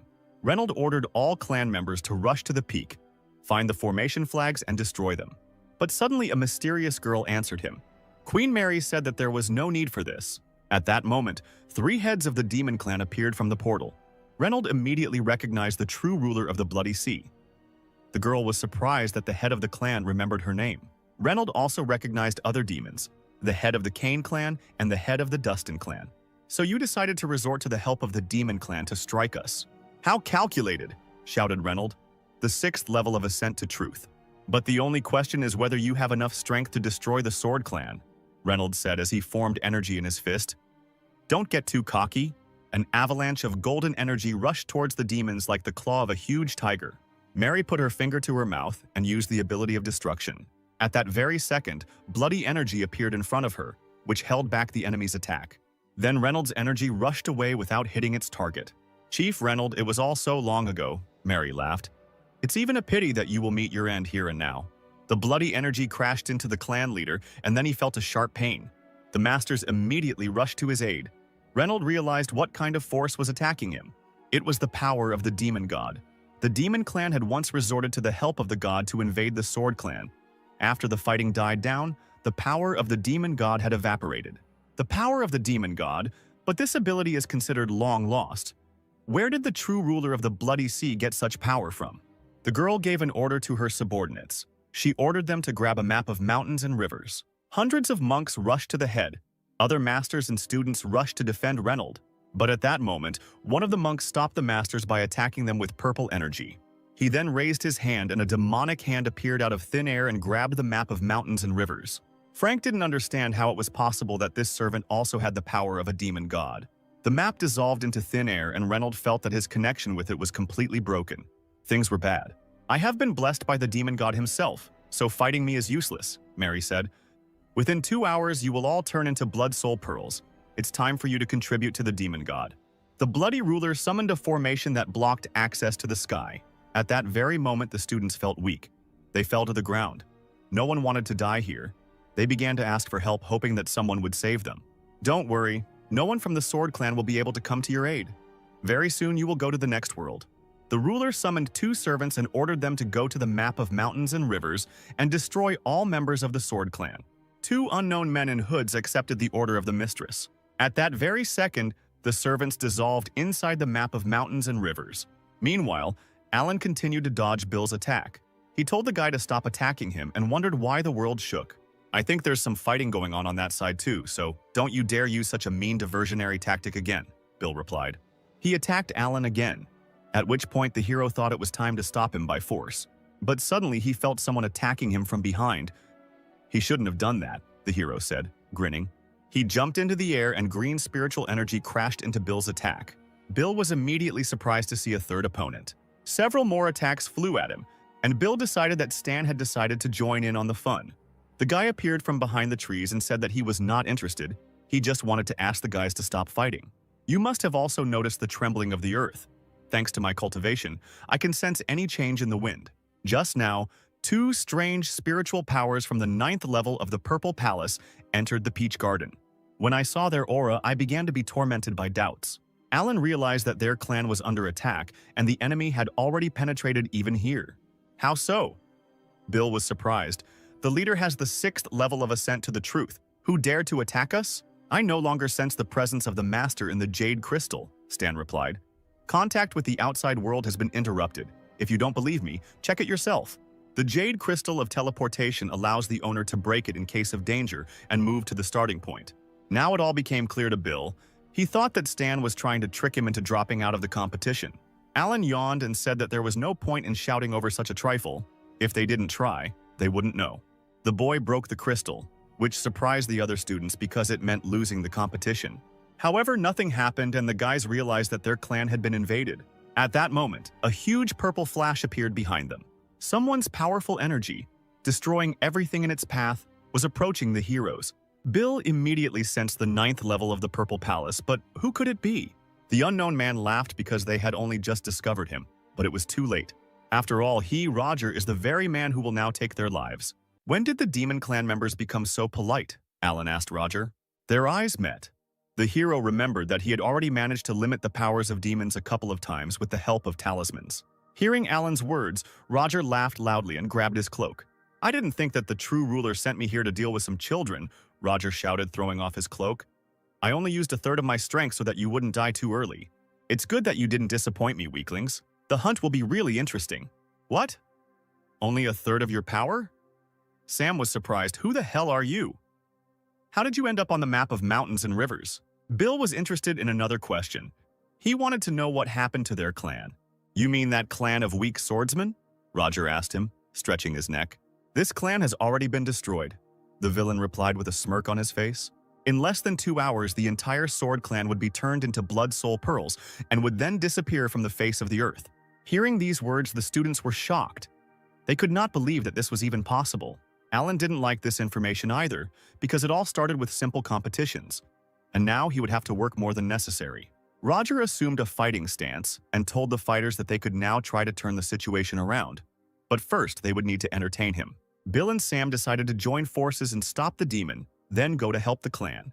The boys took up a battle formation, swung their blades, and directed powerful energy towards the enemy. Alan, however, threw down one of his talismans in a bored manner, as if he had no interest in it at all. The students noticed this too and asked Brother Alan to be more enthusiastic. Meanwhile, Roger prepared to take the blow by concentrating chakra in his right hand. He then released this energy and directed it at the enemy, his chakra taking the form of a thunder tiger. Two powerful energies collided with each other, and an explosion thundered. Suddenly, Roger saw a talisman quickly heading towards him through their aura. The talisman opened and a fiery dragon fell upon the villain. However, the guy managed to cover his face. He grinned. The hunt was becoming more and more interesting. Roger decided to try a fifth of his strength and rushed at Bill. Sam yelled at his brother to dodge and channeled the energy to protect him in time. The green energy blocked Roger's blow in time and sent him flying. Sam was glad that he had made it in time. Another second and Bill would have been finished. Meanwhile, Bill did not stand aside for long and pounced on the enemy. The three strongest fighters continued their battle, which was watched by Alan, who had no intention of interfering in the battle. He had a different plan. The guy jerked his hand and immediately several talismans appeared from his sleeve. The hero remembers the blow that was dealt at the very beginning. That is where his talismans went. Alan decided it was time for him to make himself useful. He put his hand to his ear and immediately his chakra appeared from his fingers. Then she rushed into the sky, exactly to the place where the enemy struck. Alan's chakra flew out from the map of mountains and rivers and rushed towards the clan leader, who immediately noticed it. Reynolds' ear glowed the same color as Alan's aura, and he heard the voice of the lazy disciple. Reynolds couldn't understand how he was able to contact him. After all, the contact between him and the map of mountains and rivers was interrupted by the demon clan. I used some methods to avoid surveillance and contact you. How are things in the clan? Alan asked. The demons have cut off our oxygen supply. Everyone is injured. We won't last more than 2 hours. Listen, the demon clan has sent you 2 powerful people. You are the only survivor from the clan. Be careful. Alan turned around, looked at one of those same people and replied that the problem was not that big.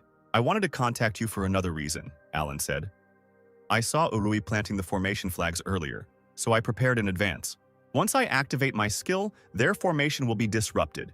You will be able to send a signal for help. Because each flag has a unique role, it is irreplaceable. As soon as one of them is damaged, it leads to a general disruption. Alan smiled and decided it was time to put an end to all this. While there is no particular threat, I can still try to defend myself, said Reynolds. He also warned Alan that these 2 cultivators are very powerful, and that Urui is helping them. If it gets too difficult, go to the very depths of the peach orchard. I left you an assistant there. Alan, take care of yourself. Alan heard the teacher's words and thanked him for it. It was time to fight back against the demon clan. The hero concentrated his energy and destroyed the bloody flag formation. At that very moment, the huge purple barrier began to crack, and blue energy began to ooze through it. The cultists heard a crack and turned around. They didn't understand what was happening. Mary also turned around sharply. She saw cracks and realized that the formation was broken. The formation flag has been destroyed, Dustin said quietly. Kane didn't understand how this was possible.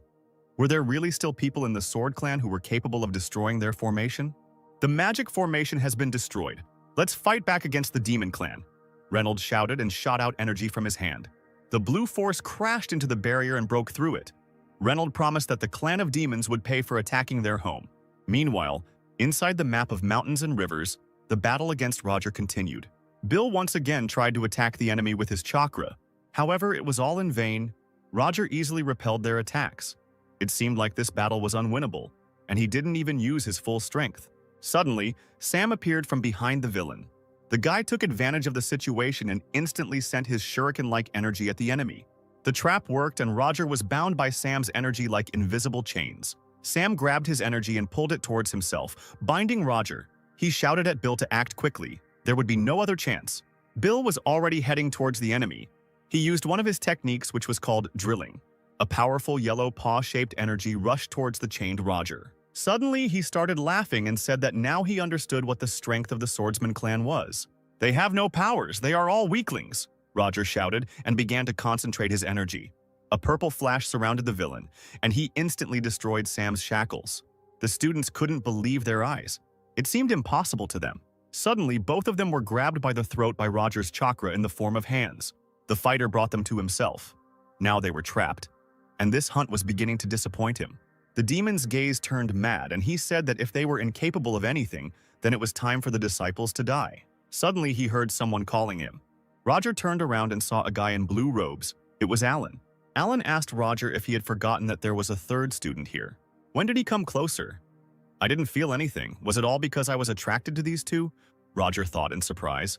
The demon smiled maliciously and told Alan not to worry. He would deal with these two now and would take on him too. Bill tried to tell Alan not to think about them, but to run. "Don't rush things," said the hero. "I want to discuss something. There should be 2 of your cultivators on the map of mountains and rivers. I think he could only reach the soul formation stage. Then where did he get so much courage?" Roger thought and answered Alan that his information was correct. But his partner was not as patient as him, so he probably already dealt with the rest. "Tell me, what is your comrade's strength?" "Even though we are both on the 9th level of the Purple Palace, he is much stronger than me," Roger replied. "Well then, great, let's begin." Roger laughed hysterically when he heard the weakling's words, wondering what was so wonderful about it, since he could crush Alan with just one finger. "Sorry, but I have a better idea," Alan said, pulling a talisman out of his sleeve. "If you are weaker than that person, then I just need to deal with you before my working hours are over. It's time to put an end to this circus." The talisman rose into the air, vibrated, and instantly a huge ball of energy formed around the villain, which bound everyone inside. Roger was surprised to see the formation. He didn't understand when it had time to appear. Alan chuckled and replied that she appeared when Roger was playing with the students. "Well, the formation won't stop me from getting to you," the villain replied. "I have 2 of your comrades in my hands. Are you really going to run away and leave them to their certain death?" "It's not such a problem," Alan replied. The hero snapped his fingers. Suddenly, Alan's aura appeared near his friends. Bill and Sam were shocked. They did not understand when Alan managed to put protection on them. In an instant, 2 students appeared behind the weakest student. The hero turned around and waved his hand at Roger, saying goodbye to his rival. After that, the 3 disciples disappeared into thin air and went to look for the second cultivator. "Are you trying to run away? Stop right there!" Roger shouted and raised his fist. He hit the barrier and only made a dent in it. It seemed as if the barrier was rubber that only stretched but did not tear. Roger was starting to get angry as he looked at the dent in the barrier. He bared his teeth and swung his fist again. The villain began to strike thousands of blows at every point of the barrier, but it still did not release him from captivity. The barrier deformed, but did not break. Sometime later, the barrier glowed from within with colossal purple energy. Roger's rage knew no bounds. He had already given it his all and promised that when he got to Alan, it would be the end for him. Meanwhile, the fierce battle on the surface against the Demon Clan continued. "These worms from the Sword Clan have already beheaded 5 of ours," Dustin said with a grin. Kane replied that if it weren't for the order to turn them into bloody pearls, he would have used his power and killed them long ago. "Enough talk," Mary interrupted them. "If we had not prepared well, the formation would have been destroyed much earlier. Something went wrong. We need to do something." "I didn't expect the Demon Clan to use such vile methods," Kevin said with difficulty breathing. "But in any case, the Alliance helped us and weakened their formation. Our time increased from 2 to 10 hours. Reynolds knew this was good news. 10 hours would be more than enough for them. This will be a great change for the Sword Clan. Meanwhile, Alan and his brothers reached a safe place in the peach orchard. Bill decided to ask the question that was bothering him and Sam, namely, what kind of spell did Alan use and how did he manage to do it? Alan knew he would be asked this question, which he did not want to answer. He replied that it was all thanks to the life-saving talisman that the chief had given him earlier. The guy had never even thought that he would need it one day. Suddenly, his cheerful face changed to a serious one, and he said that in fact there was more important news. The leader left him a note in which he said that Urui turned out to be a spy. And right now, the entire Sword Clan is trapped by the true ruler of the Blood Sea. Alan thinks that they will last for about 10 more hours. That's why they are now the clan's only hope. "Urui, you bastard," Sam said, not holding back his anger. And then suddenly he remembered that Roger had said that another of his comrades had entered the kingdom. What if he had attacked his sister? The crippled brothers decided that they could still fight and should help her, but they were stopped by Alan, who said that they had suffered greatly at the hands of Roger. And he is afraid that if the guys encounter a second enemy, they will definitely not help anyone. Bill stopped and slammed his fist into a tree in frustration. "So what? Should we just sit here and wait?" "No," Alan replied. "Your main task at the moment is to heal your wounds and restore your spiritual strength. As for Sister, have you forgotten? Sister is one of the best in our clan and is clearly not inferior in strength to a cultivator. I think she has enough strength to deal with the enemy." "Yes, Sister Hannah is very talented," Bill said. "But what if Roger gets help and comes to the aid of his comrade?" "No, Roger is no longer capable of anything," Alan replied. "Besides, by this time he should already be at the limit." A huge cloud of purple energy exploded over the Sakura forest. Roger finally got out, but for some reason he was losing too much spiritual energy. The demon couldn't understand what kind of talismans these were. His rage knew no bounds. He swore that when he found Alan, he would wipe him off the face of the earth and would definitely take revenge. Meanwhile, the lazy man took out a jar and said that this pill was for restoring spiritual energy. He gave it to the brothers so that they could heal their wounds until Roger found this place. "Tomorrow we will join Sister Hannah and save the Sword Clan," Alan said. "And why wait so long?" Sam was surprised.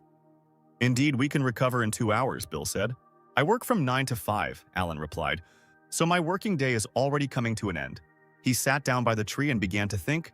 Alan noticed that this time the Demon Clan had prepared.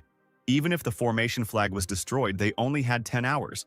After 9 hours, they would restore the formation, and that would be the perfect moment to break through. Well, now it was time to sleep. Alan hoped that these two would not disturb him until tomorrow. Meanwhile, at the other end of the map of mountains and rivers, a battle was raging between 2 students. Zhao prepared for battle. He praised his sister Hannah, saying that her sword skills had improved greatly. The girl was a real talent. Hannah replied that it was all thanks to the help of her brother Alan. So Sister Hannah wasn't the only one training, but can Brother Alan teach anything? The girl did not like Zhao's words, and she said that Brother Alan wielded a sword much better than she did. Suddenly, there was an explosion behind them. Hannah heard him immediately and turned around. From the very beginning, everything seemed strange to her, and now it was confirmed. Something definitely happened outside. She suggested to Brother Zhao to take a break, but Zhao didn't want to stop the fight. He said that it didn't concern them, and the test in the secret kingdom was their chance. At that very moment, Hannah felt something coming towards them and shouted at her brother to cover his ears. Suddenly, a terrible sound was heard. The sound vibrations were so powerful that they knocked down trees around. The sound wave knocked even the students off their feet and threw them a great distance away. Standing on the ground, Zhao thanked his sister. His ears were bleeding. But if it weren't for Hannah, he would have already been struck by the sound wave. "Enough talk," said the girl. "I will use spiritual power to heal the wounds. The injury to the ears affects the balance, but where did such a powerful sound wave come from? Is someone attacking us?" Suddenly, she felt energy behind her. A portal appeared behind the girl. Apparently that someone was already here. A bald man who looked like a monk appeared from the portal. He exuded a terrible aura and smiled sweetly. The stranger noticed that the students had absorbed his energy. He didn't expect anything else from the best students of the Sword Clan. Zhao even shuddered from such terrifying energy. The students asked the stranger who he was. But where did a person from the Demon Clan come from? Was our clan invaded? The unknown figure advised the students to follow his instructions. This was Feng, the elder of the Blood Sea Clan, the 9th level of the Purple Palace, and his first instruction to the disciples was to give up and die. Feng from the Blood Sea, they say he has a treasure called Jade Shell, thanks to which he can deliver terrifying sound attacks, Zhao said. He once used this thing to destroy an entire clan. And indeed, Feng began to gather ominous energy, and that very shell appeared in his hand. The elder told the disciples that he was sorry, but they would have to end up the same way. The fight began. An explosion fell on Hannah, but the girl managed to dodge in time. Zhao covered his ears. The sound attack was overwhelming him, and the guy said that at this rate their spiritual energy would be exhausted before they could do anything. The gap between their realms was too big. The longer they fought, the worse it would get. But Hannah had something special that could defeat him. She asked Brother Zhao to distract the enemy and give her some time. Zhao followed his sister's instructions and began to attack Feng. The force of his blade tried to break through the sound barrier that was approaching them. And even though he was the second disciple in the clan, he was unable to break through the enemy's defense. The energy simply dissipated. Feng praised Zhao. He said that the guy was an excellent swordsman. It was just a pity that he couldn't hide from the shell. He increased his chakra, and sound waves flew towards Zhao. But suddenly, a huge pillar of energy stood in front of Zhao and the sound waves.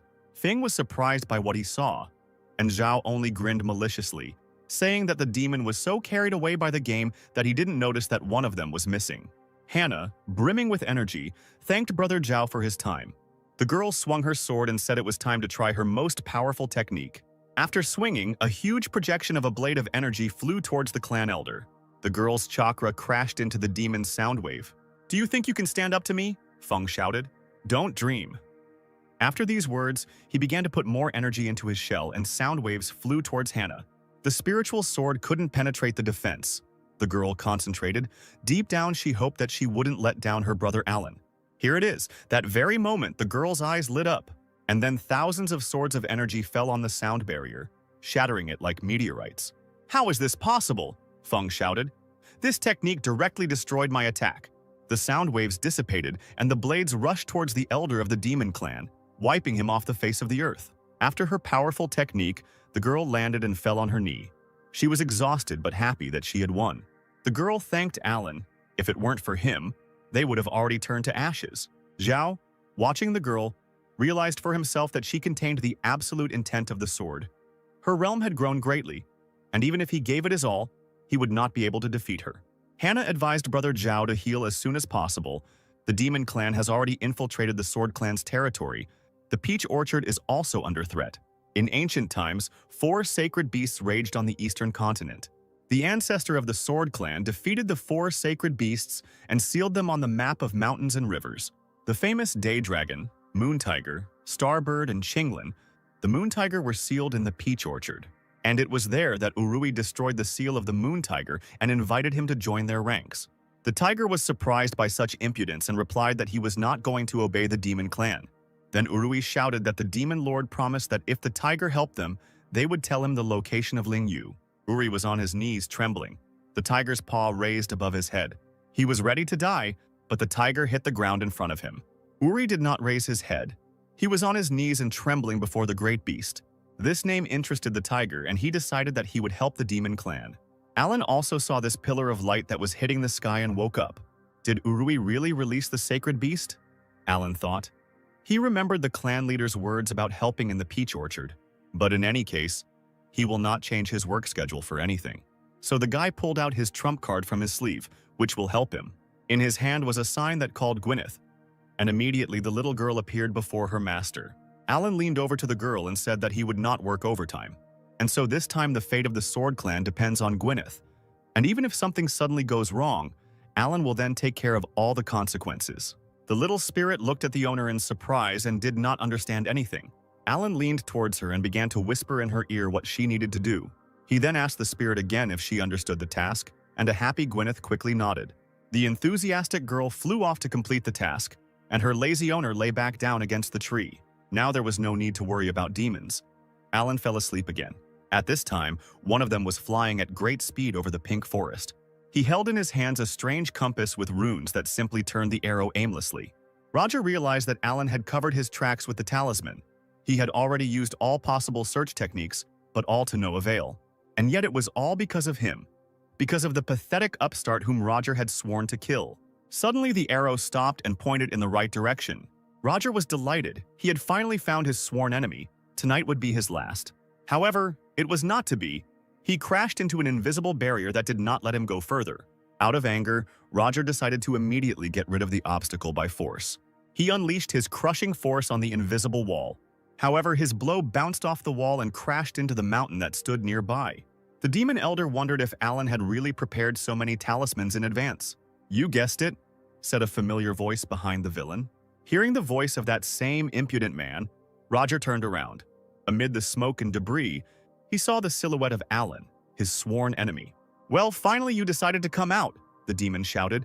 "Are you ready to beg for mercy?" However, the smile on his face quickly changed to surprise. It was not Alan standing in front of him, but only his copy, similar to a doll. The fake Alan said that his working day was coming to an end and he was not going to work overtime. Roger was simply speechless. He couldn't believe that this weakling decided to deal with him with the help of some clone. The demon elder shouted that Alan was too naive because there was a chasm between their kingdoms and rushed to attack. But the clone deftly dodged, jumping into the air and saying that the gap in strength was indeed very large. But who said he only has one plan? "Let me introduce you to the perfect version of my talismans," said the fake Alan. In an instant, a multitude of talismans in the shape of little people surrounded Roger. Now the demon will need to defeat this doll if he wants to find Alan's true body after the workday is over. The furious demon sent hundreds of fist projections into the puppet and talismans. Meanwhile, in the purple garden, Sam was finishing his recovery. He came out of the cave and met Bill, whom he asked if he had recovered. Bill replied that his spiritual strength had been restored to 90%, and his injuries had also almost healed. Now the main issue needs to be resolved. Their clan is in danger and something needs to be done. After all, they are not just going to sit and wait as Brother Alan said. "Calm down," Sam answered him. "We don't know what happened to Sister Hannah and the others. If we act recklessly, we can only make the situation worse. Brother Alan is right. We need to regain our strength." Suddenly, the ground beneath their feet began to shake as if an earthquake had struck, and they heard Roger's angry voice. Sam trembled. They were scared and thought that the demon had caught up with them, and did it very quickly. The boys immediately tried to call out to Alan, but he slept soundly even in such a terrible situation. Bill even envied such peace. Perhaps he would never learn such. "If things continue like this, sooner or later the cave will collapse," Bill said. "How are we going to wake up Brother Alan? Roger is the 9th level of the Purple Palace. The difference between our strengths is too big," Sam replied. Fortunately, Brother Alan's talisman set helped lure him into a trap. "Even if we wake him up, we have no chance of winning unless we outsmart the demon." Sam heard the elders discussing among themselves that the best time to break the formation was when it opened. Brother Alan said there were still 10 hours left before it began. "We need to wait for the right moment and then break through so they can leave the map of mountains and rivers. And for this, it is not even necessary to wake up Brother Alan." Bill noted that this method is very dangerous. If they are careless, they will be killed. But he still agreed, and Alan smiled at the same time. Their plan was good, but the risks were too great. Meanwhile, in another part of the map, two students were recovering from the battle. Hannah was concentrating her energy when suddenly a particle of dark energy slipped past her. The girl felt it immediately. The students suddenly jumped up. Zhao realized that there was someone nearby and that this person's strength was astonishing. Suddenly, someone appeared from the portal and dark energy moved towards Hannah. But to the girl's surprise, she saw not a sinister attack, but a sweet spirit who was glad to see her. Hannah looked at the quirky girl and felt a familiar energy. She guessed that it was Alan's spirit beast and asked how her brother was doing and why he sent the spirit to her. Meanwhile, Zhao did not understand who Hannah was talking to, because if Gwyneth did not want to, then other people would not see her. Gwyneth extended her hand and blue energy seeped through it. A hologram of Alan appeared on the girl's hand, and the boy greeted his sister. Alan reported that the clan is in a critical situation. The fate of the clan depends entirely on Hannah. There are 4 sacred beasts sealed in the peach orchard. Each of them possesses terrifying power. The traitor Urui has already released the moon tiger, intending to encourage it to join the demon clan. They only have to open the seal of the phoenix to somehow resist them. Hannah, holding the spirit in her arms, asked Alan why the bird needed to help them, since it was also considered a sacred animal and would probably not want to do it. Alan was proud that Hannah asked such a question. He replied that the chief said that the bird had made a contract with the ancestor of the Sword Clan. That's why the phoenix must help them in battle. It is their secret weapon. Okay, brother, where is the seal? Hannah asked him. The seal is located in the depths of the peach orchard. Gwyneth will show the way. I wish you success. The projection disappeared, and an inspired Hannah decided to quickly set off on her mission. Meanwhile, Roger, overwhelmed with power, tried to defeat the puppet. He gathered all his strength into a fist and directed it at the clone. A pillar of demonic energy rushed through the barrier and the copy. The smoke of the battle began to clear, and there was not a soul around. Finally, he was able to defeat his enemy, albeit a false one. Roger laughed. This talisman was really strong, but now it destroyed all the protective symbols. No one will be able to deceive him anymore. It's time to find the offender. Suddenly, he felt a foreign aura approaching him. In the distance, he saw 2 bright flashes, green and yellow. At that very second, 2 beams appeared in front of him and struck the ground. When the smoke cleared, the demon saw 2 students, Sam and Bill, standing in front of him, kneeling. First you ran away and now you decided to come to certain death? The 2 students looked at each other. Suddenly, Sam said that they just needed to wait and get everything ready. 2 students wanted to join Master Roger. 2 followers of light decided to join the forces of darkness. Suddenly, Roger laughed so loudly that his laughter could be heard even in the distance. Just a few hours ago, you both would have preferred to die, the demon elder shouted. Do you really think I'll believe you? I'm sure your ally is lying in wait right now, planning an attack. But suddenly the students showed them a tied-up and sleeping Alan, saying that this was complete nonsense, because as a sign of sincerity they cast a spell on him and immobilized him. Roger was a little scared to see his sworn enemy, but he was still stunned by such a gift. Bill bowed his head and shouted that they had decided to dedicate their lives to the demons. They did not want to die in vain. Because now that the Sword Clan was almost completely destroyed, they wanted to follow the new master. Roger began to concentrate his energy and asked 2 students to prove their sincerity to him. A huge hand of chakra fell upon the students, and they knew that they would not be able to stand against the demon elder. But suddenly, Alan began to wake up and Roger saw it. The demon abruptly shifted his aura so that it would not hit the frightened students. Bill turned slightly and saw the energy hit behind them. The boy realized that death was very close. Roger, meanwhile, decided that he needed to get rid of Alan first, because the guy had too many aces up his sleeve. He summoned demonic seals and sent them towards his former enemies. I will cast a special technique on you, the demon said. Only if you obey, you will be able to enter our clan. If you take any action, you will immediately lose your life. Roger turned and ordered the students to follow him. Sam let out a quiet breath, hoping that their plan would work now. Meanwhile, deep in the peach orchard there stood a lonely tree, the color of whose leaves was different from the other trees. Suddenly, Hannah appeared next to him and began to approach him. The girl put her hand down and began to concentrate energy. Asking Gwyneth if she could remove the seal from the beast like that, the sweet spirit quickly nodded her head, confirming the girl's guess. Suddenly a face appeared on the tree and it spoke. Human, you have awakened my seal. I have waited for this moment for many years. We are powerless, Hannah cried. Open the seal so that you can help our sword clan. The girl suddenly placed her hand on the tree trunk and ordered him to open the seal. The tree closed its eyes and suddenly they saw a bright color of flame coming from within. In place of the tree's leaves, a huge fiery phoenix appeared. His strength was so great that Hannah immediately fell to the ground from such power. "Are you the ancient beast that sister spoke of?" Zhao asked in surprise. "Don't talk to me so disrespectfully," replied the phoenix. Hannah immediately bowed her head and asked the ancient deity for forgiveness. "We have been invaded by a clan of demons," the girl said, "and the traitor Urui has decided to remove the seal from the moon tiger. Many disciples of the sword clan are in danger, and only you can help us. Since you decided to disturb me, it turns out that the situation is truly critical, but I acted on behalf of the sword clan 3 times, not at all in order to save you." Hearing these words, Hannah became furious. She could not believe that the elder would refuse and go back. "Do you know, child, what was before I was sealed?" the phoenix asked. Hannah replied that of course she knew. Humanity was extremely weak, constantly suffering from attacks from all sides. At that moment, when it was in despair, one of them realized the connection between heaven and earth, opened the path of cultivation, and began to control his body.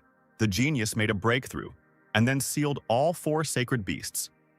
From then on, the demon race no longer dared to oppose humans. The human race rose and began to rule. That person was the founder of the Sword Clan, Emperor Qing. Could it be that the elder is still bitter about having to be sealed?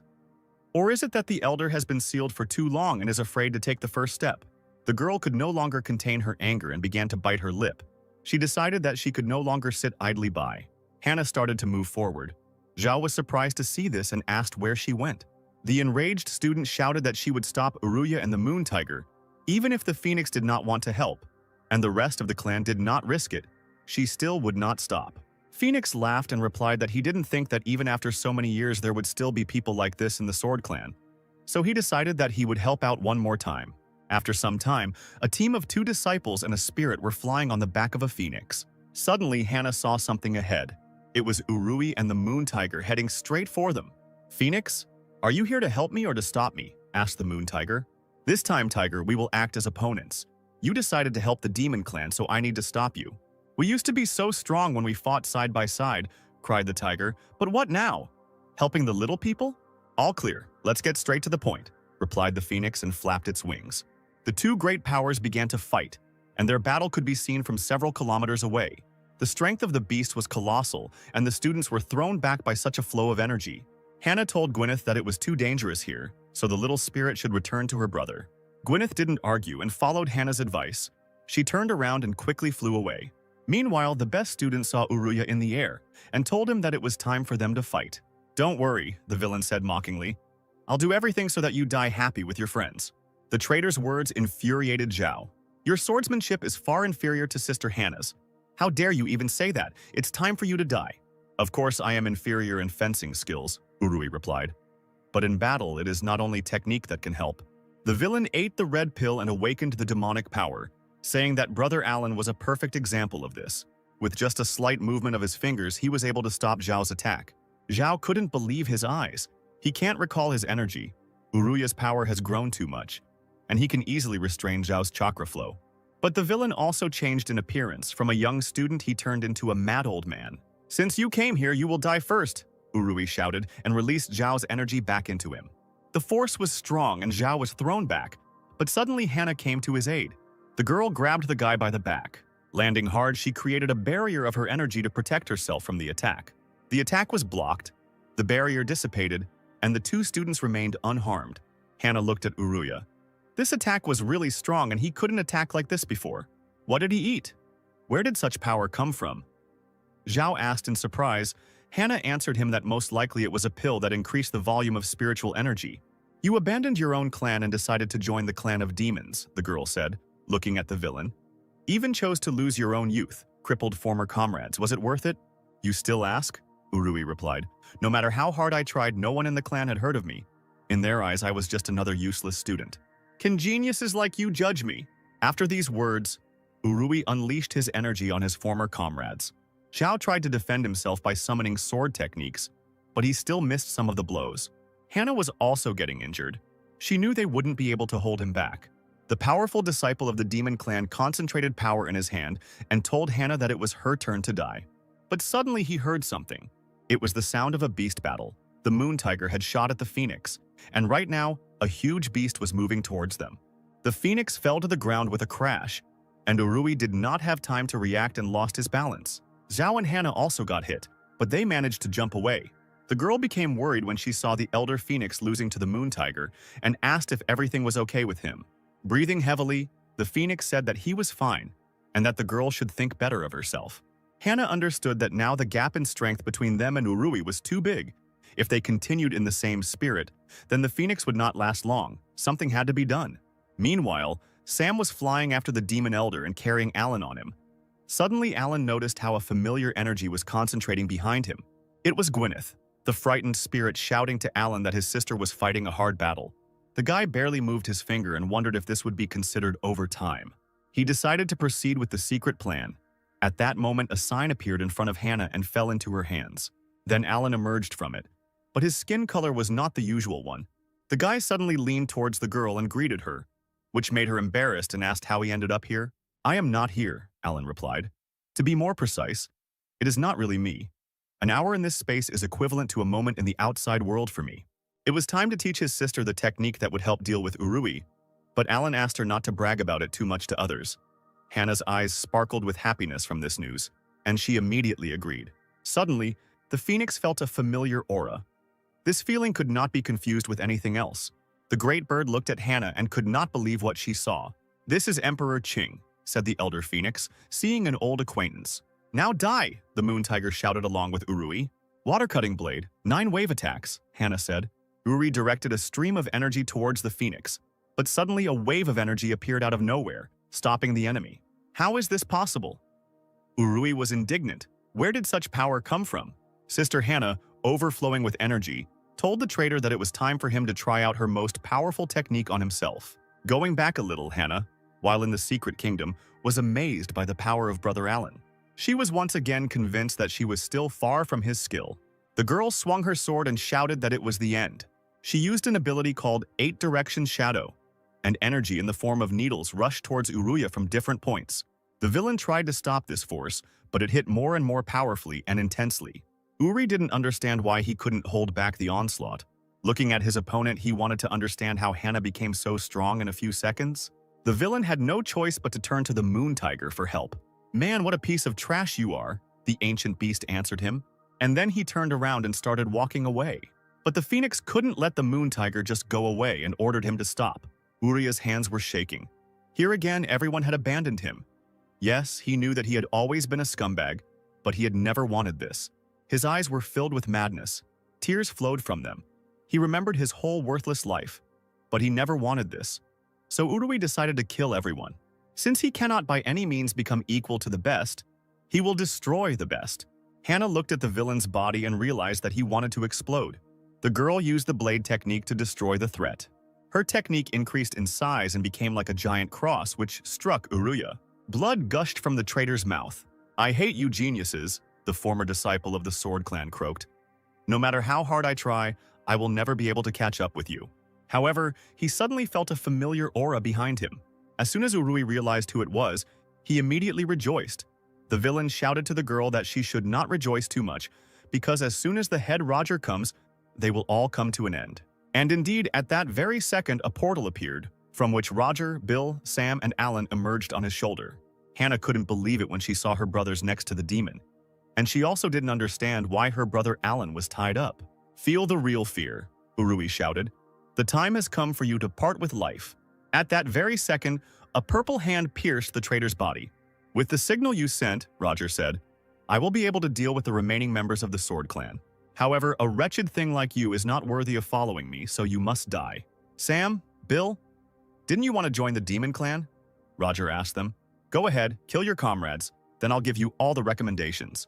But if you stand still, I'll have to deal with this myself." There was no way out. Sam threw Alan to the ground and prepared to attack. The students began to concentrate their forces standing in front of Hannah, who also drew her sword. However, the guys suddenly turned around and shouted that it was time to reveal all the cards, since they couldn't win directly. Then they would pretend to play for the demons. The disciples' forces attacked Roger, who dodged them with ease, as the demon knew this would happen. So he activated his seal, which he had previously placed to destroy the traitors. But then Hannah appeared in front of him. But the demon was not afraid of the girl. He snapped his fingers and said that the kids thought too much of themselves. At that very moment, a huge projection of a hand fell from the sky onto the students. Energy seeped through Hannah. The girl could not defend herself because she spent too much spiritual power in the battle. Hannah did not believe that she would die in this place. Meanwhile, Mary activated the blood sacrifice system. Even if the Sword Clan manages to get out, there is nothing they can do. Uther, watching the formation, told his comrades that everything was almost ready. They will only have one chance. If it doesn't work, all the disciples of the Sword Clan will turn into blood soul pearls. Reynold turned to his subordinates and asked, "Gentlemen, are you all ready?" The elders unanimously responded in agreement. "Then it's time for a counterattack. This is our only and last chance to defeat the Demon Clan." At this time, Alan was lying on the ground and pretending to be unconscious. Divine beasts, a clan of demons, traitors, invaders.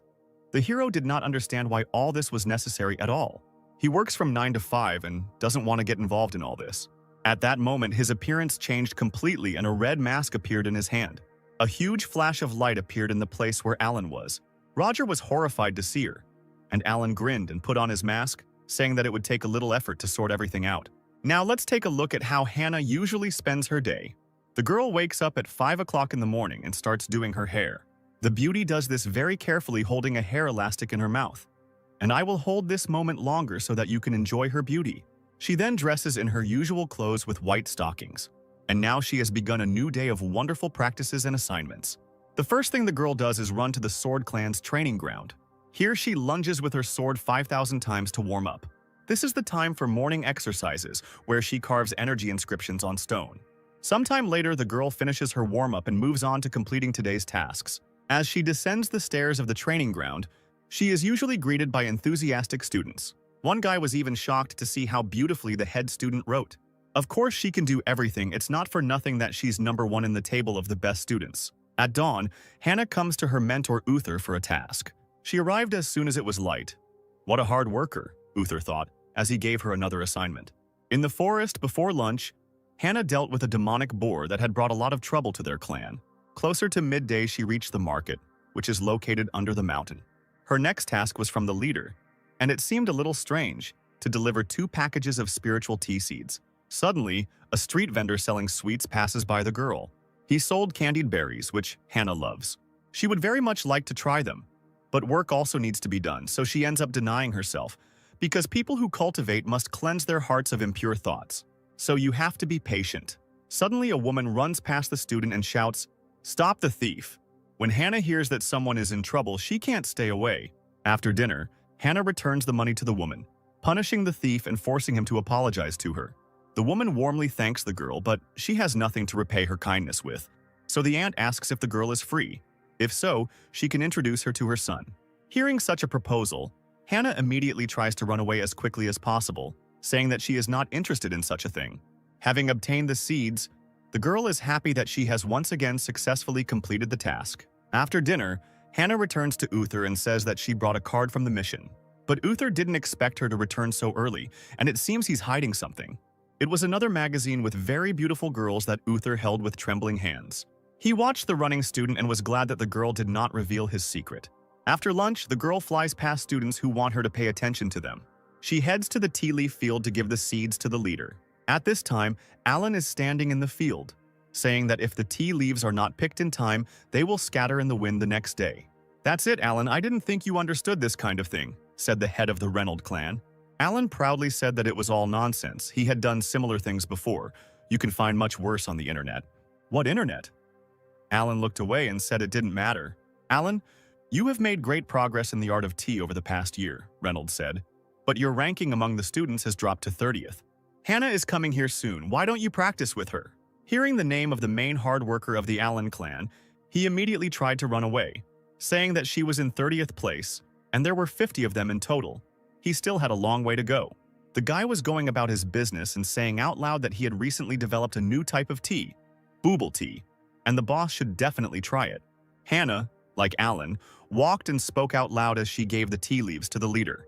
2 students, the best student and the main beauty of the clan and the worst student who shows no promise, pass by each other. Hannah recognizes Alan's brother and thinks maybe she should say hello to him. She turns around looking after him, wondering what other word the guy said. Bubble tea.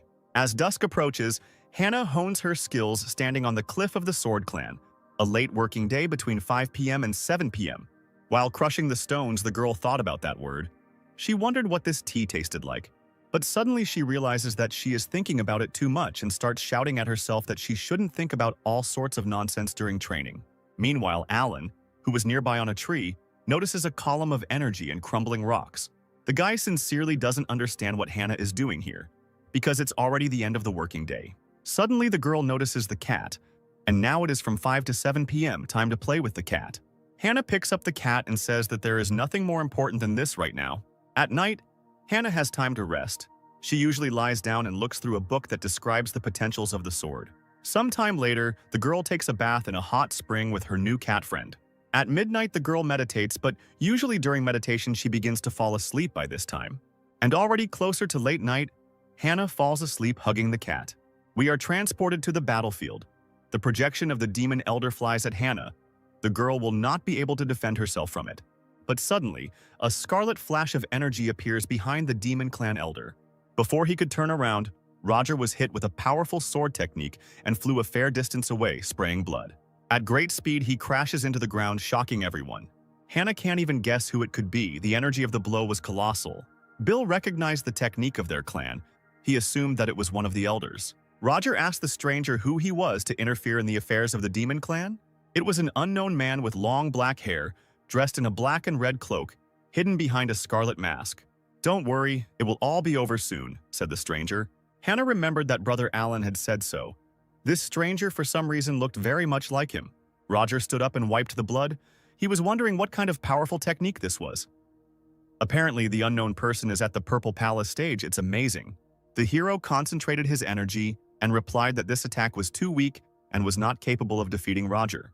The demon elder rushed towards his opponent, summoning a projection of a tiger and directing it towards the unknown person. However, this projection was instantly destroyed by the hero's power. The blue aura pierced through the tiger and slammed the demon elder into the ground. Roger felt a hellish pain. He couldn't believe that with the Purple Palace it was even possible to cause such damage. In the face of absolute power, minor differences don't matter all that much, the hero said. These words angered Roger, and he decided to show his enemy his true strength. This time the demon decided to go all out. Scarlet whirlwinds swirled before the hero. A furious force awakened and burst forth. Hannah was scared and asked the elder to be careful. But the hero had already begun to use his technique by concentrating chakra. The guy used his main skill, destruction, and in an instant, a huge beam of energy shot out of his fingers. Sam couldn't believe what he was seeing. The elder used basic techniques but was able to defeat a man with the 9th level of the Purple Palace. The guy began to guess who it was. This stranger looked very much like Emperor Qing. Suddenly, there was a clap of thunder, and Alan looked at his seal and realized that he had almost broken through. Every time he fights an opponent, he unconsciously cultivates himself. When Alan first came here, he almost developed to the highest level. It's good that he was able to pull himself together. As soon as he destroys his kingdom, thunder will strike and many people will die. If I demonstrate my strength, Alan thought, then my workload will skyrocket, and the end will probably be like in my previous life, death from overexertion. Phoenix felt that aura again. He felt Emperor Qing again. The tiger did not believe that this was possible, because the emperor had long ago left the mortal world. But the phoenix said that if it was not him, then where did such amazing energy and power come from? The moon tiger realized that it could not be otherwise. But if this was truly the emperor, then the world would change radically. The divine beasts arrived to Alan and greeted the master. Bill said that judging by the techniques, the stranger was from the Sword Clan. The demons invaded them. The clan was waiting impatiently for help, and now they finally got it.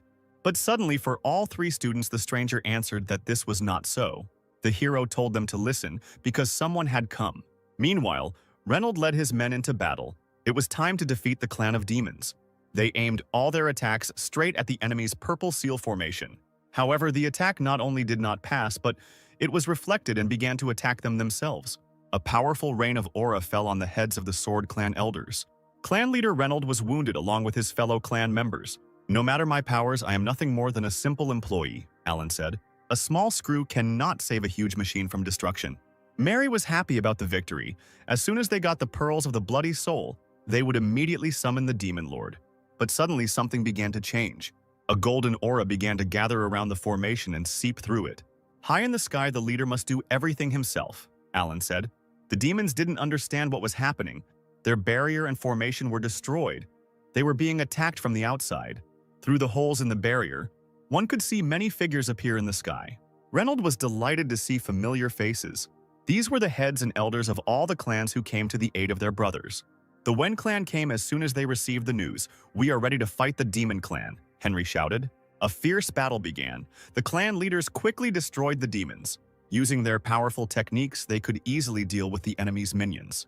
Eventually, the ranks of the Demon clan were greatly diminished. One of the leaders shouted at the demons that since they had decided to attack their allies, they should reap the fruits of their decisions. "And they really did come," Mary said, looking at the formation which was quickly disappearing. "What do we do next?"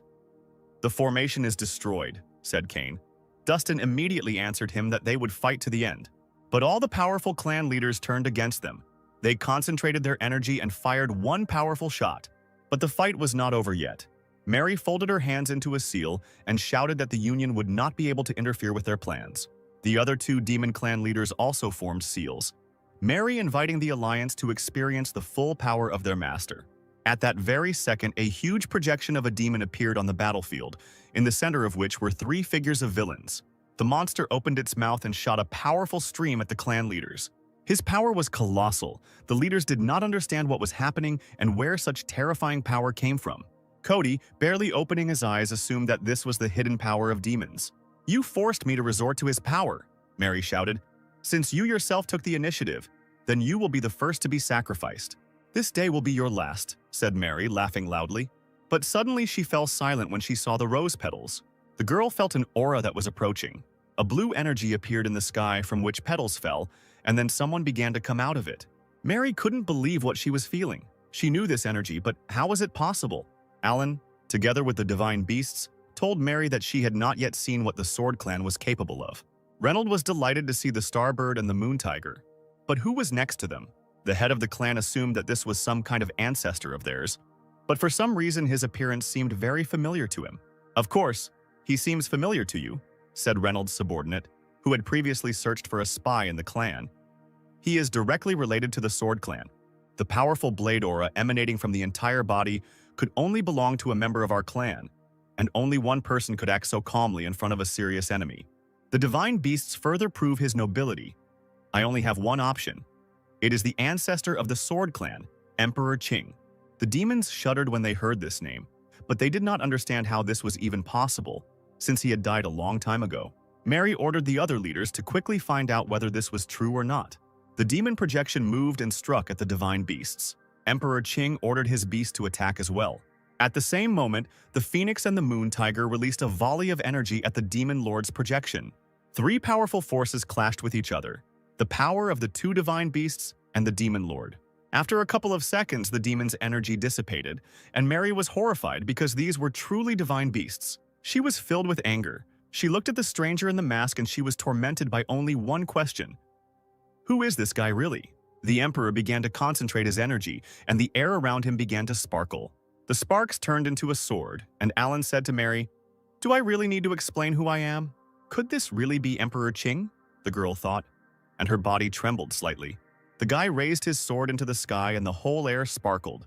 He was ready to strike and shouted that the demons would be punished for what they had done. "For the Sword Clan, kill all enemies," Qing shouted, increasing the power of his attack. Mary realized that the Emperor was not their enemy, and ordered her subordinates to leave immediately. The portal disappeared and the surviving students rejoiced at the victory and the fact that their ancestor had protected them. The battle between the Sword Clan and the Demon Clan ended here. Alan dispersed the energy and the sword disappeared.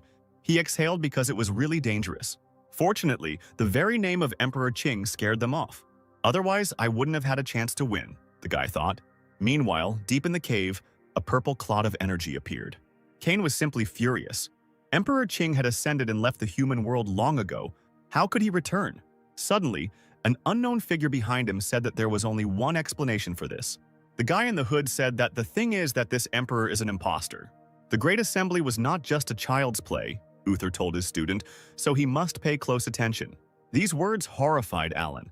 Would he really have to go on a business trip? Yes, you are going on a business trip with everyone else, Uther said. And besides, you are first on the list. But why are you sending me? Is it because I have the 8th level of the kingdom? But why not pick a candidate who is much better than me, said Alan. making a face of the most righteousness. Uther frowned and looked at his student and asked if he knew why he was being sent on a business trip. To tell the truth, Alan didn't know. In that case, you will understand everything now, Uther replied. During the clan's dire straits, who tried the most? That's right, Hannah. And you didn't do anything except run away and sleep. So this is your chance to atone for your sins, Uther shouted, and these words struck Alan straight in the heart and killed him. The guy asked himself only one question. What did he do that made them treat him so cruelly? 3 days passed, and Brother Alan was still lying on the ground and did not get up. The villagers began to whisper. Sister Hannah and the other brothers were training hard, and only Alan was fooling around. They said that while Hannah was shedding blood, Alan was sleeping peacefully. Don't look at this mediocrity, said one of the residents. Let's focus on the statue of the ancestor. How good it is that he came to our aid. The clan even specially restored the statue, Alan thought. I hope the ancestor knows how grateful we are to him. Suddenly, the hero felt a familiar aura around him. It was Hannah, hovering over her brother and greeting him. The girl extended her hand to him and asked if he was ready to go to the meeting, since they were leaving soon. Alan took her hand, stood up and told her to go first, which surprised Hannah. The guy turned around and explained that he still had something to do. Meanwhile, we are transported to the tea fields. Reynolds looked in horror at his beautiful tea leaves, charred after the last battle. Suddenly, Alan landed behind him and greeted the leader. Chief, you haven't forgotten, have you? Alan asked. If you're talking about that case, then no, I haven't forgotten, Reynolds answered. Yes, I need to take a week off, Alan shouted, holding up a gold plaque. Don't even think about it, Reynolds shouted. You didn't work overtime, so no vacation for you. But my spirit beast was overworked, Alan said, and showed the carefree, sweet spirit to Reynolds. Okay, I'll give your spiritual beast the right to take a break, and while you're going to the meeting, you can take a vacation after it. And even if you think to bribe me with tea, I still won't change my decision no matter how much you ask. Alan's fist clenched in rage, thinking that the boss was underestimating him for no reason. At that very moment, Alan fell at Reynolds' feet and began to tearfully beg him. Alan, even though I'll look selfish, I'll still send you, Reynolds said. Because among all the true disciples, you have the highest cultivation base, and yet sometimes it seems like you are suppressing your strength. Alan was scared, but didn't show it. Could it be that the leader had guessed his true strength? Reynolds added that he thought for a long time about who to send, and in the end, chose Alan. In this tournament, the winner will be given the key to the Emperor's tomb. There are many different treasures there. Among them, there is something that will help a person even survive a disaster and remain safe and sound. The words about the disaster he had experienced interested Alan, and he remembered the lightning that appeared when he woke up. The clan of demons is becoming more and more active each time. It is possible that Alan will have to act again soon. If he is not careful, there will be trouble.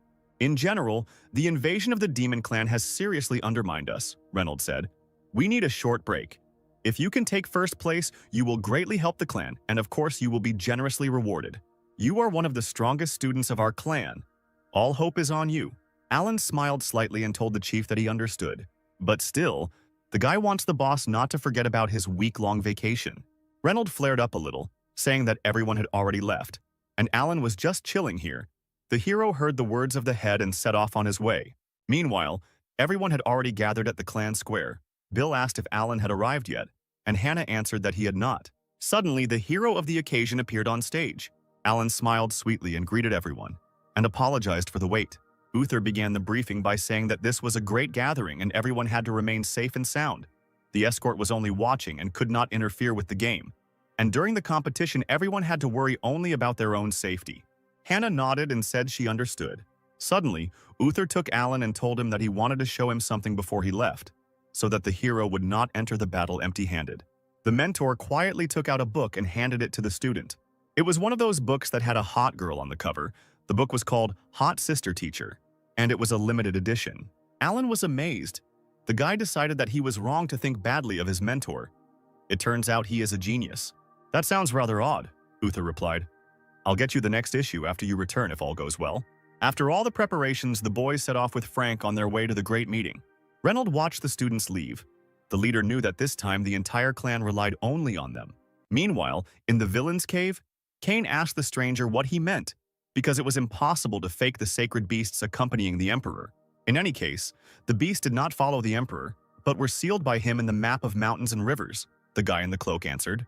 As for the person you met, he is just a projection of the Qing emperor's residual soul. Damn! Dustin yelled, slamming his fist into the ground. They deceived us, said the demon, clenching his teeth. What's the point of discussing this now? Mary said. I was planning to sacrifice the Sword Clan to summon the Overlord. We can't wait any longer. Don't worry, the mysterious stranger replied. The Sword Clan is just a small step that we have to step over. Many capable people will take part in the great meeting, and then we will act. I will personally purify everyone and summon the Demon Lord to this world. Meanwhile, a small meeting was taking place in the main hall of the Sword Clan's leader. Reynold and the other leaders discussed the battle that had just taken place. The leader thanked the other clan leaders for their help in the battle. One of the leaders, sipping his tea, replied that they could not act otherwise because helping their allies was their duty. The Sword Clan must have many more plans, Henry said. Otherwise, why do they keep making sacrifices everywhere? We suspect that they want to summon the Demon Lord. In that case, are you sure nothing will happen at the Great Meeting? Reynold asked him. The head of the Starry Sky Clan said that if anything happens, it will be possible to repel the attack of the Demon Clan. Everything will go well. The prize at this meeting will be the key to the tomb of the Heavenly Emperor. Reynold resigned himself to the situation and exhaled. It seemed there was no other way. At that moment, Sweet Hannah was sitting near a tree and thinking about the past battle as well. But she wasn't thinking about demons, she was thinking about that mysterious guy. When this man made his move, his techniques were very similar to Brother Alan's, but he was too far away, so nothing was completely clear. But if you think about it, Brother Alan always seemed very suspicious. That day after the battle, Hannah found Alan tied up with the others. Suddenly, two students approached the girl. Bill greeted the girl and joked that apparently she decided not to practice today, which was strange. The girl turned around and saw Bill and Sam. Hannah folded her hands in a welcoming gesture and greeted the boys. I invited you here today because I wanted to ask you something. A little later, near this place, Alan was calmly reading his favorite novel. I'll try to find out if Brother Alan is hiding his true strength, the cunning student thought as she crept up on the hero. Because Alan certainly won't be able to hide his subconscious reaction. She made a sharp lunge and attacked Alan. Hey, what are you doing? The hero shouted. But the girl did not stop and continued to try to strike, which Alan dodged. Hannah wanted the hero to let her see his strength. It was important for her to know what he was capable of. Suddenly, Alan heard two more voices. It was Bill and Sam. To the hero's surprise, the guys also took out their swords and surrounded the lazy swordsman. No, when did you manage to sneak up from behind?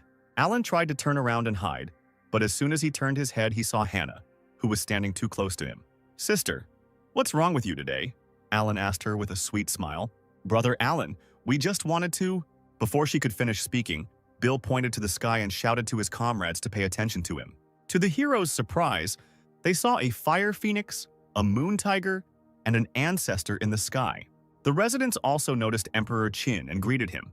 The emperor said that this time the clan is in a state of limbo, so the sacred beasts will protect it from the attacks of demons. He flew away with the animals, and the inhabitants bowed their heads in greeting to their ancestor. Seeing the emperor, Hannah was upset. Could she have been mistaken? Alan saw Hannah's reaction and calmed down. He got away with it. It's good that he was prepared. His talismans are quite simple to use. Nothing better could be imagined. It was just one of his clones. The guy stretched and decided to rest a little, because he would finally get a well-deserved rest. Suddenly, he heard someone calling them. It was Frank, who said he had come on important business. The intra-clan distribution is complete, the mentor said, reading the decree. We have chosen a disciple who will represent us at the great meeting. All the students held their breath. Who would be the first to represent their clan at the meeting? To everyone's surprise, Frank called out Alan's name. The guys went off to prepare for the meeting, and a few hours later, Frank informed Reynold that the emergency meeting was about to begin. The topic of the meeting will be the Demon Clan. Reynold replied that he was just about to go there. Great powers have gathered in the secret realm of the Immortal Alliance on the edge of the Dark Moon.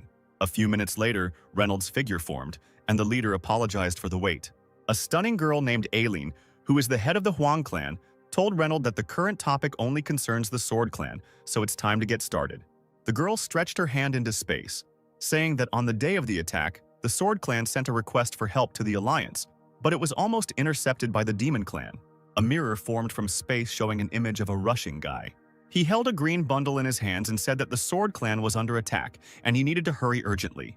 Suddenly, he saw a silhouette in front of him. How did you end up here? Said the guy, seeing the stranger and as if he recognized him. The stranger in the cloak asked what happened. The Sword Clan is under attack, the messenger shouted. They need help immediately. Before he could finish his report, the guy suddenly received a powerful blow to the chest. "You shall not pass," replied the mysterious man.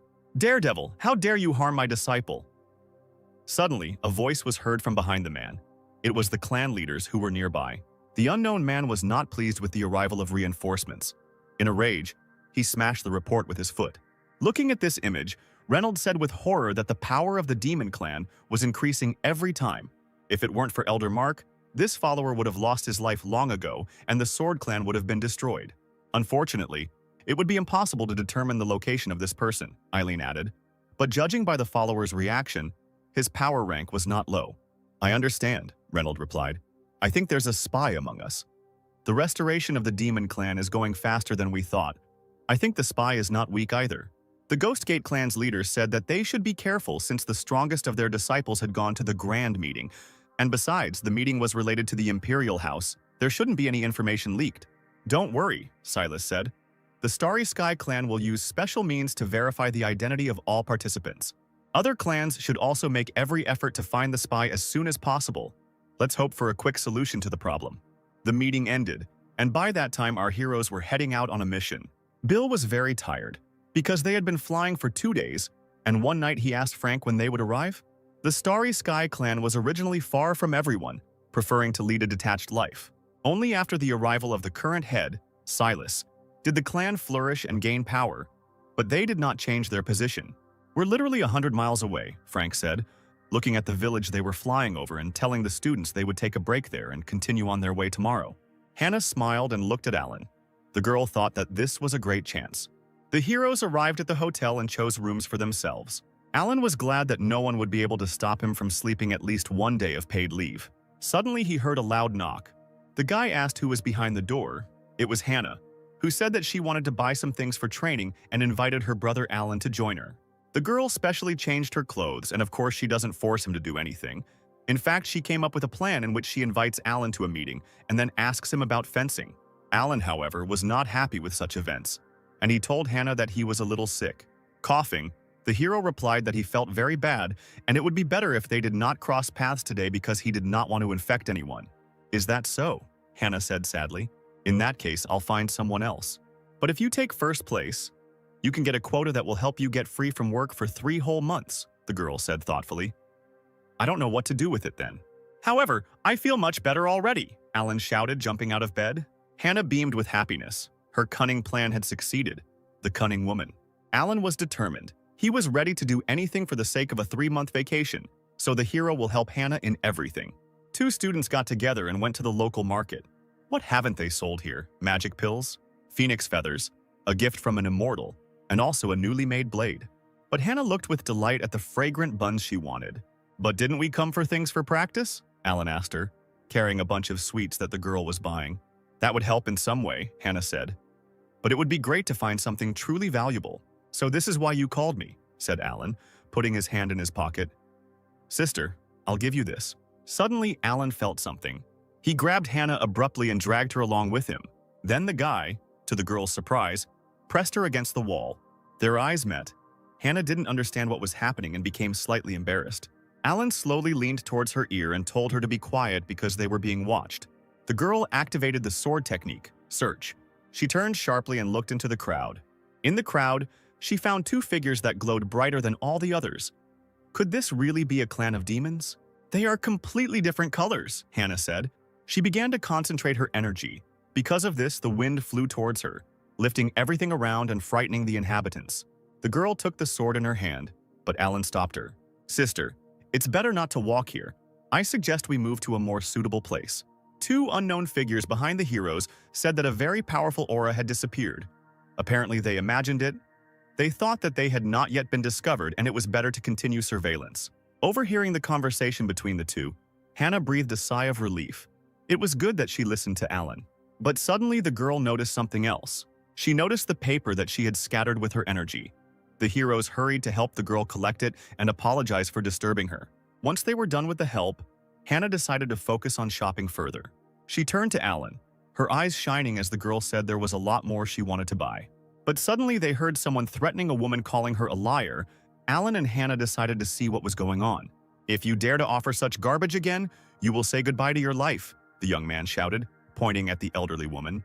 "Please take a closer look. This family heirloom has been passed down from generation to generation. It was passed down to us from an immortal. If it weren't for my daughter's serious illness, I would never have given it away. How can you say that? This isn't trash.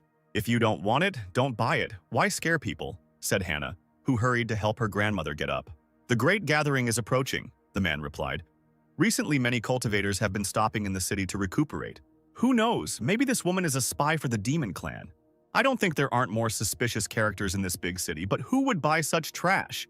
While the man thought that the woman was greedy for money and that was why she brought such trash, Alan began to notice something. An ominous aura emanated from this doll. The hero realized that this thing was definitely not a fake. If someone buys this thing, will you leave them alone? Alan asked the man, and he replied that no one would buy such trash. Hey grandma, will you sell me your relic? The woman couldn't believe Alan's words. She burst into tears and said that he could pay as much as he thought necessary. Here, said Alan, holding out his hand to the woman. This bottle of pills isn't worth much, but it can help cure my daughter. The grandmother looked at the potion with the image of a blue sword and replied that it was worth more than money. The residents were shocked. This is the sign of the swordsman clan, which means it is a cultivator's pill. This is the medicine of the immortal. Is it really possible to help my daughter? The grandmother said, holding the mixture in her hands, onto which her tears were pouring. The woman burst into tears and sincerely thanked Alan for his help. Hannah looked at Alan with admiration and smiled. The guy's action touched her. The hero called out to the impudent man. Smiling, he said, Master, how do you like that? After some time, walking along the streets, Hannah asked Alan why he helped his grandmother. The hero answered that it was all thanks to his good intuition. He immediately understood that the woman was not lying. Even though we practice while being far away from the rest of the world, Hannah said with a smile. But it still doesn't work to suppress emotions completely, doesn't it, brother? Besides, you gave her such a valuable medicine. Alan just smiled sweetly, looking at the kind girl. But suddenly he shouted that he had prepared the medicine himself, so it was worthless. And Hannah should be careful not to be deceived in the future as well. The boy then extended his hand towards the girl who was clutching the figurine. Hannah was surprised and accepted the gift from Alan. But even if she used her recognition technique, she still didn't see any power in the doll. Could it be that the woman's ancestor was deceived? She didn't lie, Alan replied. This doll is truly a rare thing. Try to take a closer look. I think you will definitely understand everything soon.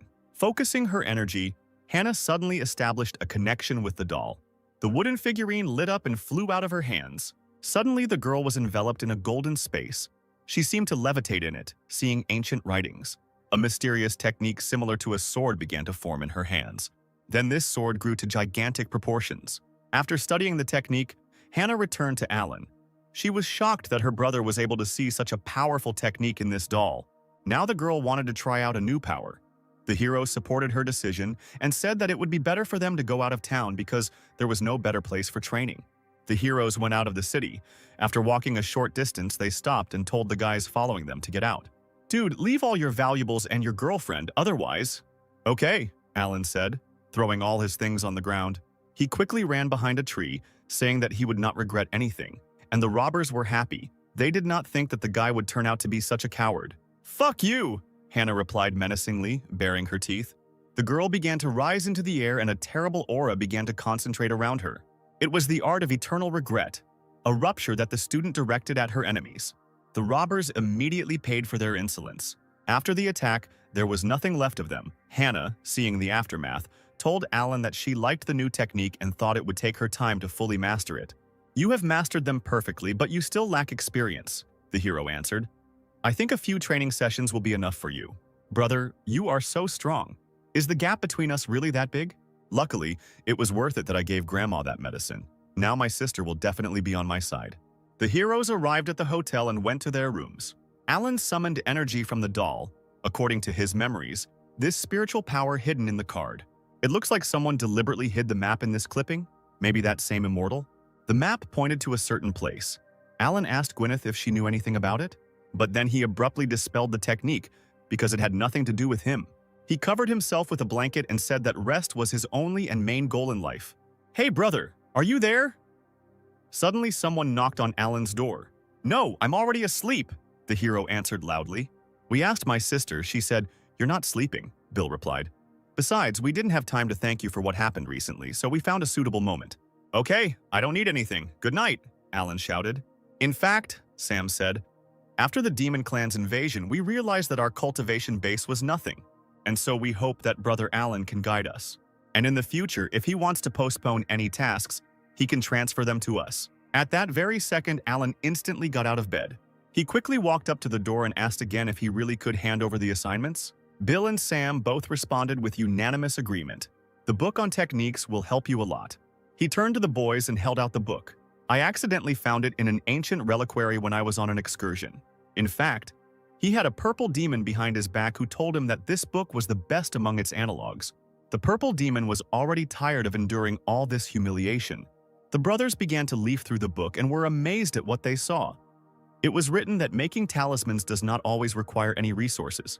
It tells about the path of creation of heaven and earth, the emergence of the sun and moon. And there are many smart thoughts. The creation of heaven and earth, the mystery of the sun and the moon. These words seemed to pierce Alan's consciousness. He began to feel a strange feeling. Was this a breakthrough again? The hero hurried to close the door as quickly as possible. His body began to electrify. He told his comrades that this was also for them. And suddenly a talisman flew out of his sleeve. The talisman became electrified and flew straight towards the boys. Suddenly, energy began to form around the talisman. She was very powerful. Bill and Sam immediately tried to defend themselves. Meanwhile, Alan held back his seal so as not to wake up. He distracted the boys with a talisman that exploded. It was a powerful energy. Bill and Sam were shocked to see what one little talisman could do. And Alan successfully held the seal. It was enough for him to hear a couple of sentences, and he was already close to destruction. The purple demon told the hero that he had nothing to do with it, that the guy's strength was to blame. Suddenly, Alan heard excited voices behind him. Brothers' talismans are indeed very powerful, Sam said. You obviously have a talent for gaining knowledge from this book, but you selflessly refused it. Believe me, I don't want to hear about it, Alan replied. My talents are pretty mediocre. Even this talisman took a lot of effort and it's still bad. I don't feel well, so I'll go to bed. And I wish you success in your studies. He slammed the door shut, surprising the guys. The hero thought about his seal. Fortunately, this time he managed to suppress it. And also about the great gathering and reward. It's time to move forward. Eventually, the hero finally went to bed. It was deep night, and the candle Alan had left had already burned out. Brother, are you okay? Suddenly, a female voice was heard from behind the door. Hannah came to the door. She came to visit the hero because her brother Bill said that he was sick. She also remembered that Alan had told her this too. Was he really that sick? No way, I definitely need to check if everything is okay. Hannah opened the door abruptly and saw Alan lying on the bed. She tried to wake the guy up, but she couldn't do it. The girl felt that his spiritual strength was very weak and thought that the wounds he received in the garden were to blame. In fact, Alan is simply sleeping too soundly and he has suppressed his cultivation base. Hannah tried to use the usual way to recharge her spiritual power, but it didn't work, so there was only one way to save the guy. The girl's face immediately turned red when she thought about this method and she hesitated. Saving a person is above all else. Hannah, what are you thinking about? She shouted to herself and got down to business. The girl lifted Alan's face and moved closer to him. She leaned in slowly, her lips getting closer and closer. Sister, what are you doing? Her face immediately turned red when she saw that Alan had woken up. The girl immediately jumped up. She was burning with shame and told her brother that she was just very worried. What to do? What to do? Hannah repeated to herself, holding her head. Her heart felt like it was about to jump out of her chest. Apparently, they believed that I was very ill. My sister was worried about me. How sweet. Finally, soon, I will have a 3-month vacation in my pocket. Alan sat in a thoughtful pose as if something was bothering him. Hannah noticed this too and asked the guy if everything was okay with him. Everything is fine, Alan replied, coughing slightly. Thanks for your concern. I feel much better already. I think I will recover soon. It's all for the sake of a vacation, the hero said, as if hinting at his hard work. After making sure everything was okay, Hannah quickly ran out the door, apologizing for disturbing her on the way. Alan also breathed a sigh of relief because it's not easy to be a good actor. Hannah stood behind the door. She didn't understand what was happening to her. Why was her heart beating so fast? Suddenly, an idea came to her mind and she also fell ill. So the first thing she did was go to the local hospital. Doctor, there is some kind of problem with my heart. It is beating very hard. I must be having some kind of attack. Am I sick? The doctor began to examine Hannah and asked if she had any other symptoms. Yes, I also have shortness of breath, fever, clouded thoughts, and that's it. However, the doctor could not sense anything wrong with the girl. Suddenly, she asked when it appeared, and Hannah answered that it happened quite recently. And the strange thing is that it doesn't look like ordinary illnesses. And under what circumstances do these symptoms occur? The doctor asked, smiling sweetly. Hannah thought for a moment and replied that these symptoms occur when she is with someone she knows. The doctor laughed quietly and said that everything was clear to her. This is not a disease, this is falling in love. After hearing the doctor's answer, Hannah was shocked. How is this even possible? Meanwhile, Alan was transported into his consciousness. There, he took out a sheet of assignments and handed it over to his subordinates. Using some techniques, he managed to create a certain world in his mind where he could calmly rest and recuperate. On the sheet were several items that Alan asked his new friends to make. The celestial animals immediately obeyed and set to work. Although Alan could do all this himself, he could not leave them idle. Ever since he inexplicably subdued them last time, they have been living here, and the hero allows them to perform various tasks so that they don't get bored. Initially, there were only 2 divine beasts, but then another one appeared, and after defeating the demon clan, the other seals on the beasts were also removed. As soon as Alan removed the seals in the peach orchard, the animals immediately called him Lord. "Don't shout like that," the hero answered them. "I'm not your master, let alone the Emperor." "We don't confuse the Emperor's energy with anything, Master. Have we done something wrong? Why don't you recognize us?" The animals made pitiful faces and told their owner that they would follow him everywhere. Alan thought about it and decided that the animals would still be useful to him. "We didn't expect the gentleman to agree," said the Phoenix, and Alan asked not to call him that. Phoenix explained that they cannot leave the hero because this is their destiny, to follow the Master, because they want to find the jade of the Dark Demon. 9,000 years ago, the Emperor sealed their bodies and only the Dark Demon Jade can completely break the seal. This is the key that will remove the shackles from their bodies and release the energy. Before leaving, the Emperor promised that he would help find the jade. But in the end, the animals were stuck in the map of mountains and rivers for many years. Looking at the heavenly beasts, Alan thought that not only did they have unique abilities, but they could also hide his strength. It still sounds interesting.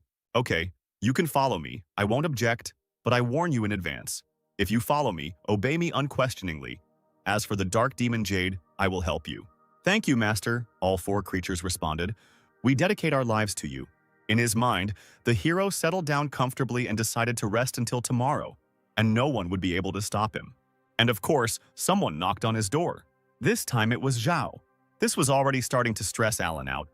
Would they let him sleep today or not? The guy grabbed his head. What a long night this was. "Brother Zhao, why were you looking for me?" "Alan, I officially challenge you. I hope you accept." "What? Isn't this too sudden? I just wanted to enjoy the party," Alan shouted, abruptly getting up from the bed.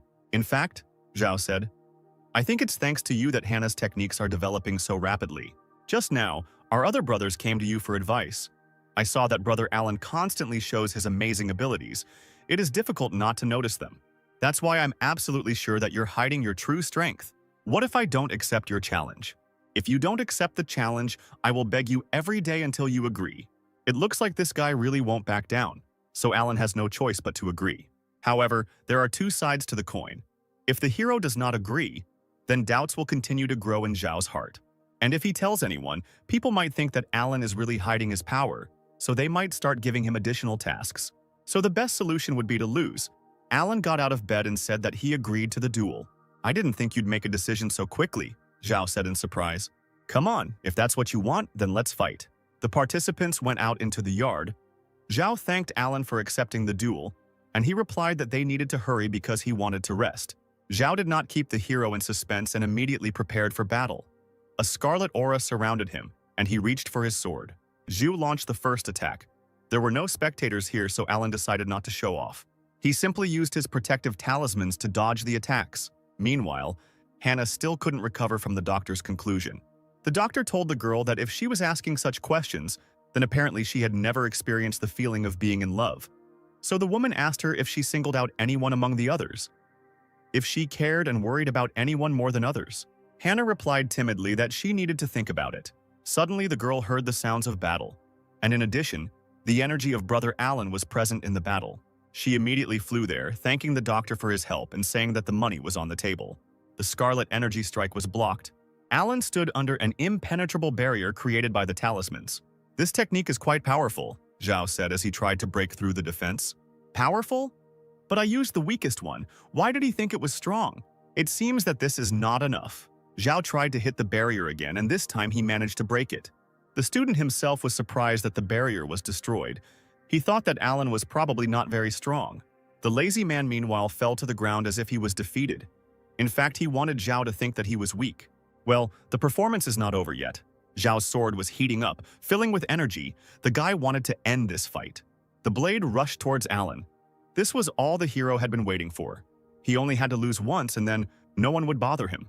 But suddenly Zhao's attack was blocked by a huge pillar of blue energy. What? What happened? Zhao shouted. Hannah slowly descended from the sky, covered in blue energy. Brother Zhao, how dare you mock your comrade? Sister, you got it all wrong. Alan and I agreed to fight. Don't think anything like that. How dare you call a beating a pair sparring? Hannah said, helping the hero up from the ground. She was very indignant and told Zhao that if he wanted a real duel, they could fight right here and now. This matter is between me and Alan, Zhao said fearfully. Sister Hannah, what does all this matter to you? Why are you sticking up for him? These words of the student made her think. But really, Hannah wondered why she was doing this at all. Did I really fall in love with him? The girl stood motionless in front of Alan, who looked at her. No, this doesn't sound like sympathy, she thought, remembering the hero's words about her needing to rest more. In the girl's memoirs, Alan said that only through purification can one find peace, because peace is a natural state. Hannah realized that she just hated it when her brother was so calm about everything. That's what it was. Alan is just a very good friend of mine, Hannah replied, so I will help him achieve the same goal. Are you saying that you and Alan have the same goal? Zhao asked. Yes, the girl replied. I think we should all learn from our brother. Therefore, if Zhao wants to challenge him, he must first defeat her. The student accepted the challenge because their competition in the garden was not over. But before they could begin, two more figures appeared on the battlefield. It was Sam and Bill who also stood up for Alan. You too? Zhao asked. What is your relationship with him? Brother Alan helped us without asking for anything in return. He is our best friend. So if you want to fight him, go around us first. I got there first, Hannah said, so just stand behind me. It's been a while since I fought side by side with my sister, Bill noted. Great, Sam said. It's time to try out some new techniques. Stop it! I fight Hannah first, Zhao shouted. A fight began, and Alan, watching it, could not understand how an ordinary duel had turned into this. But he still considered that he was to blame for everything. And why do I have to constantly be involved in everything? It will be difficult to lose in such a fight, so you need to expose yourself. A wave of energy was heading straight towards Alan and hit him in the chest. Alan fell to the ground. Hannah, seeing this, rushed to his aid. The girl became worried and asked the hero if he was hurt. Other participants in the brawl also noticed Alan fall.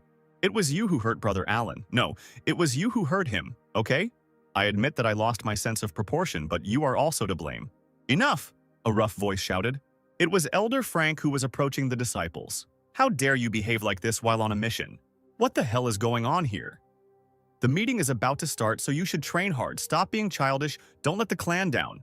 The disciples bowed their heads. They were ashamed, and they apologized to the elder. We are all from the same clan. Frank continued to scold the students. You should be more united, since Alan is wounded. Then help him. If he has an uncompleted task, do everything for him. Hearing the elder's decree, the lazy man was glad. At least something good happened that night. In the morning, the boys continued their journey to the place where the great meeting was being held. Bill started complaining that he was very tired. Sam decided to joke by saying that it was probably because of their fight yesterday. By the way, one question always bothers me, Zhao said. The Starry Sky clan has always been considered small and preferring to remain on the sidelines. How could they organize such a grand event? They say that the Starry Sky clan was going through a very big crisis before. Hannah began her story, and the head of the clan, Silas, disappeared somewhere for a while. But at the critical moment he returned, and his kingdom was unimaginably high. He resorted to radical measures to regulate the situation. It is said that Silas accidentally found himself in an ancient secret kingdom, where he was given the opportunity to rise, the Starry Sky clan was saved, and it became the new venue for the great gathering. The possibilities of the secret kingdom are terrifying, Zhao replied. Yes, and among the greatest prizes of the collection is considered to be the key to the tomb of the Jade Emperor, Frank added. The person who gets this key will become unimaginably strong, and after the winner is determined, the world will change radically. There are many brilliant people among the participants. It seems that the battle for the key will not be easy. Only one person was not interested. Alan was reading some strange book. Sam became interested in what kind of book on cultivation the hero was reading. Was he really so focused on studying the art of wielding a blade? Taking a closer look, they saw the inscription on the book. Sister Cultivation, Special Edition. The boys were disappointed, so that's what kind of books he reads. Well, in principle, nothing else could be expected from the weakest student. Suddenly, a strange energy appeared near the squad, which was immediately felt by Hannah and Alan. Warning! Demonic energy nearby. At that very moment, the energy took shape. It was the Blood Moon Demon Wolf. Frank, seeing the monster, warned that the power of the demonic wolf exceeds the power of the Purple Palace, so they should be careful. Only together they can win. The squad understood the order and launched a joint attack on the enemy. Chains of energy began to appear around the demonic wolf's neck. The chains then took shape and held the monster firmly in place, at which point Hannah jumped up to attack. Seeing the nimble girl, the wolf formed a demonic ball with his mouth. Hannah was surprised by this attack. After all, the wolf used the ability. They can't do that. The monster split into 5 parts. Each part attacked the students, but they successfully fought them off. Suddenly, the wolf pounced on Alan, but the hero easily jumped into the air, dodging the attack. Suddenly, Alan noticed a strange formation in the monster's body that was emitting energy. At that moment, Hannah came to his aid, protecting her comrade. The wolf was struck by the combined attack and disappeared into thin air. Having finished off the last copy, Frank asked the squad if they were all safe. Jay replied to the elder that they were fine. It had appeared too suddenly, Frank noted, and was probably created by someone, so they had to hurry. But Alan was against it.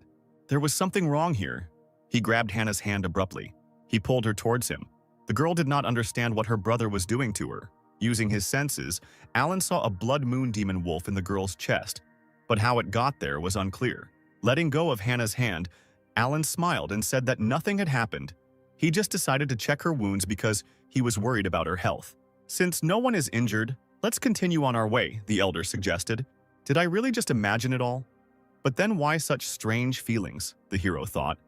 I hope nothing happens at the meeting. A few hours later, the squad arrived at the residence of the Starry Sky clan. The students were happy. They had finally arrived. They were also amazed by the majestic statues at the entrance.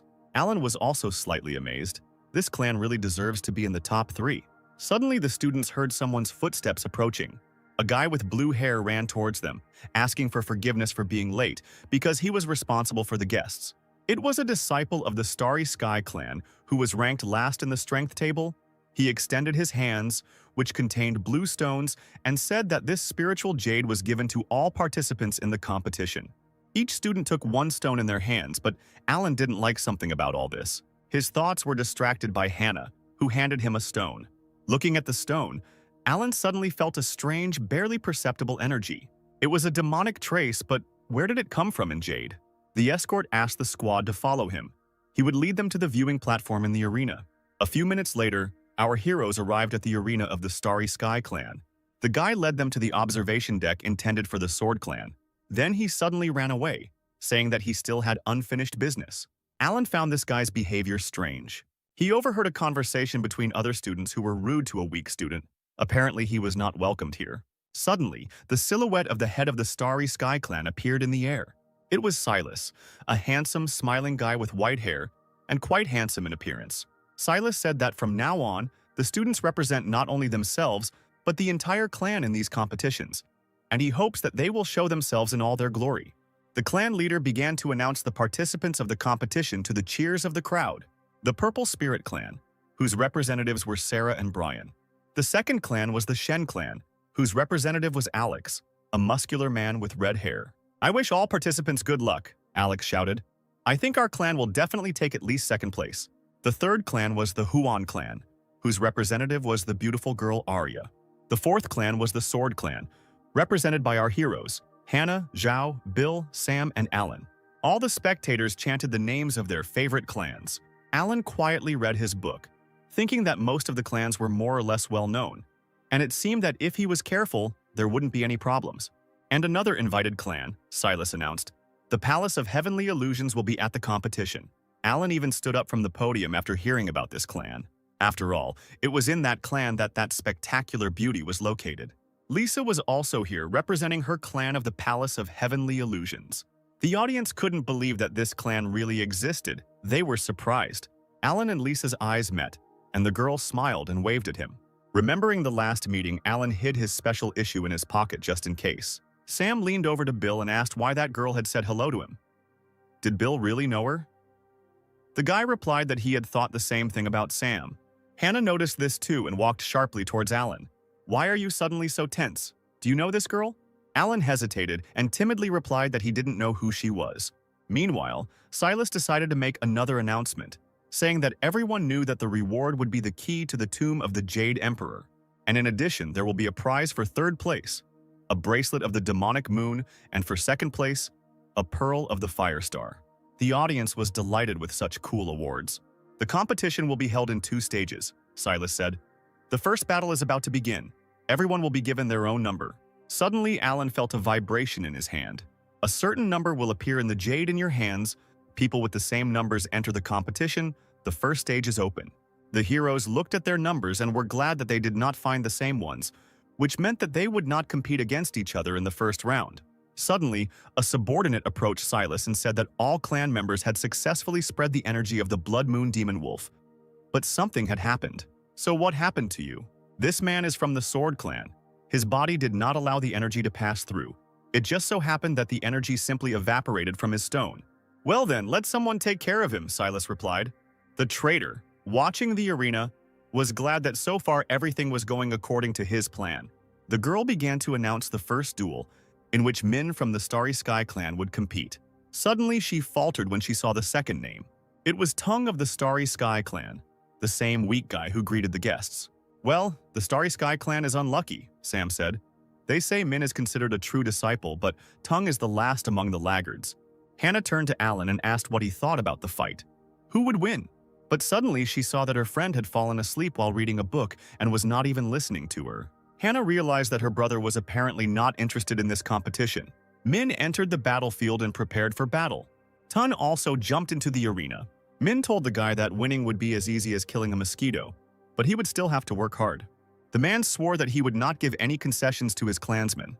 Tung gritted his teeth and said he was willing to at least try. What? Trash, how dare you challenge me?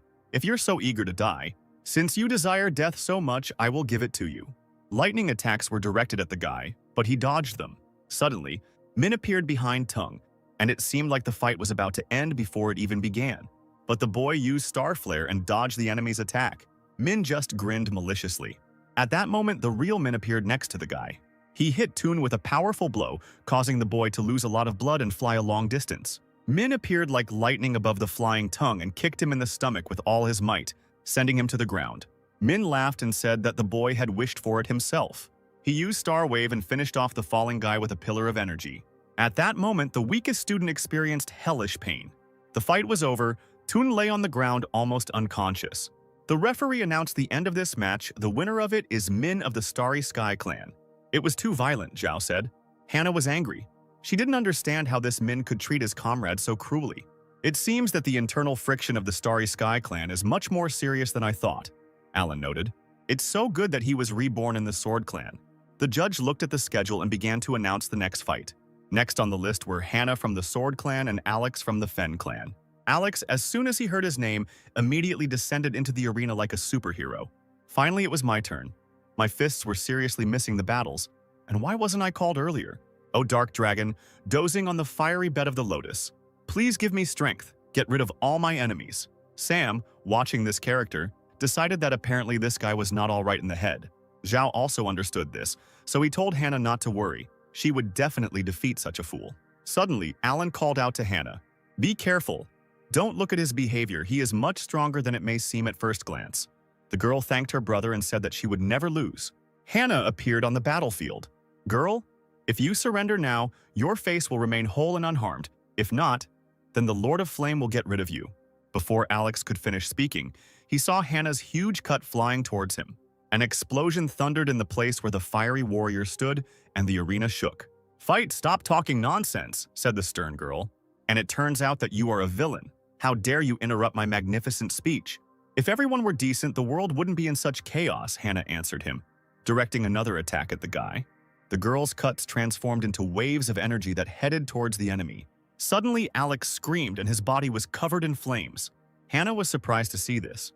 The flame protected the boy like a barrier, and her attacks were unable to harm him. But the villainess turned out to be weak, Alex shouted. You will know better than to doubt my great power." At that very moment, Hannah felt her body frozen in flames and she couldn't move. And the great warrior was already heading towards her with his fiery attack. The air grew hotter from Alex's speed. Hannah also stood motionless. It seemed as if the end had come for her. "How you irritate me," she said quietly.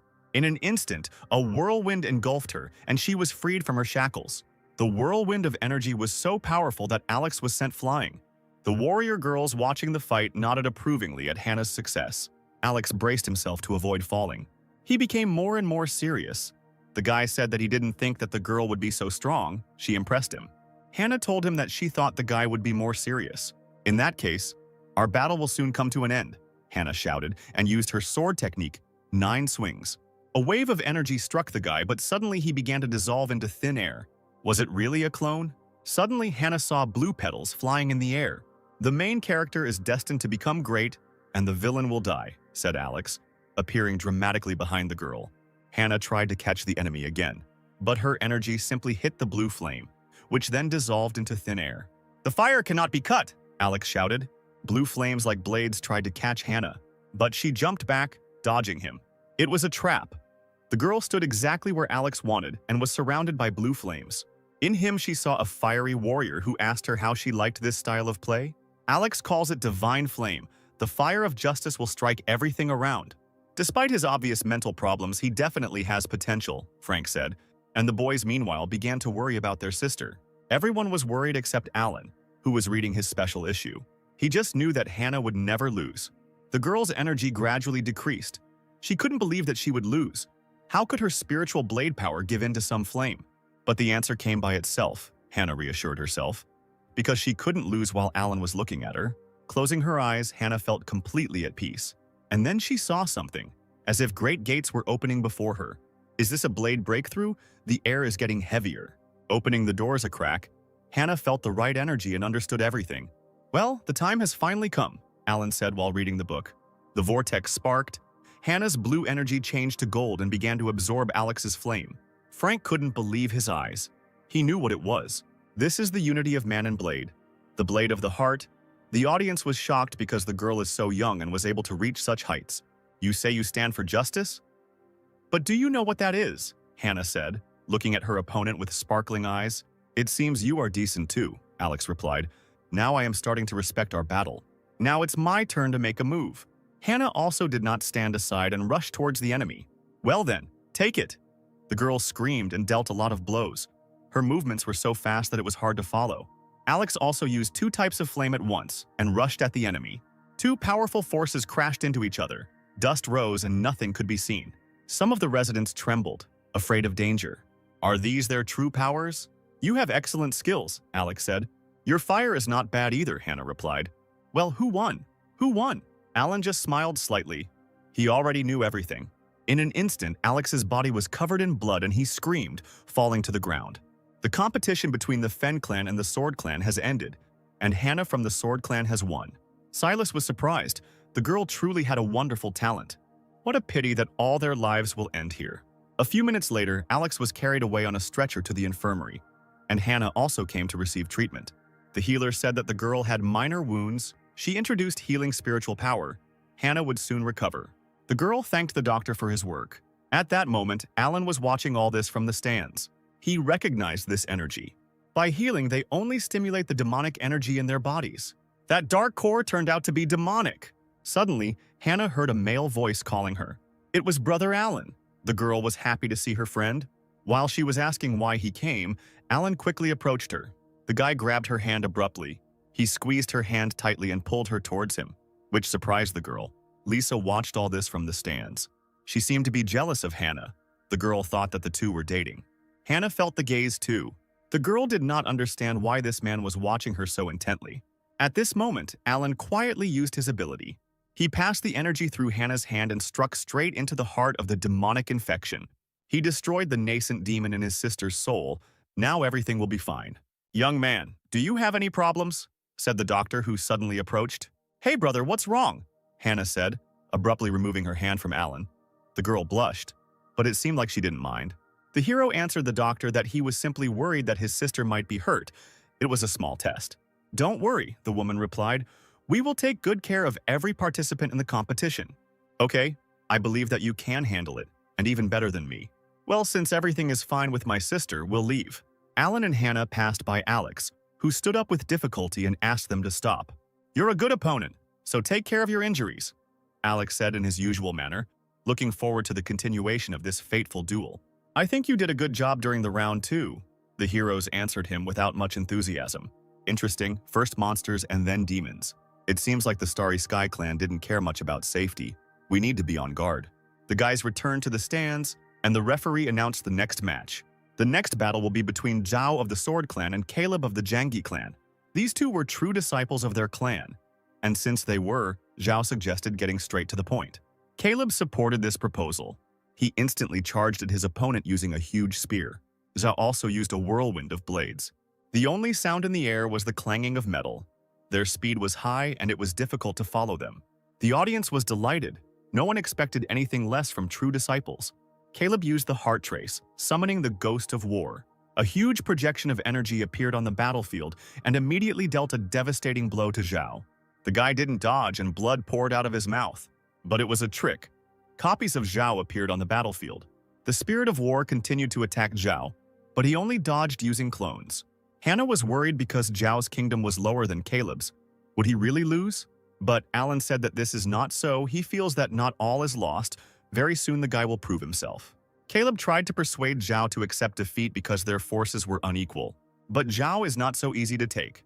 Relax, it's just an opponent who is slightly stronger than me. What would Hannah do in my place? It's complicated and troublesome, but you can show soft power. Using the blade's intent, everything can work out.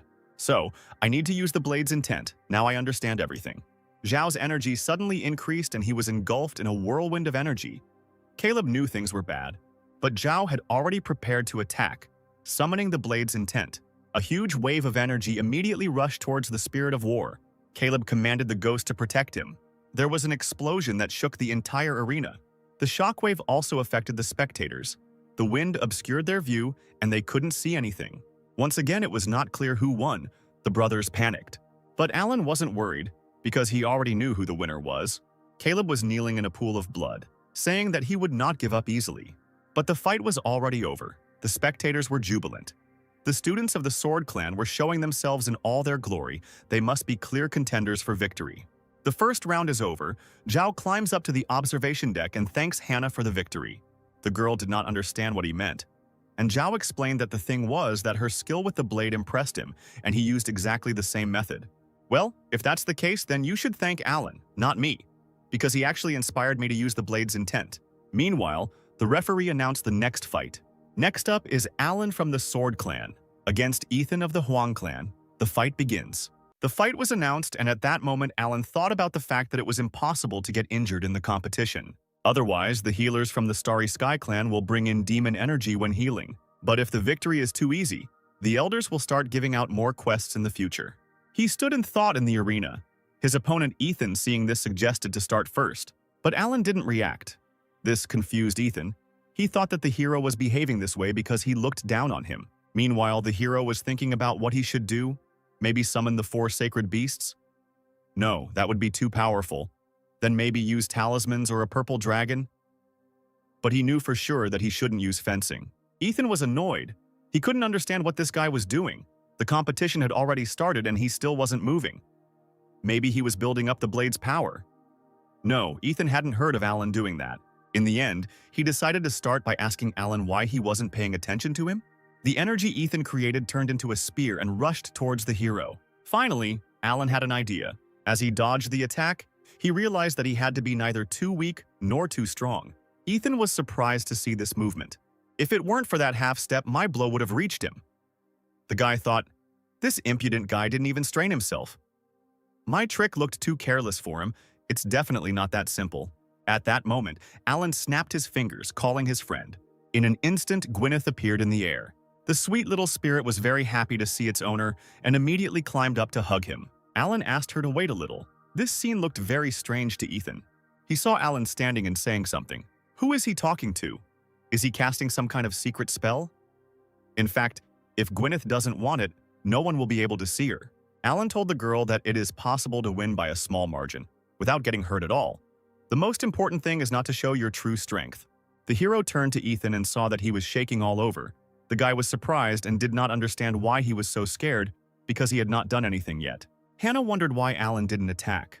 But it wasn't just her. The spectators also didn't understand what was happening. The fight had already started a long time ago. Why were these two just standing there? At that moment, Gwyneth suddenly appeared behind Ethan, and the guy felt an ominous chill behind him. He was horrified.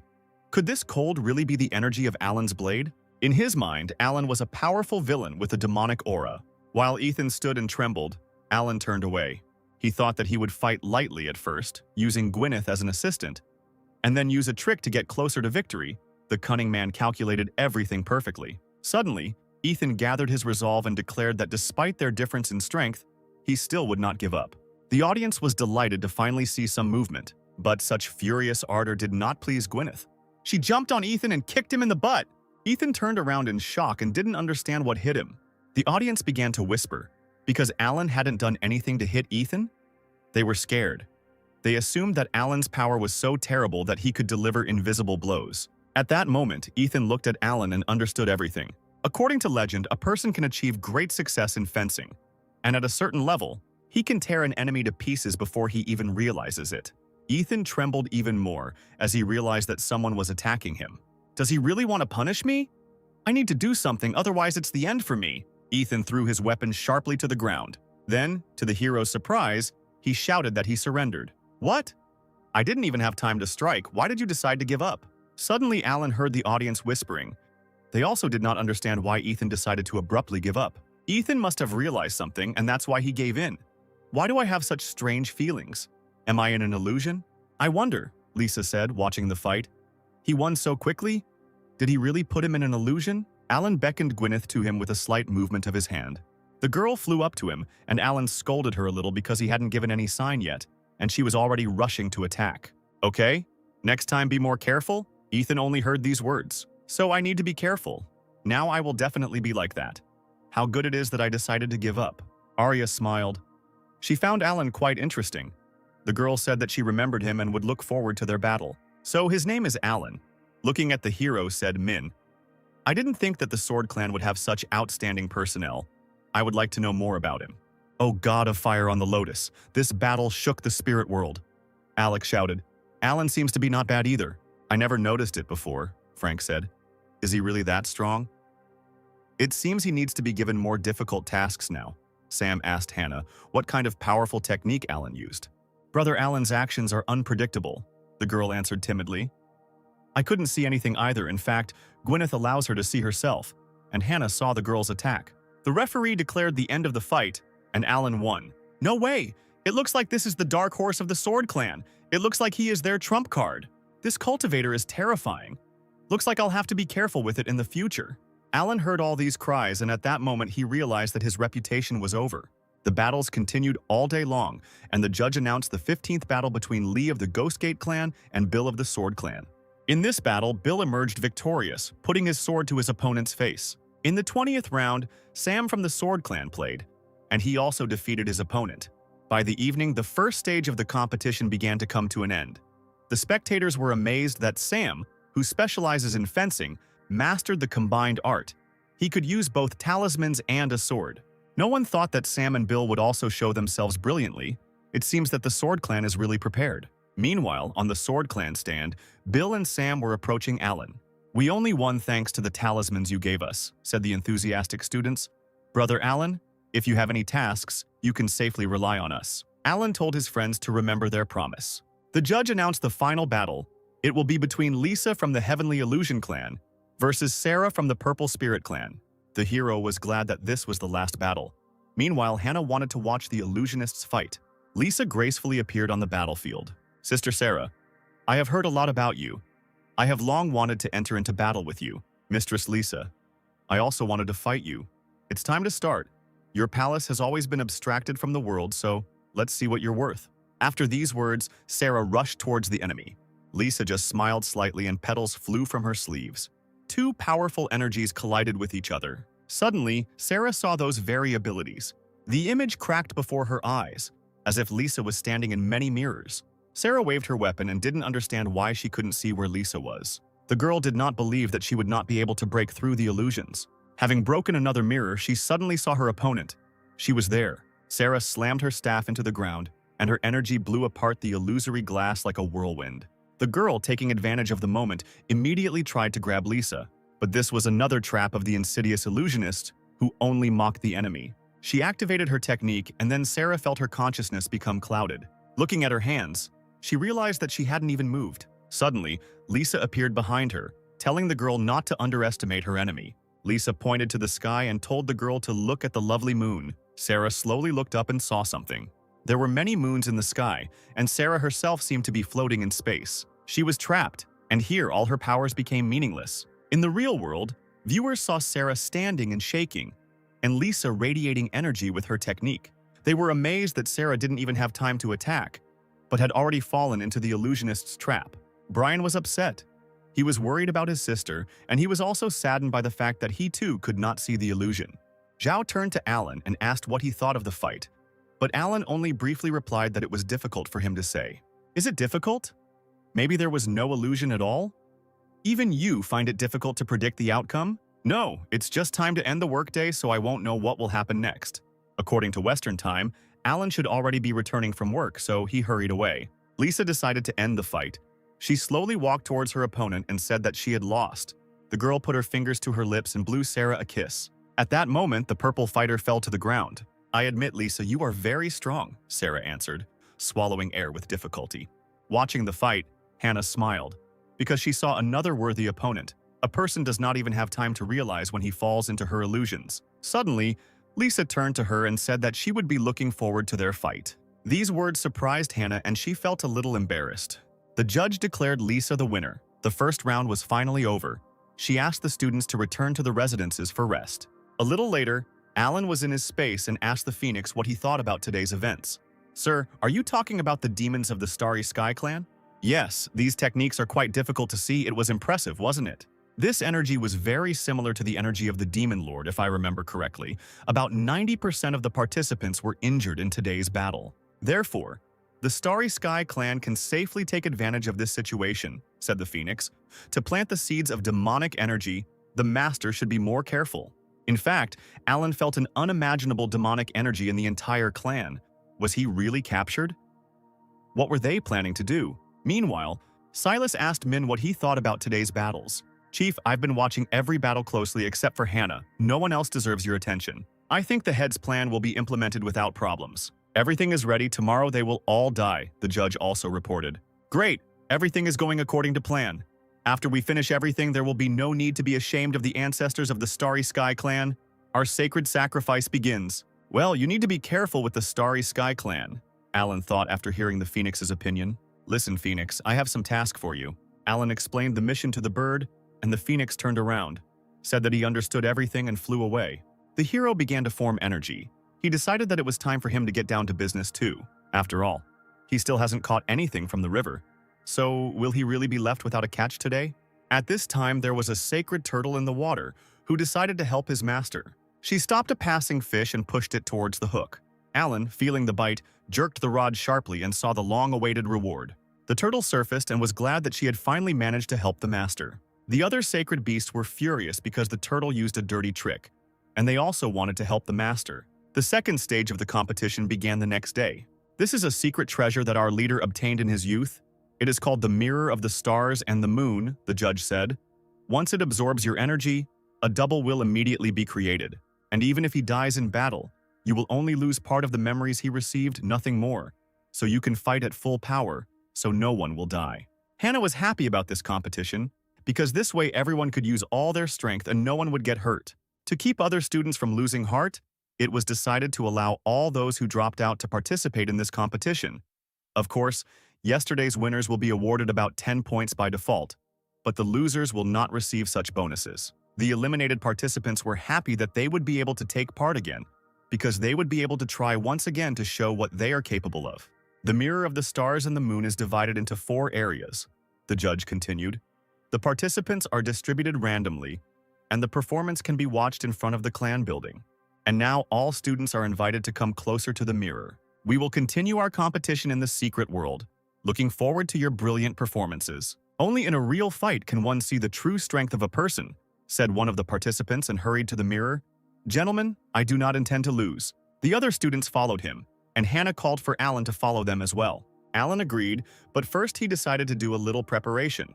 Using a secret spell, he and the girl went inside. As soon as they touched the mirror, the judge immediately felt something. She didn't understand what just happened.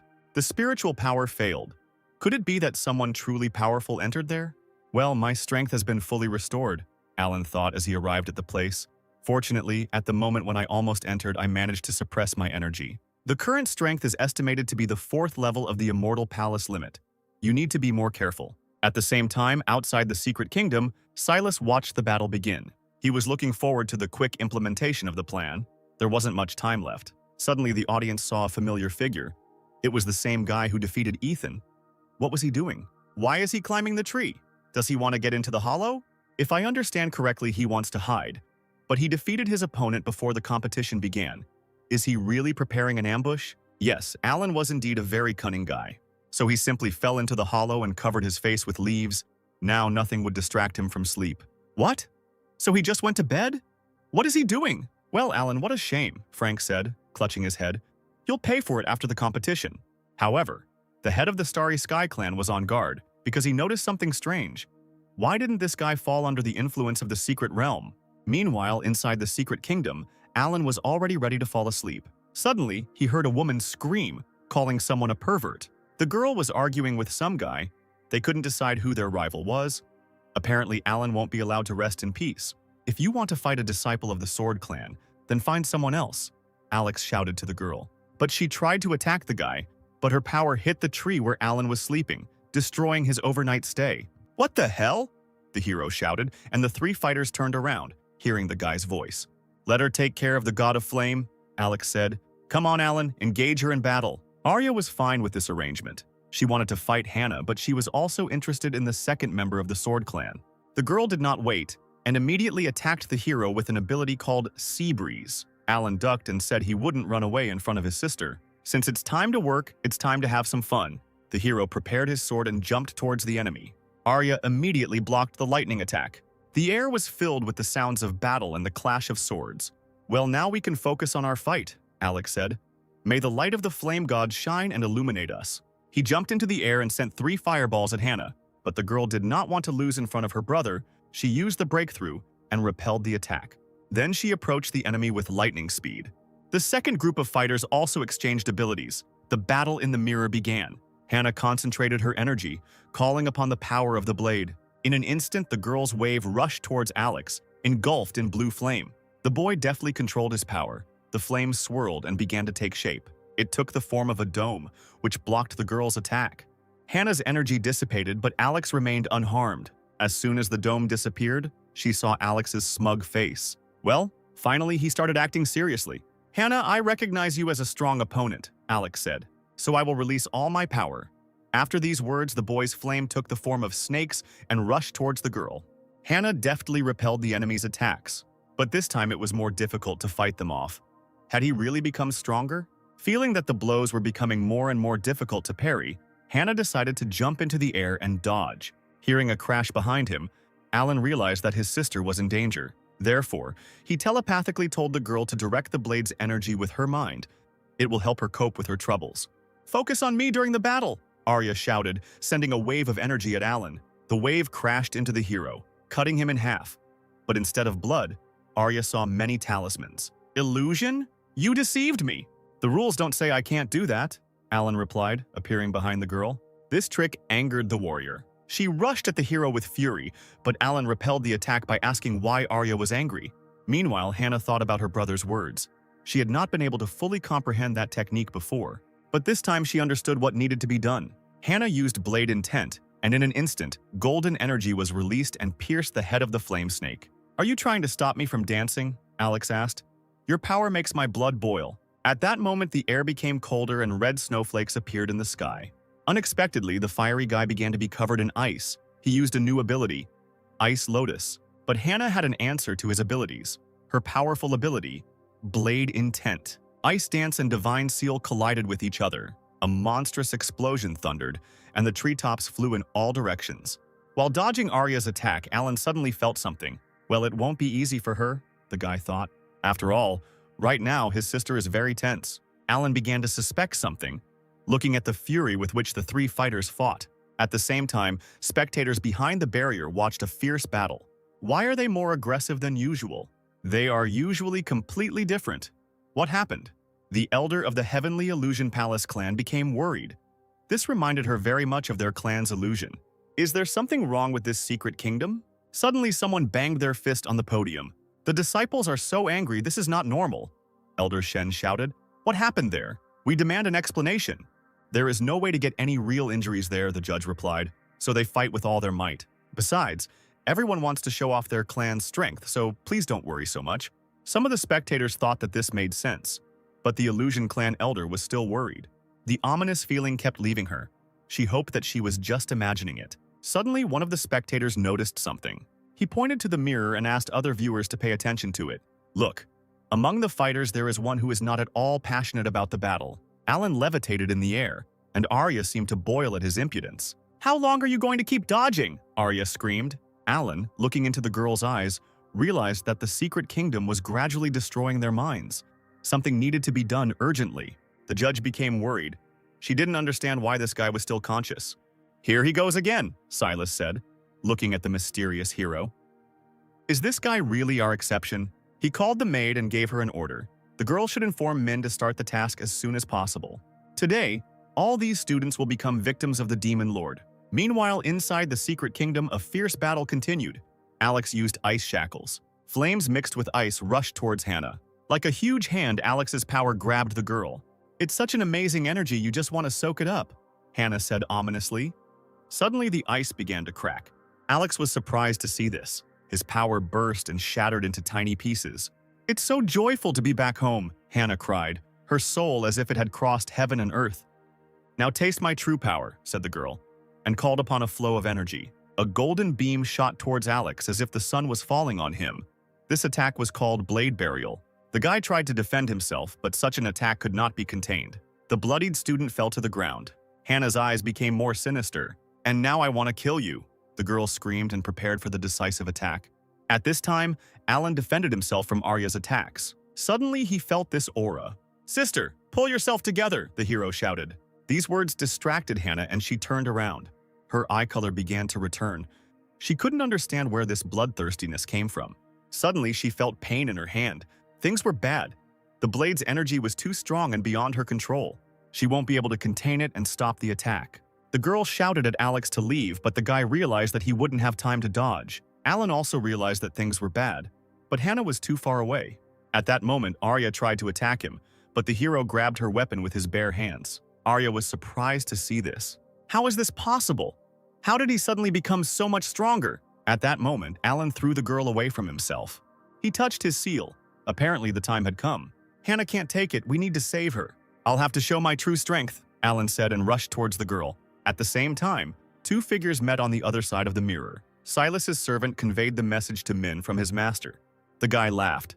He stood next to the bloody student who was having difficulty breathing. Although it is impossible to die within the mirror, it is still possible to feel injuries. Min was glad that the plan had begun, but first he needed to deal with this problem. He looked at his opponent ominously. At that moment, the guy shouted that they were all participants in the competition. Why was Min doing this? At that very second, he was interrupted by 100 attacks tearing at his body.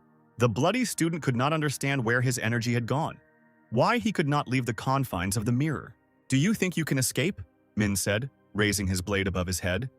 It should be an honor for you to die at my hands. I will help you remember this day forever. At the same time, outside the mirror, the students' bodies felt a strong jolt and fell down dead. You can't be so fierce. The elder of the Fen clan, who was watching the battles from the stands, shouted, What is the plan of the starry sky? We demand an explanation. There everyone is on equal terms, the judge repeated.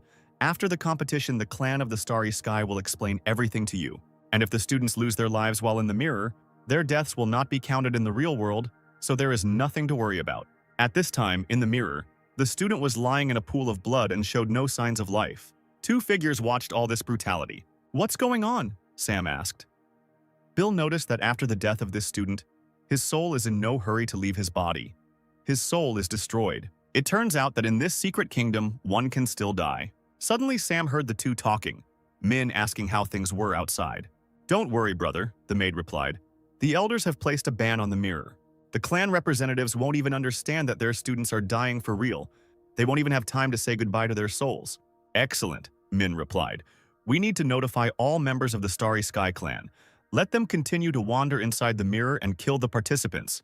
There should be as many victims as possible." Bill and Sam heard this whole conversation.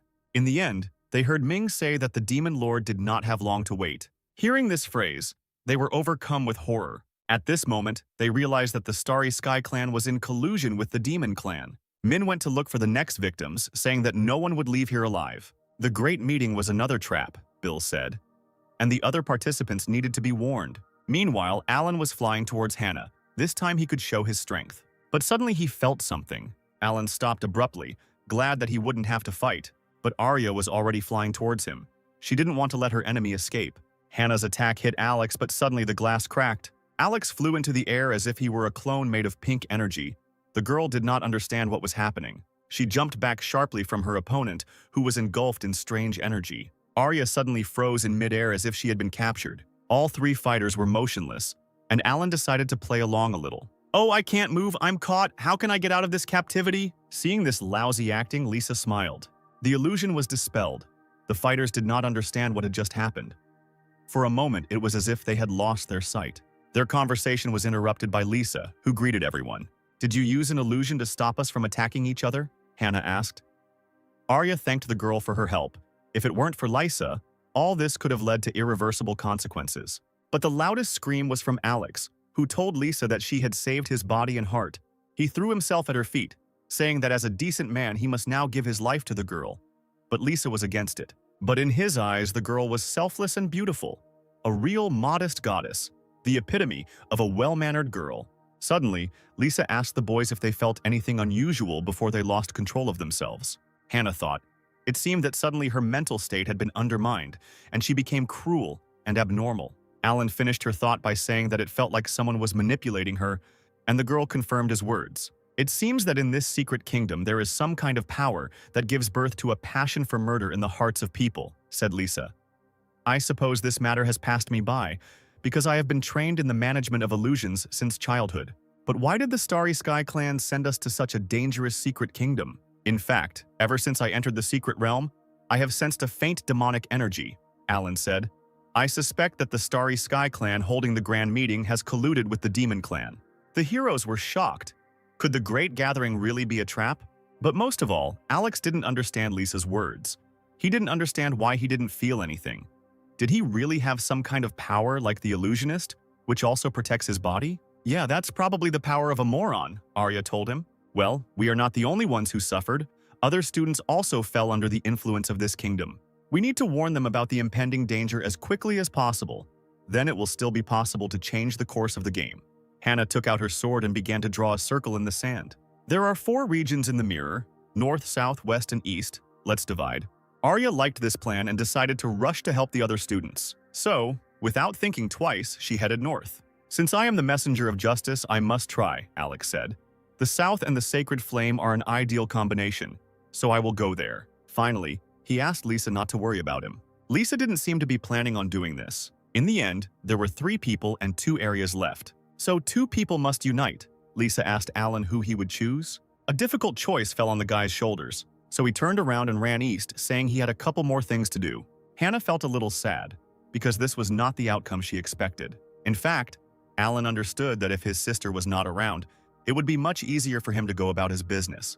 In case of danger, he will be able to put in more effort to cope with everything. "In that case, let's go west," Lisa said. Suddenly, she took Hannah's hand and said that she would tell her a secret. "Actually, the reason I came to this event is because the Elder assigned me to investigate the prophecy. It's related to the Starry Sky clan, so I need to know everything about it.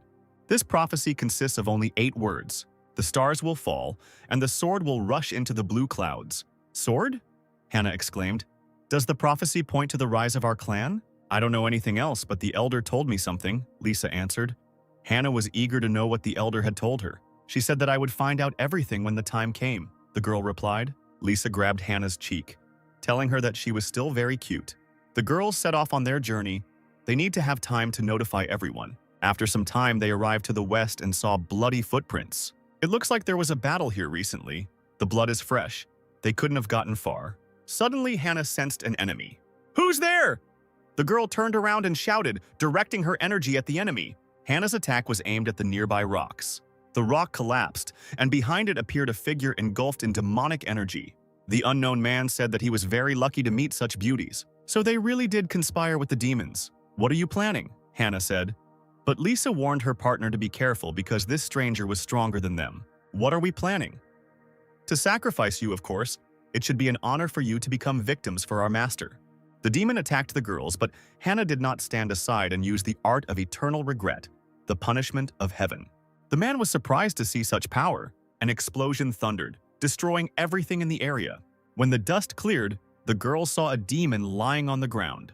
He was bleeding, but still smiled evilly, and said that there was still time. "Unfortunately, your minds will not be able to understand the true power of demons," he said, and put his hand on his body and used healing.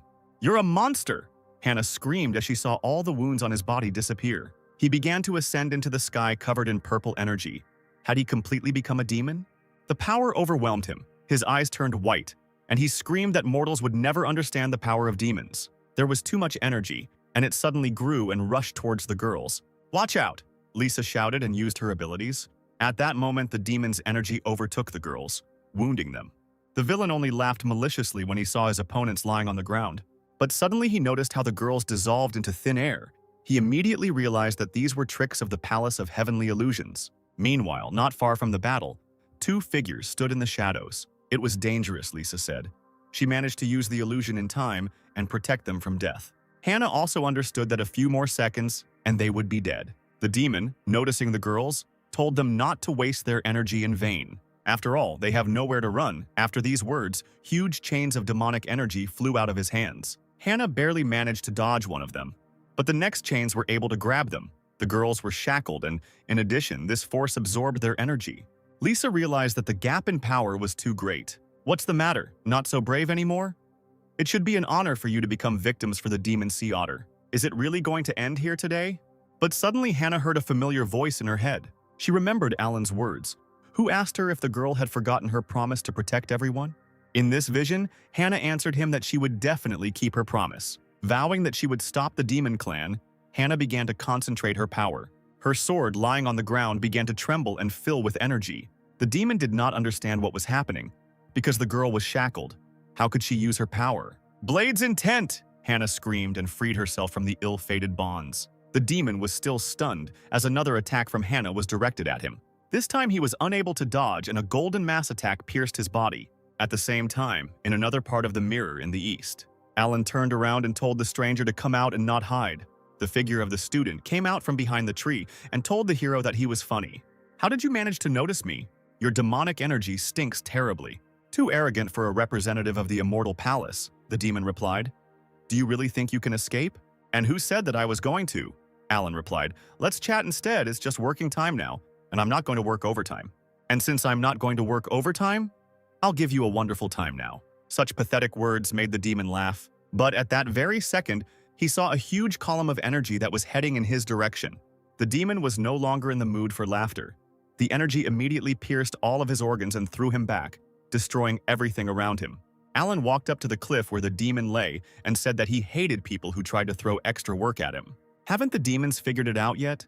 Or do you just like repeating yourself? At the same time, inside the mirror, Brian and Sarah were defending themselves from the students who were engulfed in demonic energy. At the other end of the mirror, Bill and Sam were also attacked by students. "Silas, why are the disciples of the Starry Sky clan killing the representatives of other clans?" The elder shouted, turning to the clan leader. "Why are the true souls not returning? What does this mean?" "Haven't you figured it out yet?" Silas replied. "Today you will all die." "Those bastards, the Starry Sky clan tricked us," Frank said as he prepared to fight with the other elders. But suddenly he felt as if needles were piercing his entire body inside him. The elder could not understand why spiritual power was leaving his body right now. The elder of the Illusion Palace guessed that they had secretly been planted with demonic energy, and their spiritual power was now blocked. "You are well informed," said Silas, "but that will not save you. It's no wonder that the Starry Sky clan was able to rise so quickly. It turns out that you colluded with the demons. How could you do such a thing? If you want to know, please watch the show to the end, Silas answered calmly. Don't worry. Your students won't last long, so you won't have to wait. Meanwhile, Alan realized that he needed to somehow notify everyone. After thinking for a while, a brilliant idea came into his head. The hero took a deep breath. Dear students, Alan shouted, and his cry began to spread throughout the mirror. The Starry Sky clan colluded with the Demon clan. This wave of sound passed over each student. Don't let yourselves get killed, and under no circumstances attack each other. Stay calm. Let's stand together. The voice reached Lisa and Hannah, and the girls immediately recognized it. Lisa noted that Alan was a good guy for coming up with such an interesting move, but it's too early to relax. Hannah said that apparently there are other students in the Secret Kingdom who are connected with the Starry Sky, so there is no point in chatting. You need to quickly go to other regions to find out how they can help. Now Alan was calm because every student would be able to help them, so now you can rest easy. But suddenly he heard someone asking for help. Save me! The figure behind Alan screamed. A girl ran to the hero, calling his name and begging for help. Alan was surprised that she knew him. At that moment, a demon appeared behind the girl. This is funny. Do you think a representative of the Immortal Palace will save you? The girl grabbed Alan, trembling, and the guy was not happy with the extra work. Starry Sky Clan, stop standing in my way! Drawing his sword, the hero sent a wave of energy at the enemy. A quick blow immediately struck down the weak opponent. Great! You've finally been found, Alan, said the girl, surprising the hero more and more, who didn't understand where she knew him from. Allow me to introduce myself. I am Kathleen, a disciple of Tianji Pavilion. Tianji Pavilion? Alan was surprised. I doubt I am on good terms with the pavilion. I came to the great meeting specifically to find you. There is a very important event coming up in Tianji Pavilion. The master ordered me to tell you about it personally. Meanwhile, in another part of the mirror, Arya was surprised that Alan could use voice transmission. The fight with the Starry Sky clan has already begun. The heroes decided that it was time to end it. What? So you're planning to stop us? Suddenly, someone spoke from behind them. The heroes turned around and saw a familiar figure radiating demonic power. It was Ming, that cruel disciple from the Starry Sky clan. Do you really think that 2 mosquitoes can hinder our plan? This is ridiculous. Arya and Zhao immediately attacked the intruder, but Min just chuckled and said that they knew nothing about the demon clan. He focused the energy and fired it from his hand.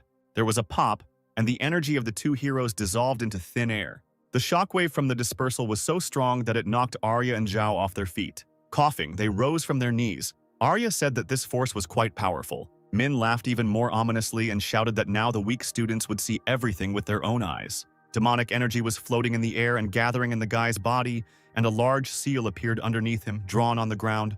This is a demonic formation. Bad, he's activating the summoning. He needs to be stopped.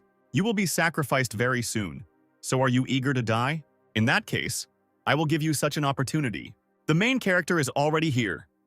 The familiar voice of an ardent fighter shouted, and the sacred fire stopped the demon's attack. Who is this? Min was surprised.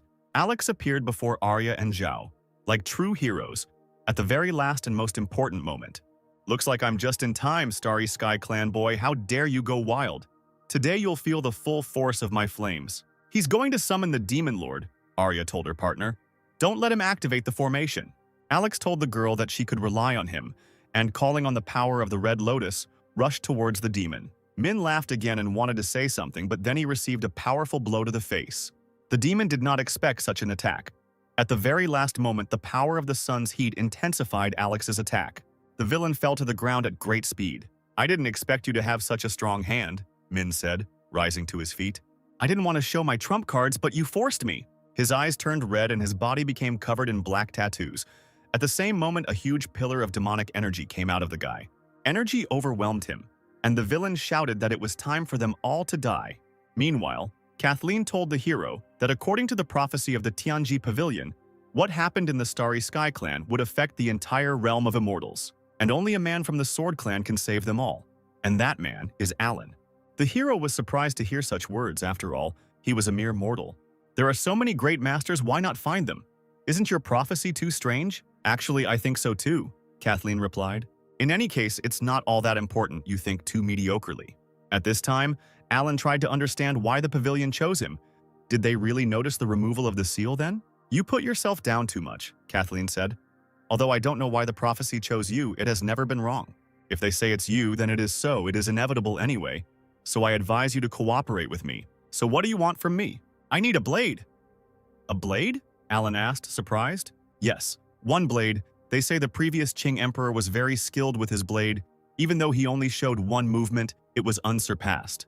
But 10,000 years ago, a change occurred in the Sword Clan, causing this technique to be lost, and it was only recently discovered by the Pavilion Elder. And only Alan will be able to study it and prevent the Kingdom of Immortals from disappearing. The hero thought that if their kingdom fell, the clan would also have a hard time, and in order to continue working on his previous schedule, he needed to maintain balance. Well, then there will be a vacation. Yes, you definitely need to request a long vacation. So the hero agreed and said that he would study this technique. At the same time, inside the mirror, Min told the heroes that it was time to finish them off. Maybe it's time for the villains to stop saying the same thing over and over again? Haven't you come up with anything new? Alex said. Sinner, accept the righteous wrath of the protagonist, the fiery warrior shouted, preparing to attack. He used the Red Lotus dance and a whirlwind of bright flames rushed towards the enemy, but Min was able to block the attack with just one hand, saying that it was too weak. Then the flames dissipated and Alex saw a demonic flash flying towards him. The demon's power struck the hero, who did not have time to block. While Alex was stunned, Min approached him. He shouted that they would not be able to stand up to the demon clan and pushed Alex into the ground. What other protagonist? What kind of villain? The winner will be the one who manages to survive. Min was mocking the boy when suddenly behind him the little hero called the demon by name. It was Tung, a weakling from the Starry Sky clan, and when Ming saw his comrade, he ordered him to kill the rest. No, brother. Stop. If the demons come, will our people benefit? Will they be left with a plus from what is happening? The Starry Sky clan once saved my life. I don't want to watch them die. Well, now everything is clear, the villain answered, laughing. You were a weakling from the start. You deserve to be called a laggard. Are you sure you want to betray us? If so, it's absurd, Ming shouted and rushed towards Tung. The villain decided to cleanse the clan of traitors, but the guy was able to dodge the attack. Thun flew into the air and attacked his former brother's stars with his energy. So he was able to withstand the blow? Min was surprised. Apparently he was hiding his true strength. Brother, I don't want to watch demons destroy our world. Rage boiled in Ming's body. Do you think you can stand against me alone? The demon's power flew towards Tung like a whirlwind. But suddenly, a blue flash appeared behind Ming. The demon immediately turned around. The villain jumped into the air and barely managed to dodge the flying attack. And who said he was alone? There are still us, Lisa said. The girls came to help. Alex and Zhao were delighted to see powerful allies. Min was also happy. This was a great catch. He could destroy them all with one blow. The demon rushed towards the girls, and Hannah immediately used Blade Intent. Suddenly, a pink chakra wafted through the air. Mina seemed to see 3 times before his eyes. Hannah split into 3 parts at once and attacked him. But illusions are not scary to the demon. He released energy that was able to hit 3 clones at once. However, the real Hannah was already behind him. Do you really think that illusions can overcome me? The girl tried to attack, but at that moment, Min released a huge amount of energy and the shockwave threw her back. No matter how many ants come here, no one can stand against me. Hannah realized that things were bad. Min was going to summon the Demon Lord. Quite an interesting technique, said Alan, holding the book in his hand. It seems its creator, Emperor Qing, was not an ordinary person. But Kathleen was bothered by the fact that Alan was still just sitting there and hadn't started studying her yet. It was hard for her to realize that the future of the immortal world depended on this guy. I know you're worried, but you shouldn't do this. Alan tried to calm the girl down. Although he had not yet opened the book, he could already feel the familiar energy, as if he had met her somewhere before. Suddenly, the hero opened the Holy Scripture and began to quickly flip through page after page. Kathleen was surprised by such speed. Now there is no doubt, Alan really is the real man from the prophecy. Surprisingly, the hero suddenly felt that it was not he who was looking at the book, but the book that was looking at him. Alan seemed to be plunging inside, into a strange world. Is this the intention of the blade? In this amazing world, Alan noticed the figure of a man standing on the water. The man swung his blade and made just one movement. Alan realized that this was the same technique. It seemed to contain the power of heaven and earth capable of changing the course of history. Suddenly, the unfamiliar figure turned around and smiled, greeting the hero.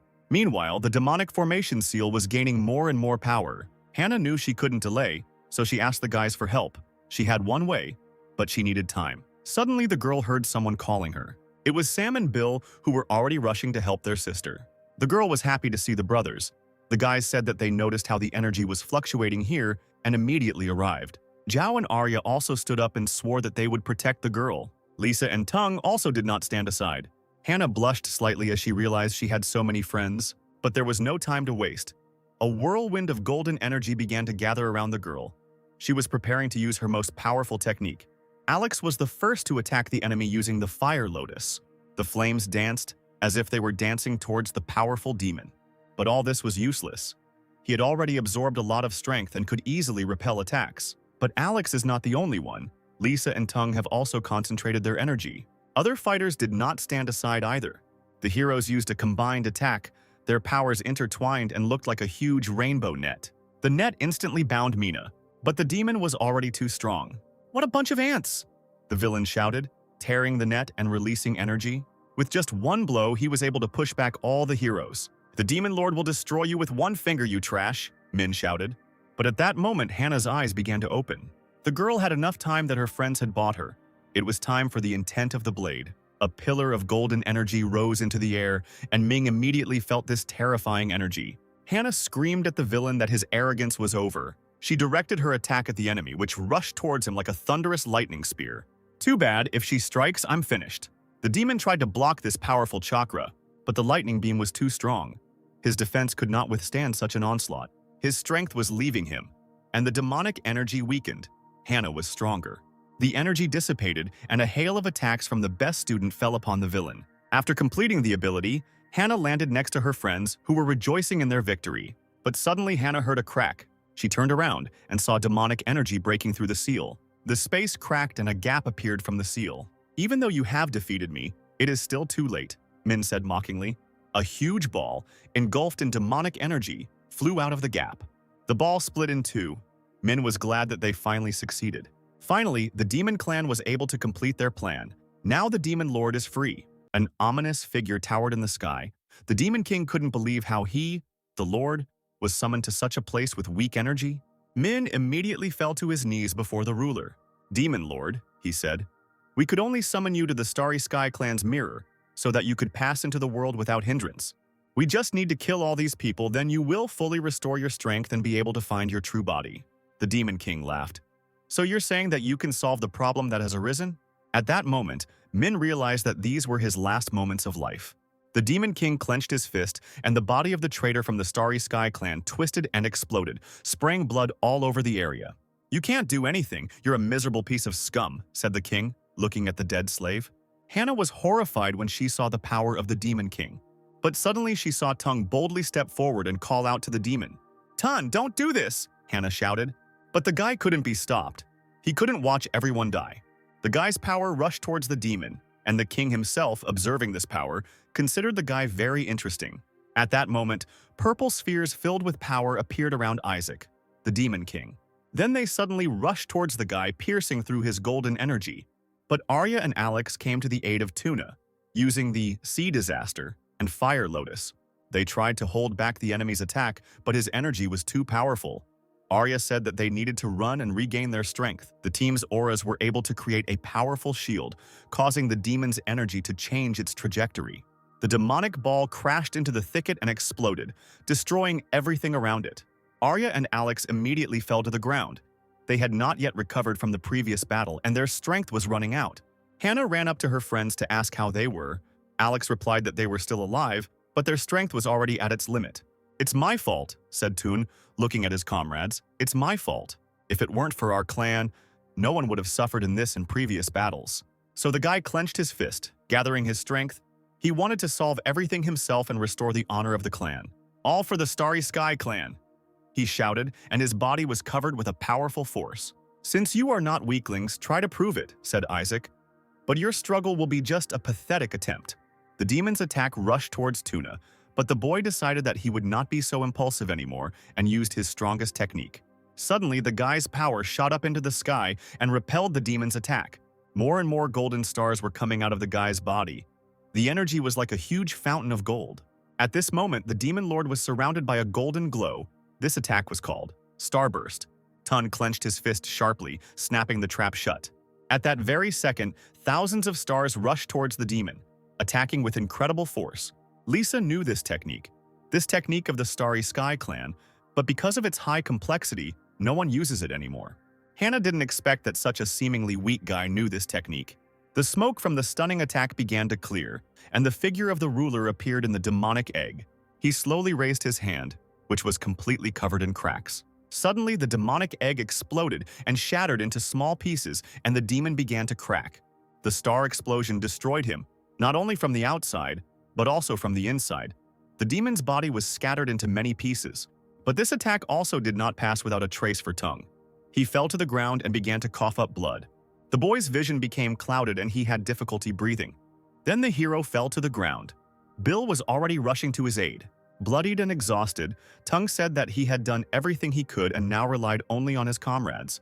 Meanwhile, Zhao looked at the remnants of demonic energy. Was this the end and the demon lord dead? Suddenly, the parts of the egg that remained hanging in the air began to connect with each other. Then the figure of the ruler began to form in the air, laughing at the people, calling them pathetic. "It's great that I managed to overcome my 8th rank," said Isaac, having fully restored his previous form.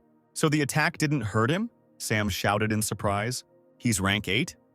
How can we even resist him?" Bill said. Hannah looked at the enemy, holding her sword tightly in her hands. The girl realized that they had no other choice. She's not going to just sit and wait to die. Hannah remembered her clan and the students who admired her. The girl knew that in order to protect her family, she had to stand up to the demon lord. And that's why she won't give up and will destroy Isaac. Suddenly, Hannah saw the outline of a familiar hand appear in front of her face. It was Alan's energy that he placed his hand on the girl's head, surprising her. He leaned his head against hers and said that he believed that his sister would definitely cope. Then, leaning towards her ear, the hero said that he would help her. "Alan will help you defeat the demon lord." Hannah timidly asked her brother where he was from and why he was in the form of a projection. "Sister, now is not the time for talking," Alan replied. "Let's help you." The hero wanted to help the girl by teaching her one blade technique. At the same time, in another place, Alan was concentrating his energy and talking to Hannah. He told her that these movements connect the entire world of blades, so it is very important to study them. Caitlin smiled and breathed a sigh of relief, because she thought that Alan was able to achieve enlightenment quite quickly thanks to the book. "I will give you a divine thought that only you can know," Alan said to Hannah. He pointed at the demon and asked the girl if she had noticed that the master's power was constantly increasing. But despite this, he cannot fully reveal it because he is inside the mirror. Since he was summoned to a world with restrictions, he can only use 30% of his power, so we still have a chance to kill him. At that moment, Isaac, watching the projection, felt a familiar energy. This force has fought him before. Could it really be that guy? Having received the information, Hannah turned sharply to her comrades and shouted that the master could not use all his power because he was inside the mirror. "If we fight with all our might, we can still defeat him. Don't give up." "Sister is right. Can we give up so easily?" Zhao said. Lisa agreed with the guy. She said she would give it her all. "It's no use," the demon shouted. "Unfortunately, you don't have a single chance." He concentrated his energy and brought it down on his enemies. Suddenly, one of the fighters jumped into the air. Zhao deftly dodged the attack and rushed towards the enemy. Coming close to the demon, he raised his sword. Isaac just smiled slightly and immediately fenced himself off from Zhao with protective stones. Seeing the obstacle, the student was horrified. In front of him was a huge ball of stones. It was the absolute protection of the ruler. Suddenly, several plates opened up and Isaac appeared behind them, saying that Zhao was a pathetic worm. The demon fired a beam at Zhao and it pierced the boy's body. But suddenly the demon saw cherry blossom petals falling in the air. Zhao's body dissolved into space and disintegrated into small petals. "It turns out it was an illusion, not bad," Isaac said with a laugh. Lisa was shaking. She no longer had the strength to use her abilities, but she still managed to do it. At that moment, Zhao appeared next to the girl and thanked her for saving him. It was dangerous. "Guys, the demon lord has absolute protection against physical attacks," the guy said, "but he can't defend against illusions," Hannah thought. "In other words, we can defeat him if we attack with magic." "Well, fine, trust us," said Bill and Sam, who had already prepared their new learned technique. Suddenly, Alan appeared next to Hannah and said that a magical attack based on the power of different elements condenses mana and penetrates any defense. Therefore, the energy of the blade can also help. Hannah remembered that in the book Blade of Hatred, it was said that the blade's energy should condense and deal magical attacks rather than physical ones. But this technique requires a lot of spiritual power, so it is not used that often. "Sister, I believe in you," Alan encouraged her. "I believe that you will definitely cope." "Sister, don't worry, we'll buy you time," said the brothers and rushed towards the enemy. Sam took out the talismans and they swirled around him like cards. Then the talismans suddenly rushed towards the demon. "Do you think this will help?" Isaac thought with a grin. He put up an impenetrable shield in front of himself to protect himself from magic. But, to the demon's surprise, the talismans easily passed the absolute protection. Lisa was glad to see that the protective barrier had been broken. But the talismans couldn't catch Isaac. He instantly jumped into the portal and dodged. The person who created this talisman has long since disappeared. Where did they get it from? It turns out that Brother Alan helped us a lot. The brothers were happy. We will have to thank him personally. They decided to try again, and together they created one large seal. Do you really believe in your victory so much? Even if you use talismans, do you think they will be enough? The demon shot out his energy. The power of the Lord and the power of the talismans collided with each other. At that moment, blood began to flow from the brothers' mouths. Sam bit his bloody lip, grinning. "We will never give up," he shouted, and the brothers sent the talismans into attack again. "What?" the demon screamed as he saw the powerful technique binding and tying him up. Zhao was amazed to see this ability. This is a talisman of enlightenment. The brothers have just reached the next level together. "Now it's all up to me," Hannah screamed and appeared behind the enemy. "Pathetic worms, how is this possible?" the demon said, seeing thousands of needles falling from the sky. This ability was called Falling Stars. Small needles pierced the demon's body. "Damn bugs!" Isaac screamed, his body once again beginning to crack and disintegrate into tiny pieces. The needles continued to pierce the enemy and then exploded. At the epicenter of the explosion was the villain. Hannah was floating in the air and trying to see her enemy in the heat of battle. The other members of the squad also did not know the outcome of the battle. Lisa hoped that it was all over and they had won. But that was not the end.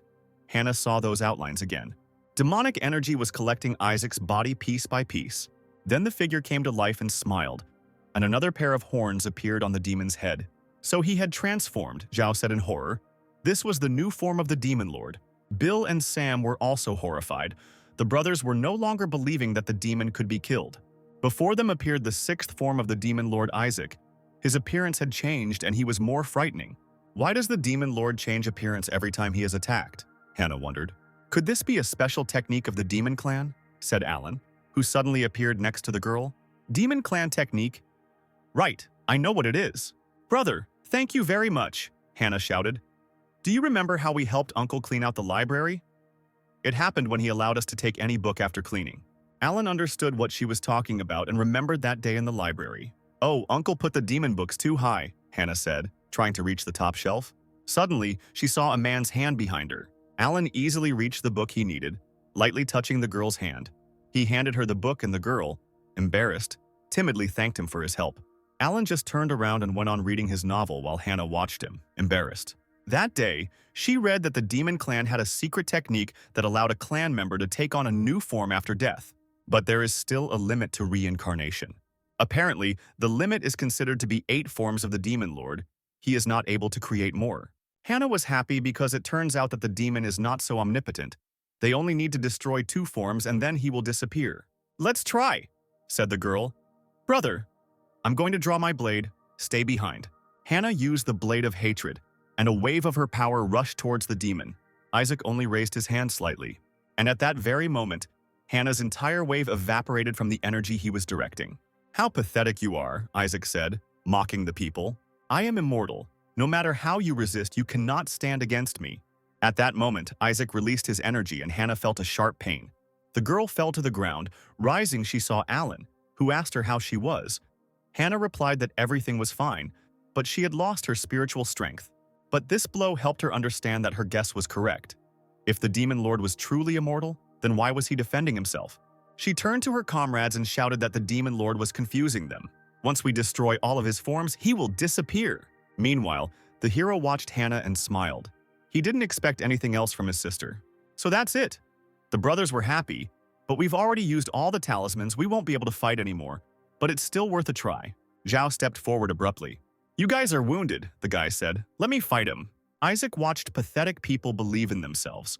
I am invincible, he shouted, and all the dark essence began to gather around the demon.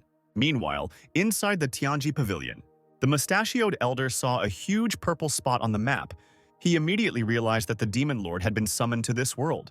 I wonder if Caitlin completed her mission. Suddenly, the elder was surprised to see the man from the prophecy. Why is Alan sleeping? Where did such a deep sleep come from? How is it possible? You shouldn't sleep at such a critical moment. No wonder it is considered special.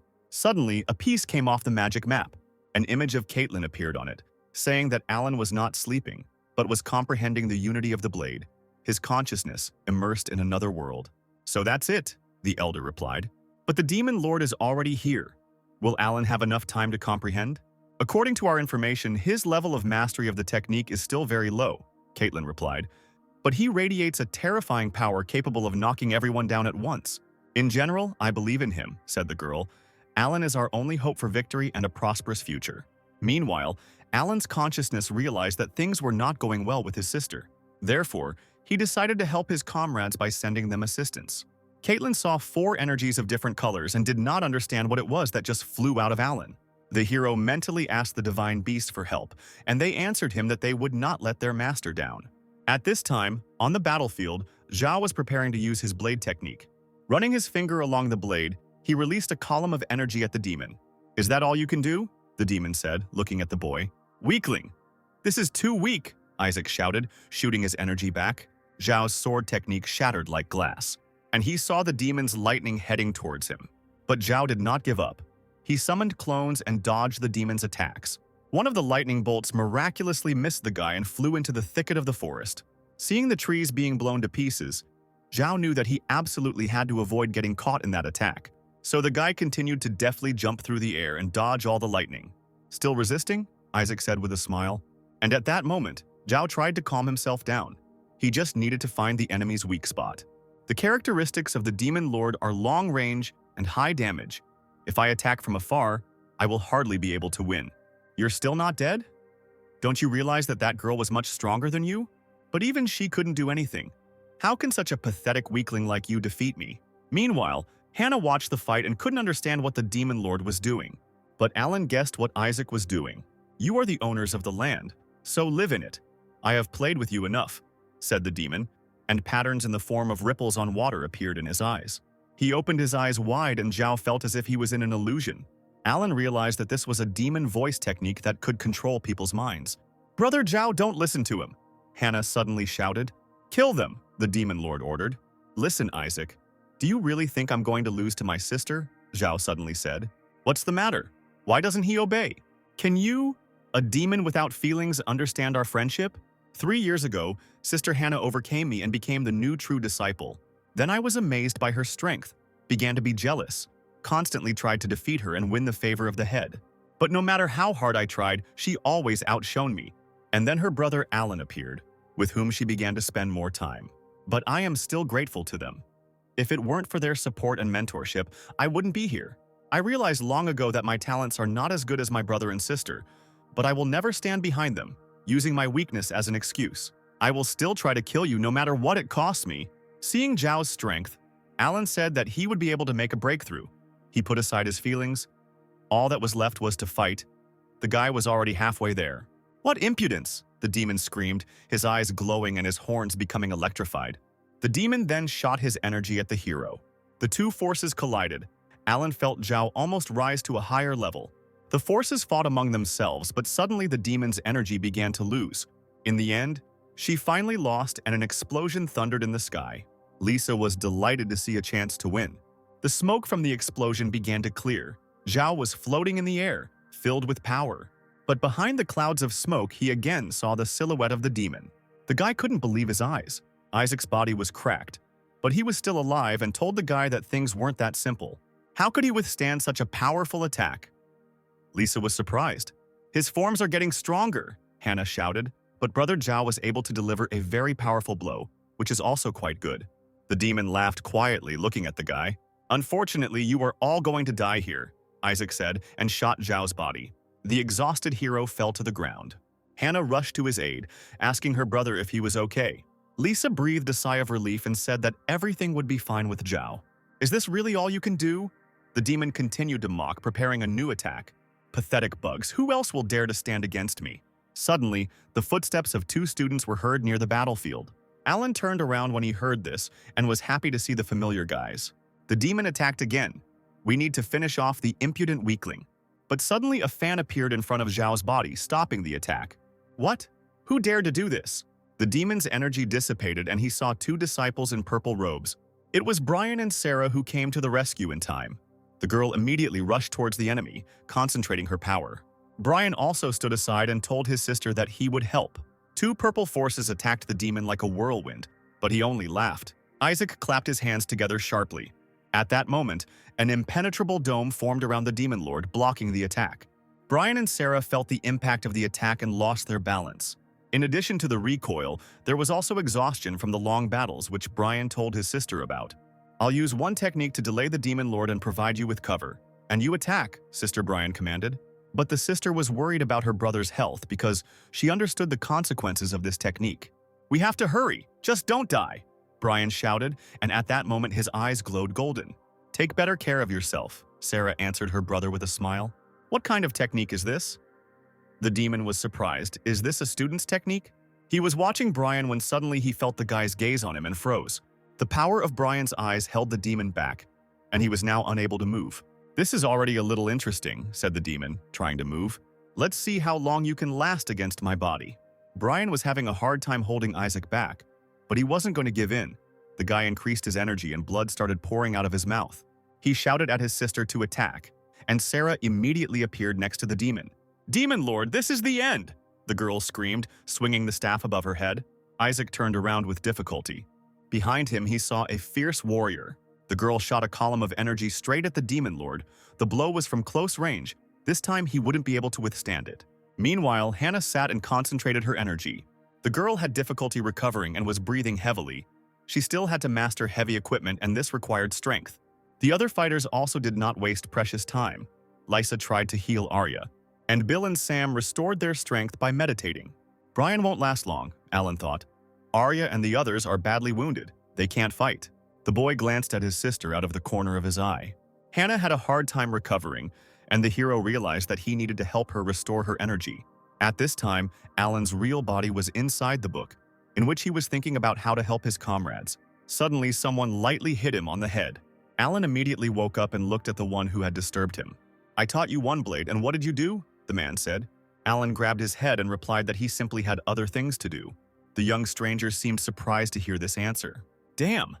I am the great Emperor Qing. Do I really have no influence at all?" Alan explained that he urgently needed to help his sister. The matter was complicated, and there was no one else in the mirror to help. Suddenly, the hero saw the light. A brilliant idea came to his mind, and he understood what to do. He turned to the Emperor and said that he was the ancestor of the Sword Clan, and he must know many techniques that could help restore strength. "The disciples of the clan you founded are in danger," and Alan believed that the Emperor would not leave it like that. But Qing replied briefly, "Why should the Emperor listen to you?" "Ah, so that's how it is. You don't want to help. Well, fine," answered Alan. "Then I won't learn one blade either. I don't really need him anyway." Emperor Qing was surprised to hear the boy's words. "I'm leaving. Bye. Where's the exit?" Alan said, turning around and walking away. The Emperor's eyes widened further in surprise, until he was completely shocked by such an idiotic act. "Okay, I'll help you," Qing said, appearing in front of Alan. "You're the first one who dared to threaten me. What art does your sister master?" "She is proficient in our clan's blade intent, and one more technique. She possesses the hatred of the blade." These words astounded the Emperor. "So it turns out that it's also hatred?" Qing thought. "It seems like everything is predetermined by fate." "Okay, since you ask so much, I will do you a favor and help your sister," Qing said. And Alan thought in the meantime that this Emperor was different from the one described in the books. "But he seems so familiar to him. I wonder who he looks like." "I am only a soul," said the Emperor, "and therefore I cannot enter the real world, but I can at least transmit the technique. Listen carefully, I will teach you now." At this time, Alan's projection was sitting opposite Hannah. The hero called out to the girl, and she opened her eyes with difficulty. "I know one way that can help you restore your energy." "But it's very risky," Alan said. "Would you like to try?" "Brother, I'm ready for anything," Hannah answered with her usual enthusiasm. "This blade technique far exceeds your current strength. In the future, it may not be easy for you, and it is possible that you will suffer. And you will never be able to move forward again. No breakthroughs. Are you ready?" Alan was horrified by how serious it was. The Emperor was indignant and told the boy to quickly convey these words to his sister. The hero's projection waited for an answer, and suddenly Hannah spoke. "Brother, if there is anything that can help defeat the demon and protect people, then I'm ready for anything, even if I have to suffer and give something up." Emperor Qing froze upon hearing the girl's answer. How similar she was to her, he smiled, remembering the girl who had once been very close to him. Okay, it's not really that difficult, Qing suddenly said. You won't have to suffer. But the level of power of the girl who created this technique is much higher than that of your sister. The consequences are inevitable. But if this technique was created by a girl, how did you learn it? Alan suddenly asked. That's a company secret, the Emperor replied, smiling broadly. Okay, enough gossip already. Hurry up and teach her the one-blade technique and don't delay. Alan understood the order, and at that moment the hero and Hannah were engulfed in a blue whirlwind of blades. The hero told his sister that it was time to start training.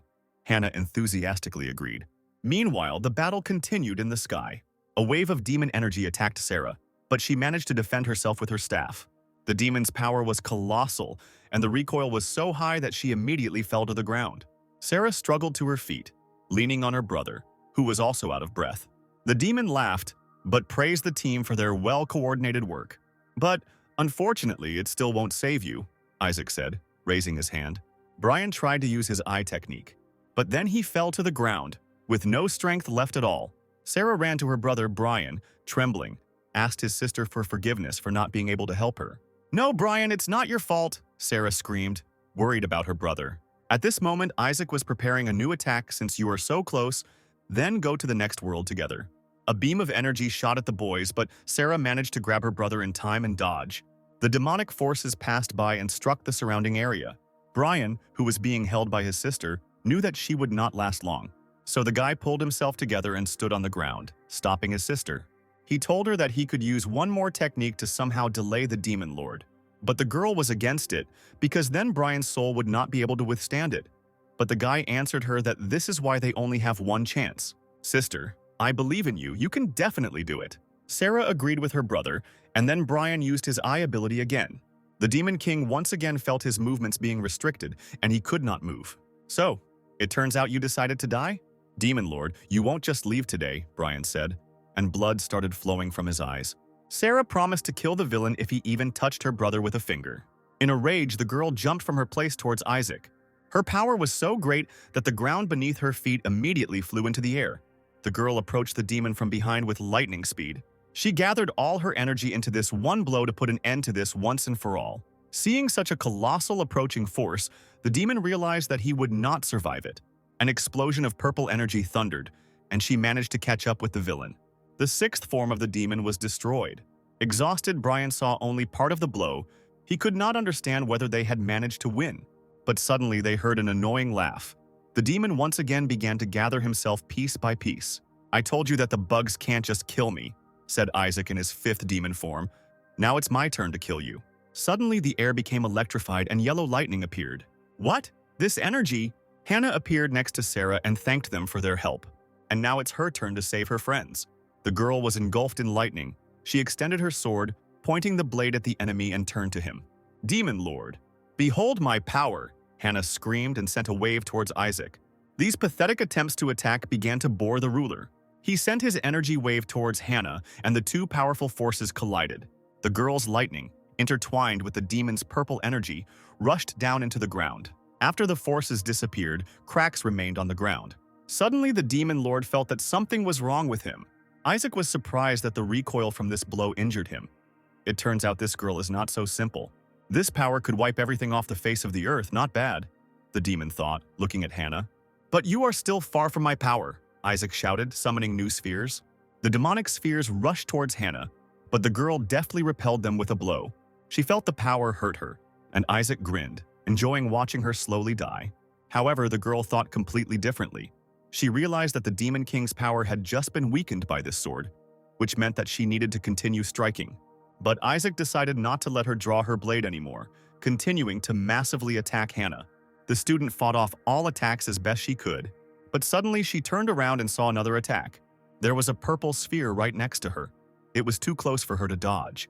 The demon anticipated victory. He saw how the blow overtook her. But after the power dissipated, he saw Hannah unharmed and was surprised. The girl dissolved into thin air and pink petals began to appear around her. Behind Hannah's back appeared her friend Lisa, who promised the girl that she would help her. Again, these illusions of yours, I would like to see what they are capable of in full. Hannah turned to Lisa and said that she would like to repeat the blow that injured Isaac. But she needed time. "Leave it to me," Lisa answered her. The illusionist's hands spun and a moon appeared in them. This technique was called territory expansion, crescent moon. Lisa spread her arms and the moon rushed forward, forming a huge ball around itself. The demon lord saw petals appearing everywhere in the air, and a faint aura was emitted. He turned around and saw a huge pink crescent moon behind him. The demon was sealed in Lisa's space, where the cherry blossoms were blooming. Isaac smiled, finding the technique interesting. "But can it work for me?" The king laughed and began to release his power in all directions. Explosions thundered at every point of the barrier, causing cracks in it. At that moment, Lisa felt a sharp pain. She was losing strength because she was connected to this barrier. Every time the demon attacks it, she becomes weaker. Lisa turned around and saw Hannah's energy forming. The girl vowed that she would definitely gain time for her friend. Meanwhile, Isaac continued to destroy everything in the barrier. This time, he started to destroy trees. "Illusions don't work on me!" The demon screamed and the space around him began to collapse. When the illusion began to dissipate, he saw the one who cast it. The demon rejoiced as he watched Lisa suffer from her wounds. Eventually, the illusionist couldn't withstand such power and fell to the ground. In her thoughts, she hoped that she was able to buy time for Hannah. And at this time, the best student had already appeared behind Isaac. The demon turned around and saw a thunderstorm approaching him. He only tried to create a barrier, but it was too late. The demon lord's fifth state was destroyed, and Hannah no longer had any strength left. Not bad technique for an insect. Suddenly in space, Hannah heard Isaac's voice. The demon entered his fourth state. Mockingly, he asked the student who would help her this time. At that moment, demonic blades rushed towards Hannah. But suddenly the demon's power was suppressed by a pillar of divine energy. Hannah turned around and saw 3 divine beasts coming to help. She was saved by the moon tiger, Alan. Watching this, was delighted by the appearance of pets. Meanwhile, Alan's real body was ascending and was filled with energy. Caitlin even thought that he had finally succeeded. Inside the book, the hero thanked the emperor for his training and said that it was time for him to leave this place. It was very tiring for him, and he didn't understand why the pavilion had asked him to learn this trick. But now it was time to get started.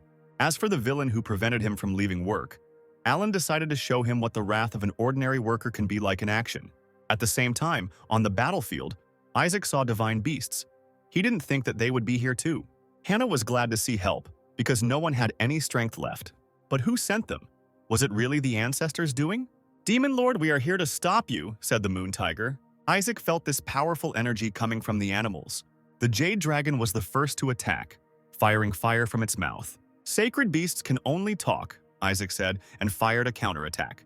The power of the demon and the divine beast clashed with each other. "In my eyes, you are no different from those ants that tried to kill me earlier." The dragon's power, mixed with the demonic, began to dissipate until it completely disappeared.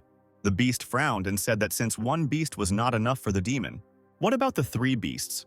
And at that moment, the 3 divine beasts each summoned their seals. The seals merged together and formed one huge seal in front of Isaac. She gave them the strength to attack, and the beast began to bombard the demon with a hail of blows. Like a rainbow whirlwind, the forces swirled and rushed towards the villain. The demon moved his hand away and a staff appeared next to it. He said that in the end, light and darkness are twins that cannot be separated. "You fight me with the power of light, but you forget that wherever the light goes, darkness follows." The demon used his staff and summoned the power of destruction. He then used his absorption ability to absorb the beast's attacks. This power increased his strength many times over, and he easily broke through the seal of the divine beasts. The jade dragon, along with the other beasts, felt a sharp pain. "Now let me show you what absolute power is," Isaac said. "Damn, this power is too terrifying," the moon tiger said with difficulty. "But we can't give up. We can't let the master down." So the animals decided to try again to destroy the demon. This amused Isaac. He said that no matter how hard they tried, they would still remain little worms. Suddenly, a black lightning appeared behind the animals and the moon tiger turned around and saw it. But it was too late, and lightning struck the divine beasts. The bloody creatures fell down like stones. Even mythical creatures cannot withstand such a force. The earth shook as the divine beasts fell to the ground. They were still covered in the remnants of the demonic lightning that had struck them. The demon king was enjoying his victory. Even the sacred beasts couldn't stop him. Arya and her comrades were horrified. They could not believe that such a thing was even possible. Hannah was the one who was most worried about the lives of the 3 sacred animals. Hearing the people talking, Isaac turned around. He didn't think that they were still alive. "Well, I underestimated you," said the ruler, and lightning began to swirl around him. "Burn alive!" The Lord directed the gathered lightning towards the boys. Hannah raised her sword, but the girl understood that they did not have enough strength to repel this attack. Were they really going to die here? But suddenly, a jade snake appeared in front of her and stopped Isaac's lightning with its body. Hannah was horrified to see the snake's victim. "And you can still move," said Isaac, looking at the wounded animal. He absorbed even more energy into his staff. He then released it into the jade serpent, causing multiple wounds all over its body. Black lightning seemed to bind the animal like chains and slowly lift it into the air. "Die!" Isaac shouted and lowered his staff. At that very second, the jade snake fell to the ground at great speed. Isaac was unstoppable. He enjoyed watching his enemies suffer. But suddenly he felt a sharp pain in his right hand. The blue blade cut off the demon lord's hand, which held the ancient artifact. Isaac grabbed his hand, wondering who dared to approach him. "Are you the demon lord?" said the towering figure in the black and red cloak. "Since you dared to touch my animals, prepare to die." At that moment, a sword of energy fell next to the students and cut off the demon's hand. In just one blow, the demon lost his arm, Arya said. "But who is this guy?" Judging by his outfit, he wasn't a disciple of any clan, Lisa thought. But where did this familiar feeling come from? Hannah looked up at the sky and saw the unique technique of the Sword Clan. There was no mistake. This is the same elder who appeared on the map of mountains and rivers. "And who the hell are you?" Isaac asked indignantly. "Who am I?" "I am your doom." The demon placed his left hand on his right, filling it with power. "How arrogant," the demon lord said quietly, instantly recovering his right arm. He pointed it at the unfamiliar insolent man in order to kill him with his next attack.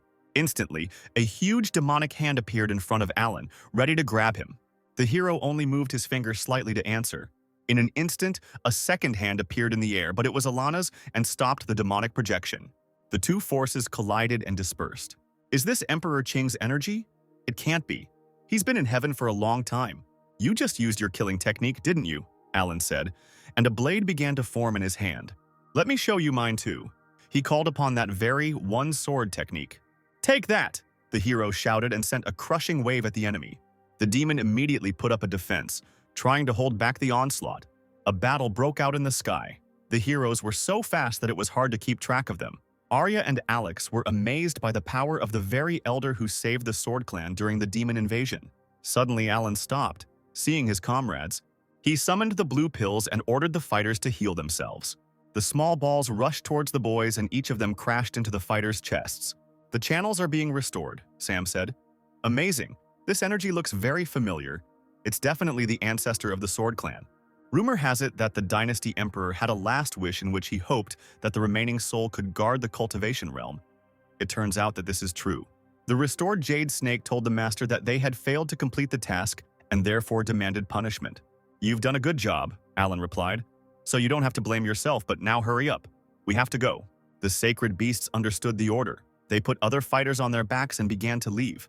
Alan turned to Hannah, telling her that she had tried hard enough and could finally rest. He turned away and said briefly that now everyone could rely on him. Hannah felt a very familiar sensation as she watched her ancestor. The demon lord was angry that his prey was leaving him.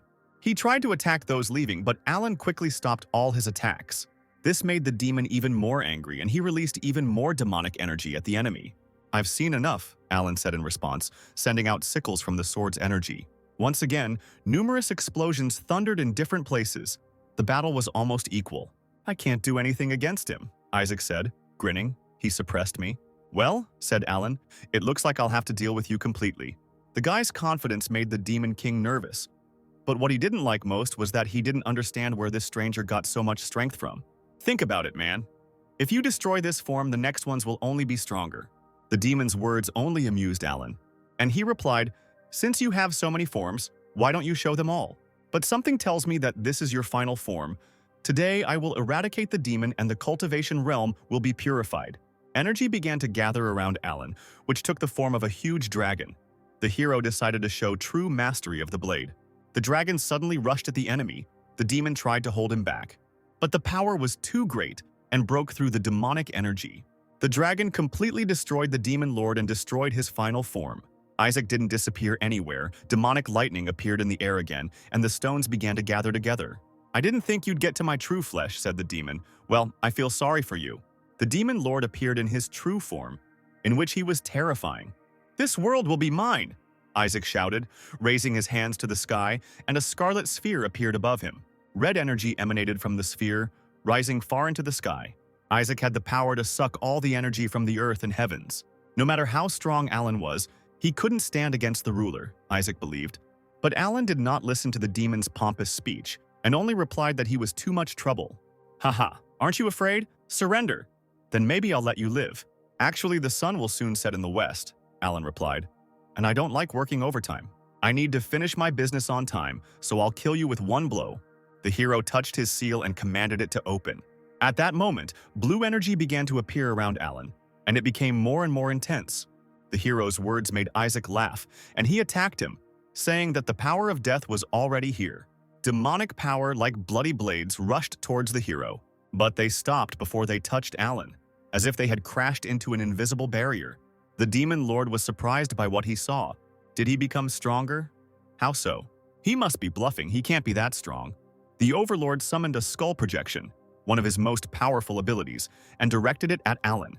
The hero meanwhile concentrated his energy, and it began to turn into a sword in his hands. The raging wave became a sword. At that moment, the skull almost approached the hero. Alan prepared for his most powerful attack. The hero used the single sword technique. The sword swung and a wave of energy crashed down on the demon's attack. The raging force was destroying him. His skull was cracking. He was much weaker than this force. "I've been waiting for this day for thousands of years," Isaac shouted, looking at the approaching death. "How is this possible?" But he was weaker than Alan. The single sword technique struck him. Demon Lord Isaac burst, leaving no trace behind. The power disappeared, and after it a wind blew, fluttering Alan's hair. To finish his working day, it turned out that he just needed to use one blow of the sword, the hero said. "By the way, the mission should already be completed, right?" Previously in the outside world, the souls of all the students were torn out of the mirror. Each soul rushed to its original body. There was a click, and they came to consciousness. The students did not understand what was going on. One of the students remembered that the demon lord appeared in the mirror, and that was all. What happened there? Hannah's soul also returned to her body. The girl suddenly woke up and came to her senses. The other fighters also woke up and realized that they had returned to the Starry Sky clan. Lisa was worried about her ancestor because he was nowhere to be seen. Could it be that his spiritual strength was exhausted? Hannah turned around and saw that Brother Alan was still not back. But why? Could it be that Brother Alan is that very ancestor? The students looked around and were surprised. Everything was in ruins. Was there a battle going on here? Phoenix asked everyone not to panic. They were all safe now. He held Silas tightly, who screamed that they didn't understand anything the demon lord couldn't lose. "Don't get your hopes up," the elder said. "Our clans will definitely win." Suddenly, everyone heard the demon screaming the word "no" and saw that the sound was coming from the mirror. The mirror cracked and burst, shattering into hundreds of pieces. They only managed to catch a glimpse of Alan's final blow, and the brothers were immediately surprised to see this power. Zhao didn't expect anything else from Emperor Qing. The demon lord lost. Everyone around was rejoicing, but Silas couldn't believe what he was hearing. "It's impossible, he's a demon lord, how could he lose? It can't be. My great work, my hard work, it's all over." Silas was filled with anger, and the phoenix saw demonic energy radiating from him. Suddenly, a beam of energy flew at the phoenix, which immediately threw it back. The exhausted bird fell into the arena. Silas, filled with strength, rose to his feet. The students didn't realize that this was happening to Silas. And then they realized that a demonic seed had sprouted in him. If he was reborn, the consequences would be irreversible. The head of the Starry Sky clan was holding his face at this moment and laughing quietly. His skin turned black and his fangs became visible. He shouted that he would become the new demon lord, and all people would be under his feet. "Now everyone will feel fear. Silas has awakened. The battle is not over yet."